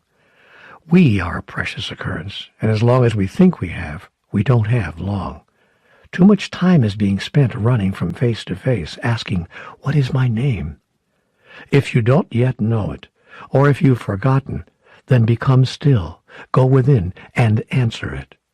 You are a precious occurrence. Tell us your name. The experience of my open-heart surgery made me think long and hard, and not for a moment or two, but from the day after the operation to this very moment. What do I want to do with whatever time my present body has left? For that matter, what do we all want to do? That is, why did we come here? What, at the end of our current physicalization, will really matter? Have we come here to get the guy, get the girl, get the car, get the job, get the spouse, get the kids, get the house, get the better job, get the better car, get the better house, get the grandkids, get the name on the business or on the office door, get the retirement watch, get the cruise tickets, get the illness, and get the hell out? Is this really our life's formula? Is there nothing more to be done? Was there ever anything more to be done? Then I pondered this business of awakening. Is there actually any such thing? Are we making the whole thing up just to give us something to do other than the mundane, other than simply surviving? Then I said to myself, wait a minute. You were just given a book by God. What is its most important message? Maybe you might pay attention to that. So I reread this book from first page to last, and I decided that this was its single most important message. You are already awake. You simply don't know it. I see this as my opportunity now. My moment not to be awakened, but to commit to behaving in a way that reflects that I already am, with every thought, with every word, with every gesture, action, choice, or decision from this moment forward. I have self-selected, and I find myself wishing to invite you to do the same. Now is the perfect time for our advancement, as individuals and as a species. And this doesn't have to be a drudgery or a burden. It can be a joy. Expressing the highest and grandest part of us every day will feel wonderful. All we have to do is get our fear and negativity out of the way. Let's try it, just for a week. No, just for a day. Let's watch what we think, watch what we say, count the times that our thought and our words about anything are negative. Count the times that they add positive energy and good vibes to the moment, or deplete the moment of these. Then let's accept the invitation of divinity and say this to ourselves in front of every encounter, every interaction, every anticipated experience with another. I have come that you may have life, and that you may have it more abundantly. Let's allow this to form the context of all of our intellectual, emotional, and physical expressions from morning till night. If you'd like to join me on this next and maybe most important and exciting leg of our evolutionary journey, you'll find resources to assist you at www.ihaveselfselected.com. Again, www.ihaveselfselected.com. I created these to help myself, comprised in the main of gathered messages and material from the Conversations with God dialogues, which have changed my life and which promise more and the biggest changes yet to come. Do you think we can make these changes? Do you think the world we touch would be better for it if we did? But here's the real question. Why bother? This is not easy work. Setting aside centuries, no, millennia, of human proclivities, penchants, predilections, and propensities is not something one does overnight. It requires thinking in a new way, understanding life in a new way, speaking to others in a new way, showing up in the world in a new way. Why go to all the trouble? Why not just get the guy, get the girl, get the car, get the job, get the spouse, get the house, get the kids, etc., etc., etc., and get on with life that has no larger purpose beyond that? Why not? I'll tell you why not. Because we've come here to do more than this. We did not come here to play the one with the most toys wins. We did not come here to squeak by, slinking from birth to death, hoping for not much more than to sustain the least amount of damage and create the highest level of whatever we define as success or happiness. Do you really think this was meant to be the sum total of the earthly experience? Let me ask that question again. I said, do we really think this was meant to be the sum total of the earthly experience? There's another reason to bother as well. Because our world, the one you wish to leave your children and your grandchildren, cannot continue to exist as it has, will simply not be sustainable if get the guy, get the girl, get the car, get the job is all that human beings continue to do. It's time for our species to awaken, to advance, to become more aware of who we are and why we are here and the purpose of all life.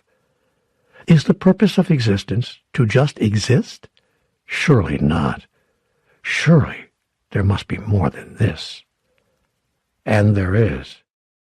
The books in the Conversations with God series make this very clear. That's why I use them as a resource every day of my life. I hope you will do so as well. Read them, all of them. Not because I think you'll find the answer to life's biggest mystery there, but because I believe you can find the way to your own answer there.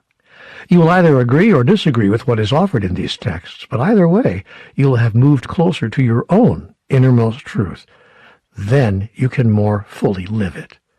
And then you will awaken the species. For the one who lives the highest and grandest innermost truth about oneself and the purpose of life cannot help but touch the others in ways that give them back to themselves, arousing them from their slumber of forgetfulness by mirroring for them their own highest hopes and grandest thoughts. This is our invitation. This is our opportunity. This is the next step in our own evolution. And taking this next step is the purpose of all of life.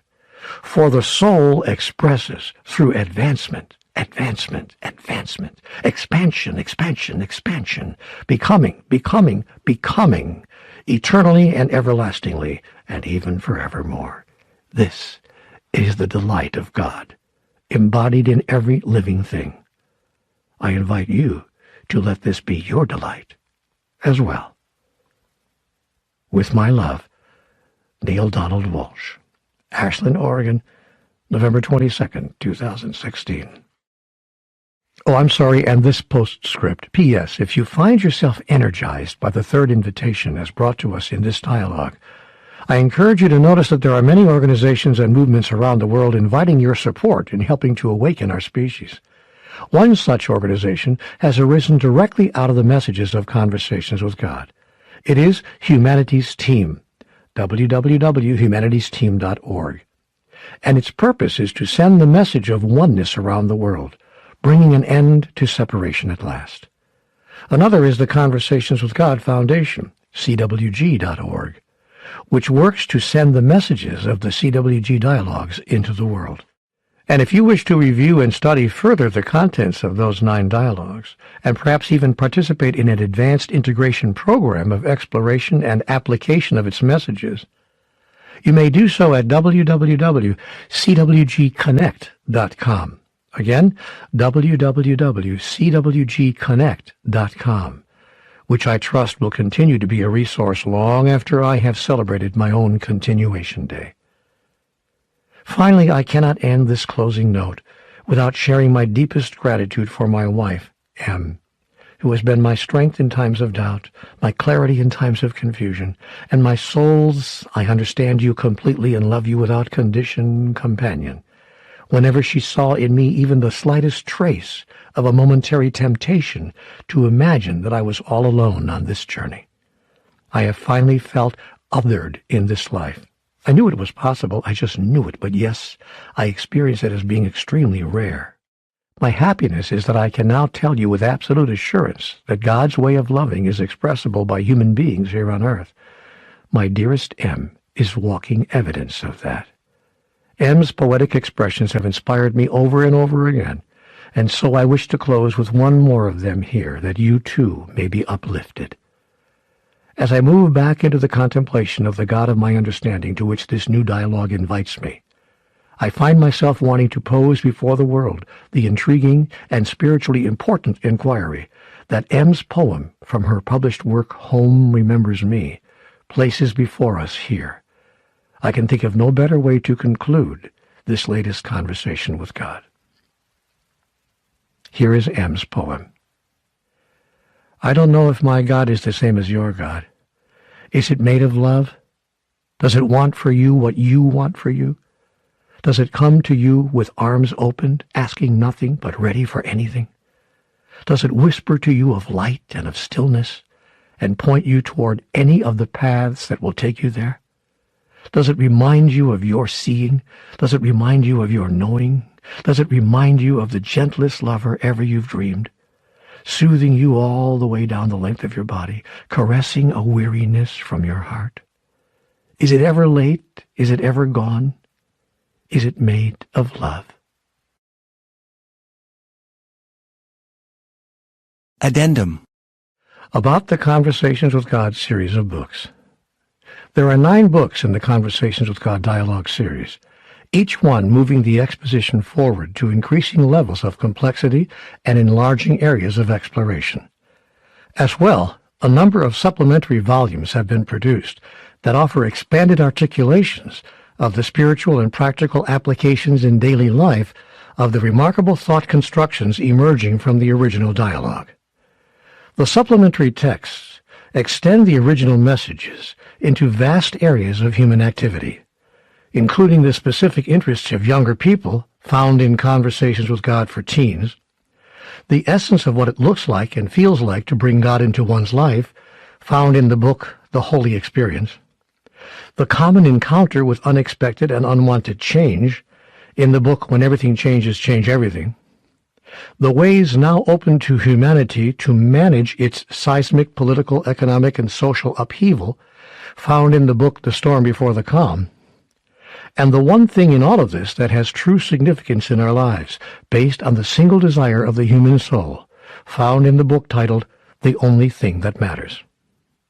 The powerful treatise on how to fully and powerfully utilize the metaphysics of the universe fills the pages of Happier Than God. CWG's formula for creating right livelihood is the topic of Bringers of the Light, and a pinpoint summary of the core concepts in the original 3,000 pages of dialogue can be found in What God Said, in which those concepts are reduced to 1,000 words, with chapters following that explain each concept in detail. A concise statement serving anyone who may be wondering what all of the CWG books are about, but may not have found time to delve into this whole body of work, is contained in the small volume, What God Wants. And then a highly focused exploration of the most damaging misunderstandings of deity that billions of humans have held for thousands of years is offered in God's Message to the World, You've Got Me All Wrong. Concluding the list of supplementary texts, wonderfully useful strategies for bringing the major messages of CWG to humanity's offspring, from post-toddler to pre-adolescent years, is presented in Conversations with God for Parents, Sharing the Messages with Children, co-authored with Lori Farley and Emily Fillmore. A look at the intersection of CWG and traditional healing professions is found in Where God and Medicine Meet, co-authored with Britt Cooper, M.D., and finally, a teacher's guide for persons wishing to offer classes in this material has been published under the title The Conversations with God Companion. Here, then, is the complete list of titles for all CWG books. Dialogue books. Conversations with God, Book 1. Conversations with God, Book 2. Conversations with God, Book 3. Friendship with God. Communion with God. The New Revelations. Tomorrow's God. Home with God. And Conversations with God, Book 4, Awaken the Species, which is the book you're listening to right now. Supplementary titles in this series include What God Wants, Bringers of the Light, Recreating Yourself, Questions and Answers on Conversations with God, Conversations with God for Teens, Moments of Grace, Neale Donald Walsch on Relationships, Neale Donald Walsch on Holistic Living, Neale Donald Walsch on Abundance and Right Livelihood, Happier Than God, The Holy Experience, The Conversations with God Companion, When Everything Changes, Change Everything, When Everything Changes, Change Everything Workbook and Study Guide, The Storm Before the Calm, The Only Thing That Matters, What God Said, God's Message to the World, You've Got Me All Wrong, Conversations with God for Parents, Sharing the Message with Children, with Lori Farley and Emily Fillmore, Where God and Medicine Meet, with Dr. Britt Cooper, M.D., the children's book, The Little Soul in the Sun, the children's book, The Little Soul in the Earth, and the children's book, Santa's God. Additional titles in this entire CWG cosmology include Guidebook to Conversations with God, Meditations from Conversations with God, The Wedding Vows from Conversations with God, The Little Book of Life, and Conversations with God in a Nutshell. Now that might seem like a long list of titles, but I only put it in the addendum here so that in case you want to read more on this topic, you can go back and listen to some of these titles and perhaps order them from your favorite book source. A look at the material in this book series. Now here's something interesting. I'm going to give you a 50-question test, an exploration of the major points placed before humanity in the Conversations with God texts. This may be used as a test with answer key for CWG teachers and students. It may also be beneficial to simply review the questions and answers that I'm going to give you here to get a beginning sense of the breadth and scope of the topics covered by this body of work and perhaps inspire you. So here are 50 questions about Conversations with God that I hope will give you an idea of what you'll find in all those titles that I gave you earlier. Are you ready? Question number 1. What are the 3 statements of ultimate truth from Book 1 of Conversations with God? Answer: 1. We are all one. 2. There's enough. 3. There's nothing you have to do. Question number 2. Please explain the be-do-have paradigm. Answer: most people believe that if I do this, then I'll have that, and then I'll be happy. CWG tells us that most people have the flow of life backward. The dialogue invites us to come from a state of beingness first. Then what we do and have will spring from that place, thus more joyfully creating our experience. Question number 3. What are the 5 attitudes of godliness?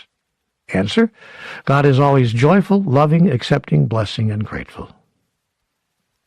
Question number 4. Please state the law of opposites and how it works. Answer: in the absence of that which you are not, that which you are is not. In the realm of the physical, also known as the realm of the relative, nothing exists without its opposite.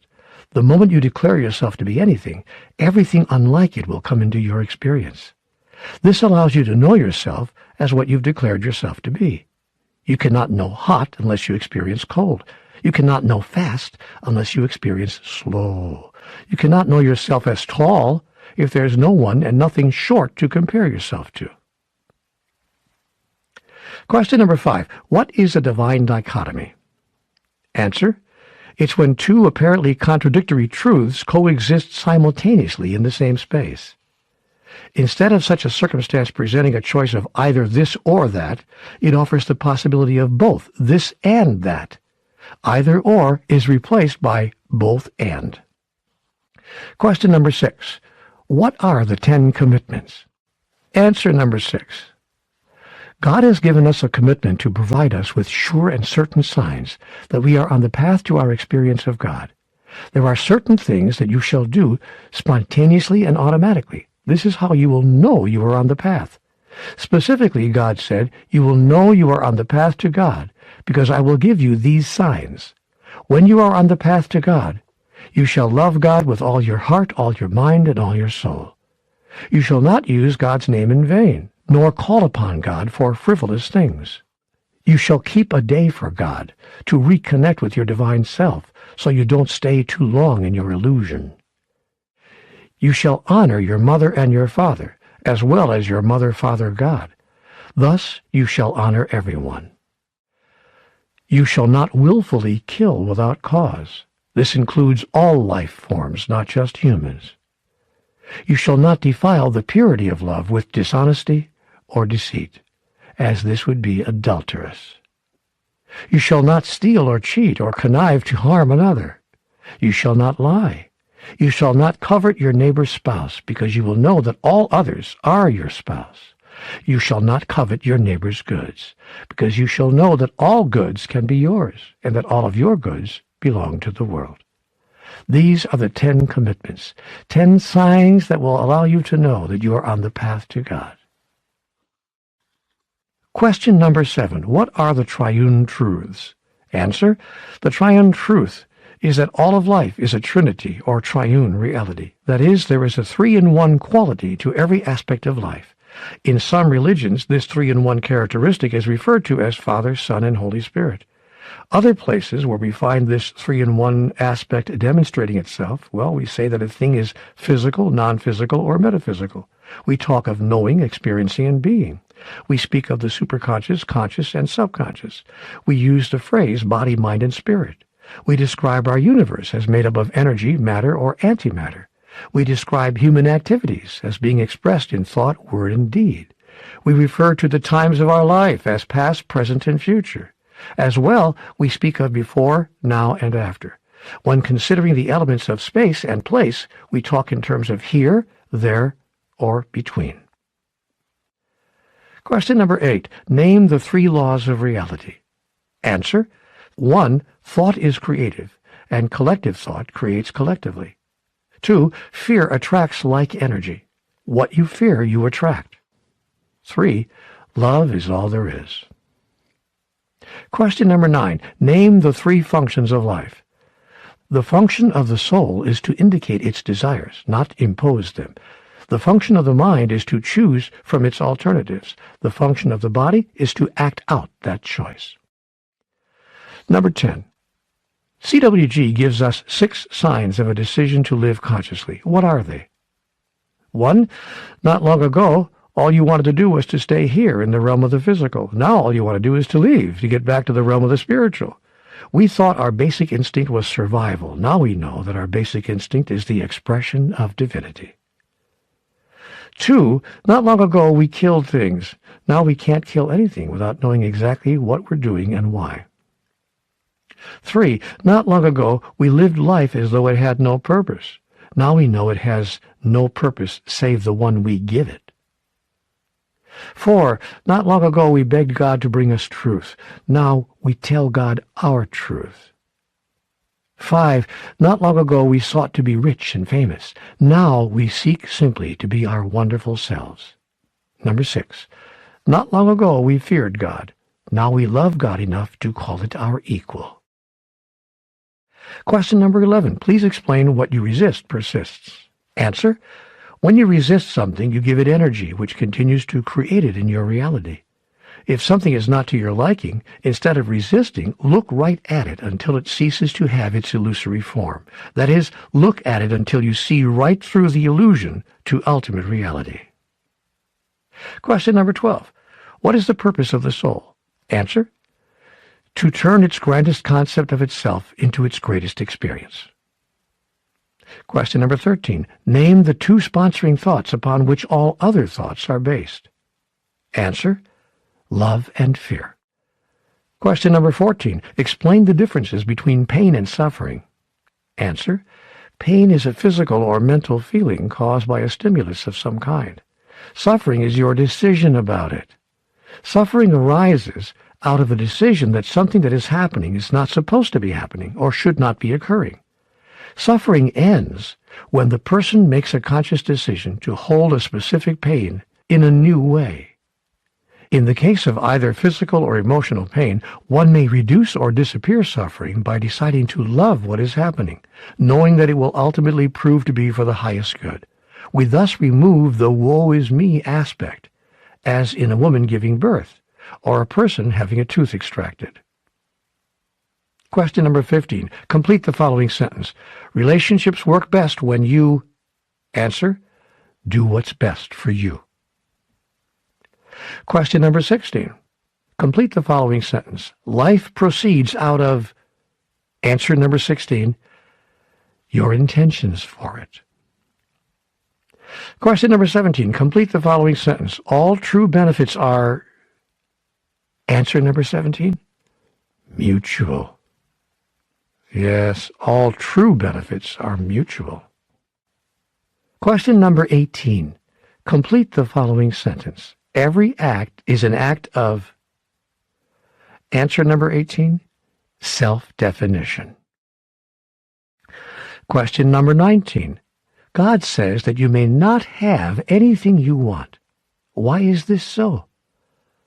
Answer number 19. Because the mere act of wanting something tells the universe that you don't have it, and the universe has no choice but to reflect that back in your reality.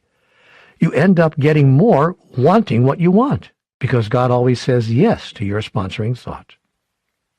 Question number 20. What are the 5 levels of truth-telling? Answer number 20. Tell the truth to yourself about yourself. Tell the truth to yourself about another. Tell the truth to another about yourself. Tell the truth to another about that other. And tell the truth to everyone about everything.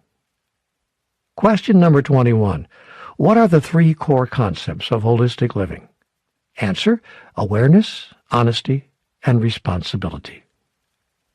Question number 22. Name the 3 tools of creation. Answer. Thought, word, and deed. Question number 23. List the 7 steps to friendship with God. Answer. 1. Know God. 2. Trust God. 3. Love God. 4. Embrace God. 5. Use God. 6. Help God. And 7. Thank God. Question number 24. CWG says there are 3 basic life principles. The first is functionality. Name the others. Answer. Adaptability and sustainability. Question number 25. What is the 15-word new gospel? Answer number 25. We are all one. Ours is not a better way. Ours is merely another way. Question number 26. The 2 magic questions are, is this who I am? And, answer number 26, what would love do now? Question number 27. Name the 4 levels of consciousness. Answer number 27, subconscious, conscious, superconscious, and supraconscious. Question number 28. There are 6 levels of knowing. Name at least 3. Answer. There are those who do not know and don't know that they don't know. They are children. Nurture them. There are those who do not know and know that they don't know. They are willing. Teach them. There are those who do not know but think that they know. They are dangerous. Avoid them. Then there are those who know but don't know that they know. They are asleep. Wake them. Then there are those who know but pretend that they don't know. They are actors. Enjoy them, but don't get caught up in their dramas. And finally, there are those who know and who know that they know. Do not follow them, because if they know that they know, they would not have you follow them. Yet listen very carefully to what they have to say, for they may remind you of what you already know. This may be the very reason you've called them to you. Question number 29. What are the 3 levels of awareness? Answer number 29, hope, faith, and knowing. Hope is the first level of awareness. It's far better than the feeling of no hope, but it is an elementary level of awareness because it suggests that a positive outcome in any given situation is a possibility but not a guarantee. So one is said to have hope. Faith is the second level of awareness. It is greater in energy than hope because it suggests that while negative outcomes are possible, a positive outcome is assured in this particular case, so one is said to have faith. Knowing is the highest level of awareness. It is greater than either hope or faith, because it declares that no negative outcome is possible under any circumstance, but that all outcomes are positive and therefore welcome and not resisted, since all move us forward on our evolutionary path and lead us back home. We are thus said to be in a place of knowing that nothing bad can happen to us ever. This is true, of course, given who and what we are. Question number 30. List the 10 illusions of humans. Answer: 1. Need exists. 2. Failure exists. 3. Disunity exists. 4. Insufficiency exists. 5. Requirement exists.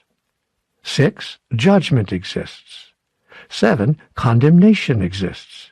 8. Conditionality exists. 9. Superiority exists. And 10. Ignorance exists. These are the 10 illusions of humans. Question number 31. What is the cultural story that humanity has created from these illusions? Answer number 31. Because of the 10 illusions, we have come to falsely believe that God has an agenda, the outcome of life is in doubt, we are separate from God, there is not enough, there is something we have to do, if we don't do it, we'll be punished. That punishment is everlasting damnation. Love is therefore conditional. Knowing and meeting the conditions makes us superior, and we do not know that these are illusions. In other words, ignorance exists. Question number 32. What is the triad process? Answer: the triad process is a way to use the illusions to experience ourselves totally differently in any given situation when we are confronted with an illusion in life. The process is: 1. See the illusion for what it is. 2. Decide what it means. 3. Recreate ourselves anew. Question number 33. Complete the following sentence. In the absence of that which you are not. Answer: that which you are is not. Question number 34. Name the 5 fallacies about God and the 5 fallacies about life. Answer number 34. The 5 fallacies about God are: people believe that God needs something. People believe it's possible for God not to get what he needs. People believe God has separated himself from them because they have failed to give him what he needs. People believe that God needs something so much he requires them to give it to him from their separated position. And finally, people believe that God will destroy them if they don't give him what he needs. The 5 fallacies about life are these. People are separate from each other. There is not enough of what people need to be happy. People think they must compete for what they think there is not enough of. Some people are better than other people. And finally, it's okay for people to kill one another to resolve the differences created by all of the other fallacies. Question number 35. Name at least 5 of the 9 revelations from the book The New Revelations. Answer: here are the 9 revelations. 1. God has always communicated with human beings and still does so today. 2. Every human being is as special as every other who has ever lived, lives now, or ever will live. We are all messengers about life to life in every moment. 3. No path to God is better than any other path. There is no one true religion, and no group of people who are the chosen ones. 4. God needs nothing and has no requirements of anyone. God is pure joy in and of itself. 5. God is not a singular super being outside of us and has none of the emotional needs of humans. God cannot be hurt or damaged in any way, and therefore has no need to punish humans. 6. There is only one thing, and all things are part of the one thing there is. 7. There is no such thing as right and wrong. There is only what works and what does not work, given what it is you are seeking to be, do, or have. 8. You are not your body. Your body is something you have, not something you are. Like God, you are without limits and without end. And 9. You cannot die, and you will never be condemned to eternal damnation. Question number 36. What are the 5 steps to peace? Answer. The 5 steps to peace are: 1. Acknowledge that some of our old beliefs about God and life are no longer working. 2.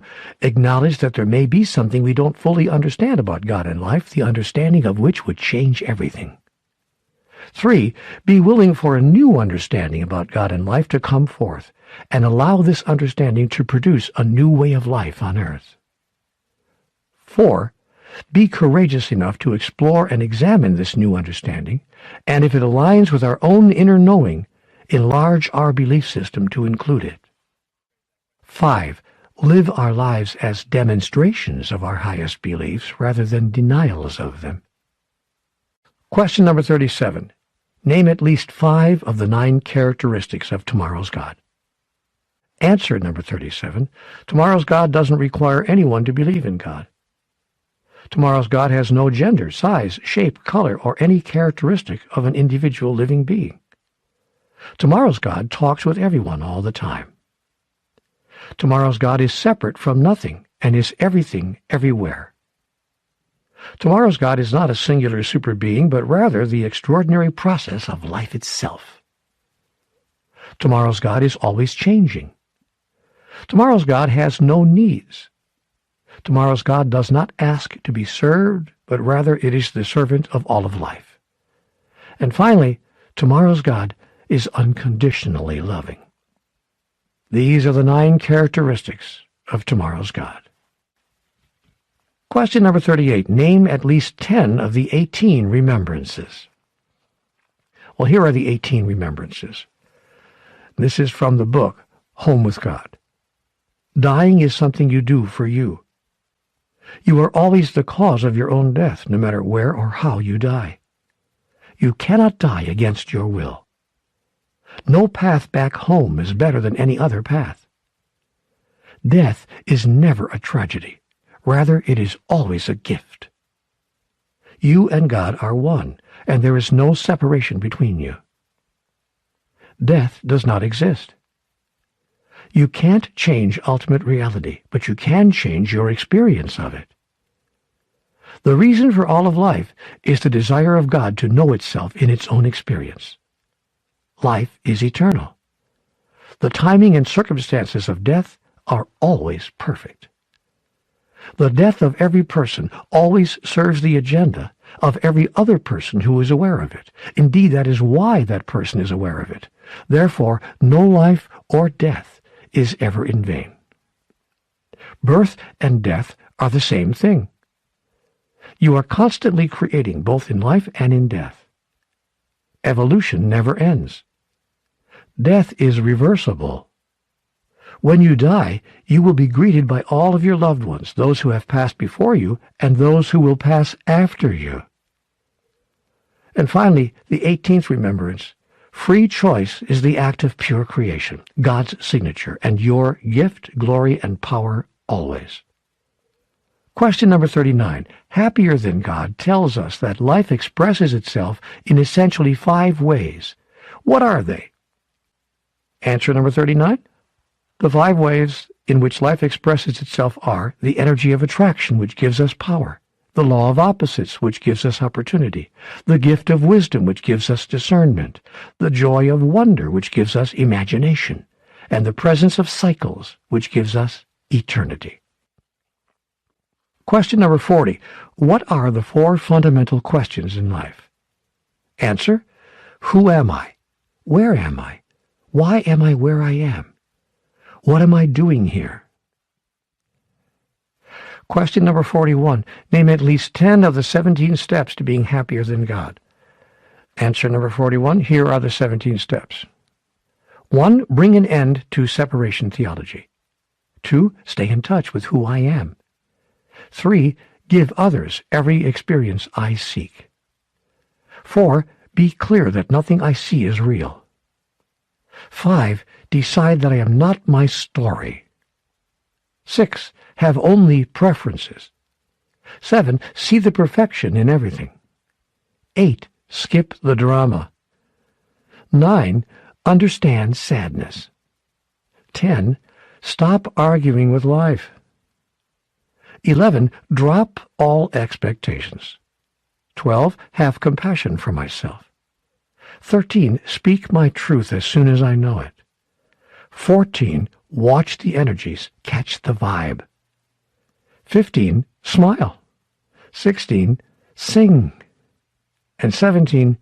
Know what to do when things are really bad.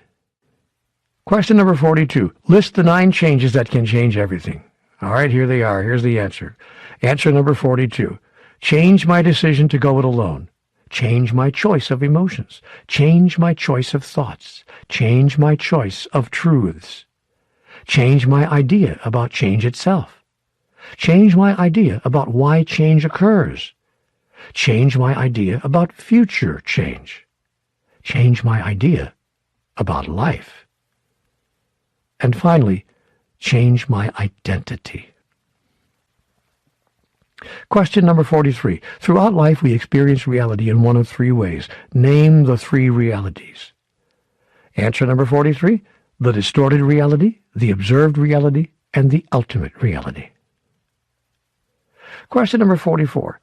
What are the 3 kinds of truth that the mind produces? Answer number 44. The imagined truth, the apparent truth, and the actual truth. Question number 45. In the mechanics of the mind, what is the line of causality? Answer number 45. Event plus data plus truth plus thought plus emotion equals experience, which produces your reality. Question number 46. What 4 additional elements are added to the line of causality under the system of the soul? Answer. Perspective plus perception plus belief plus behavior equals experience. Question number 47. Why does change occur in your life? Answer number 47. All change occurs because we want it to, in order to produce personal growth and evolution of the soul. Life is a process, and that process is called change. Change is an announcement of life's intention to go on. Change is the fundamental impulse of life itself. Question number 48. Complete the following sentence. All change is... Answer number 48. For the better. There is no such thing as change for the worse. Question number 49. What are the 3 realms in the kingdom of God? Answer number 49. The realm of the spiritual, also called the realm of the absolute and the realm of knowing. 2, the realm of the physical, also called the realm of the relative and the realm of experience. And 3, the realm of the spiritual. That's a combination of the realm of the spiritual and the physical, also called the realm of pure being. And finally, question number 50. What is the most important single message of Conversations with God? Answer number 50. We are all one. Also, often asked in the same way, what is God's message to the world? The answer to that is in 5 words. God's message to the world? You've got me all wrong. And those 50 questions comprise the 50-question test that allows you to teach or find out how much you know about the Conversations with God material. It also gives you an idea of the kind of material, the breadth, the scope, and the depth of material in the many books of the Conversations with God cosmology. Not just the dialogue books, but the other books as well.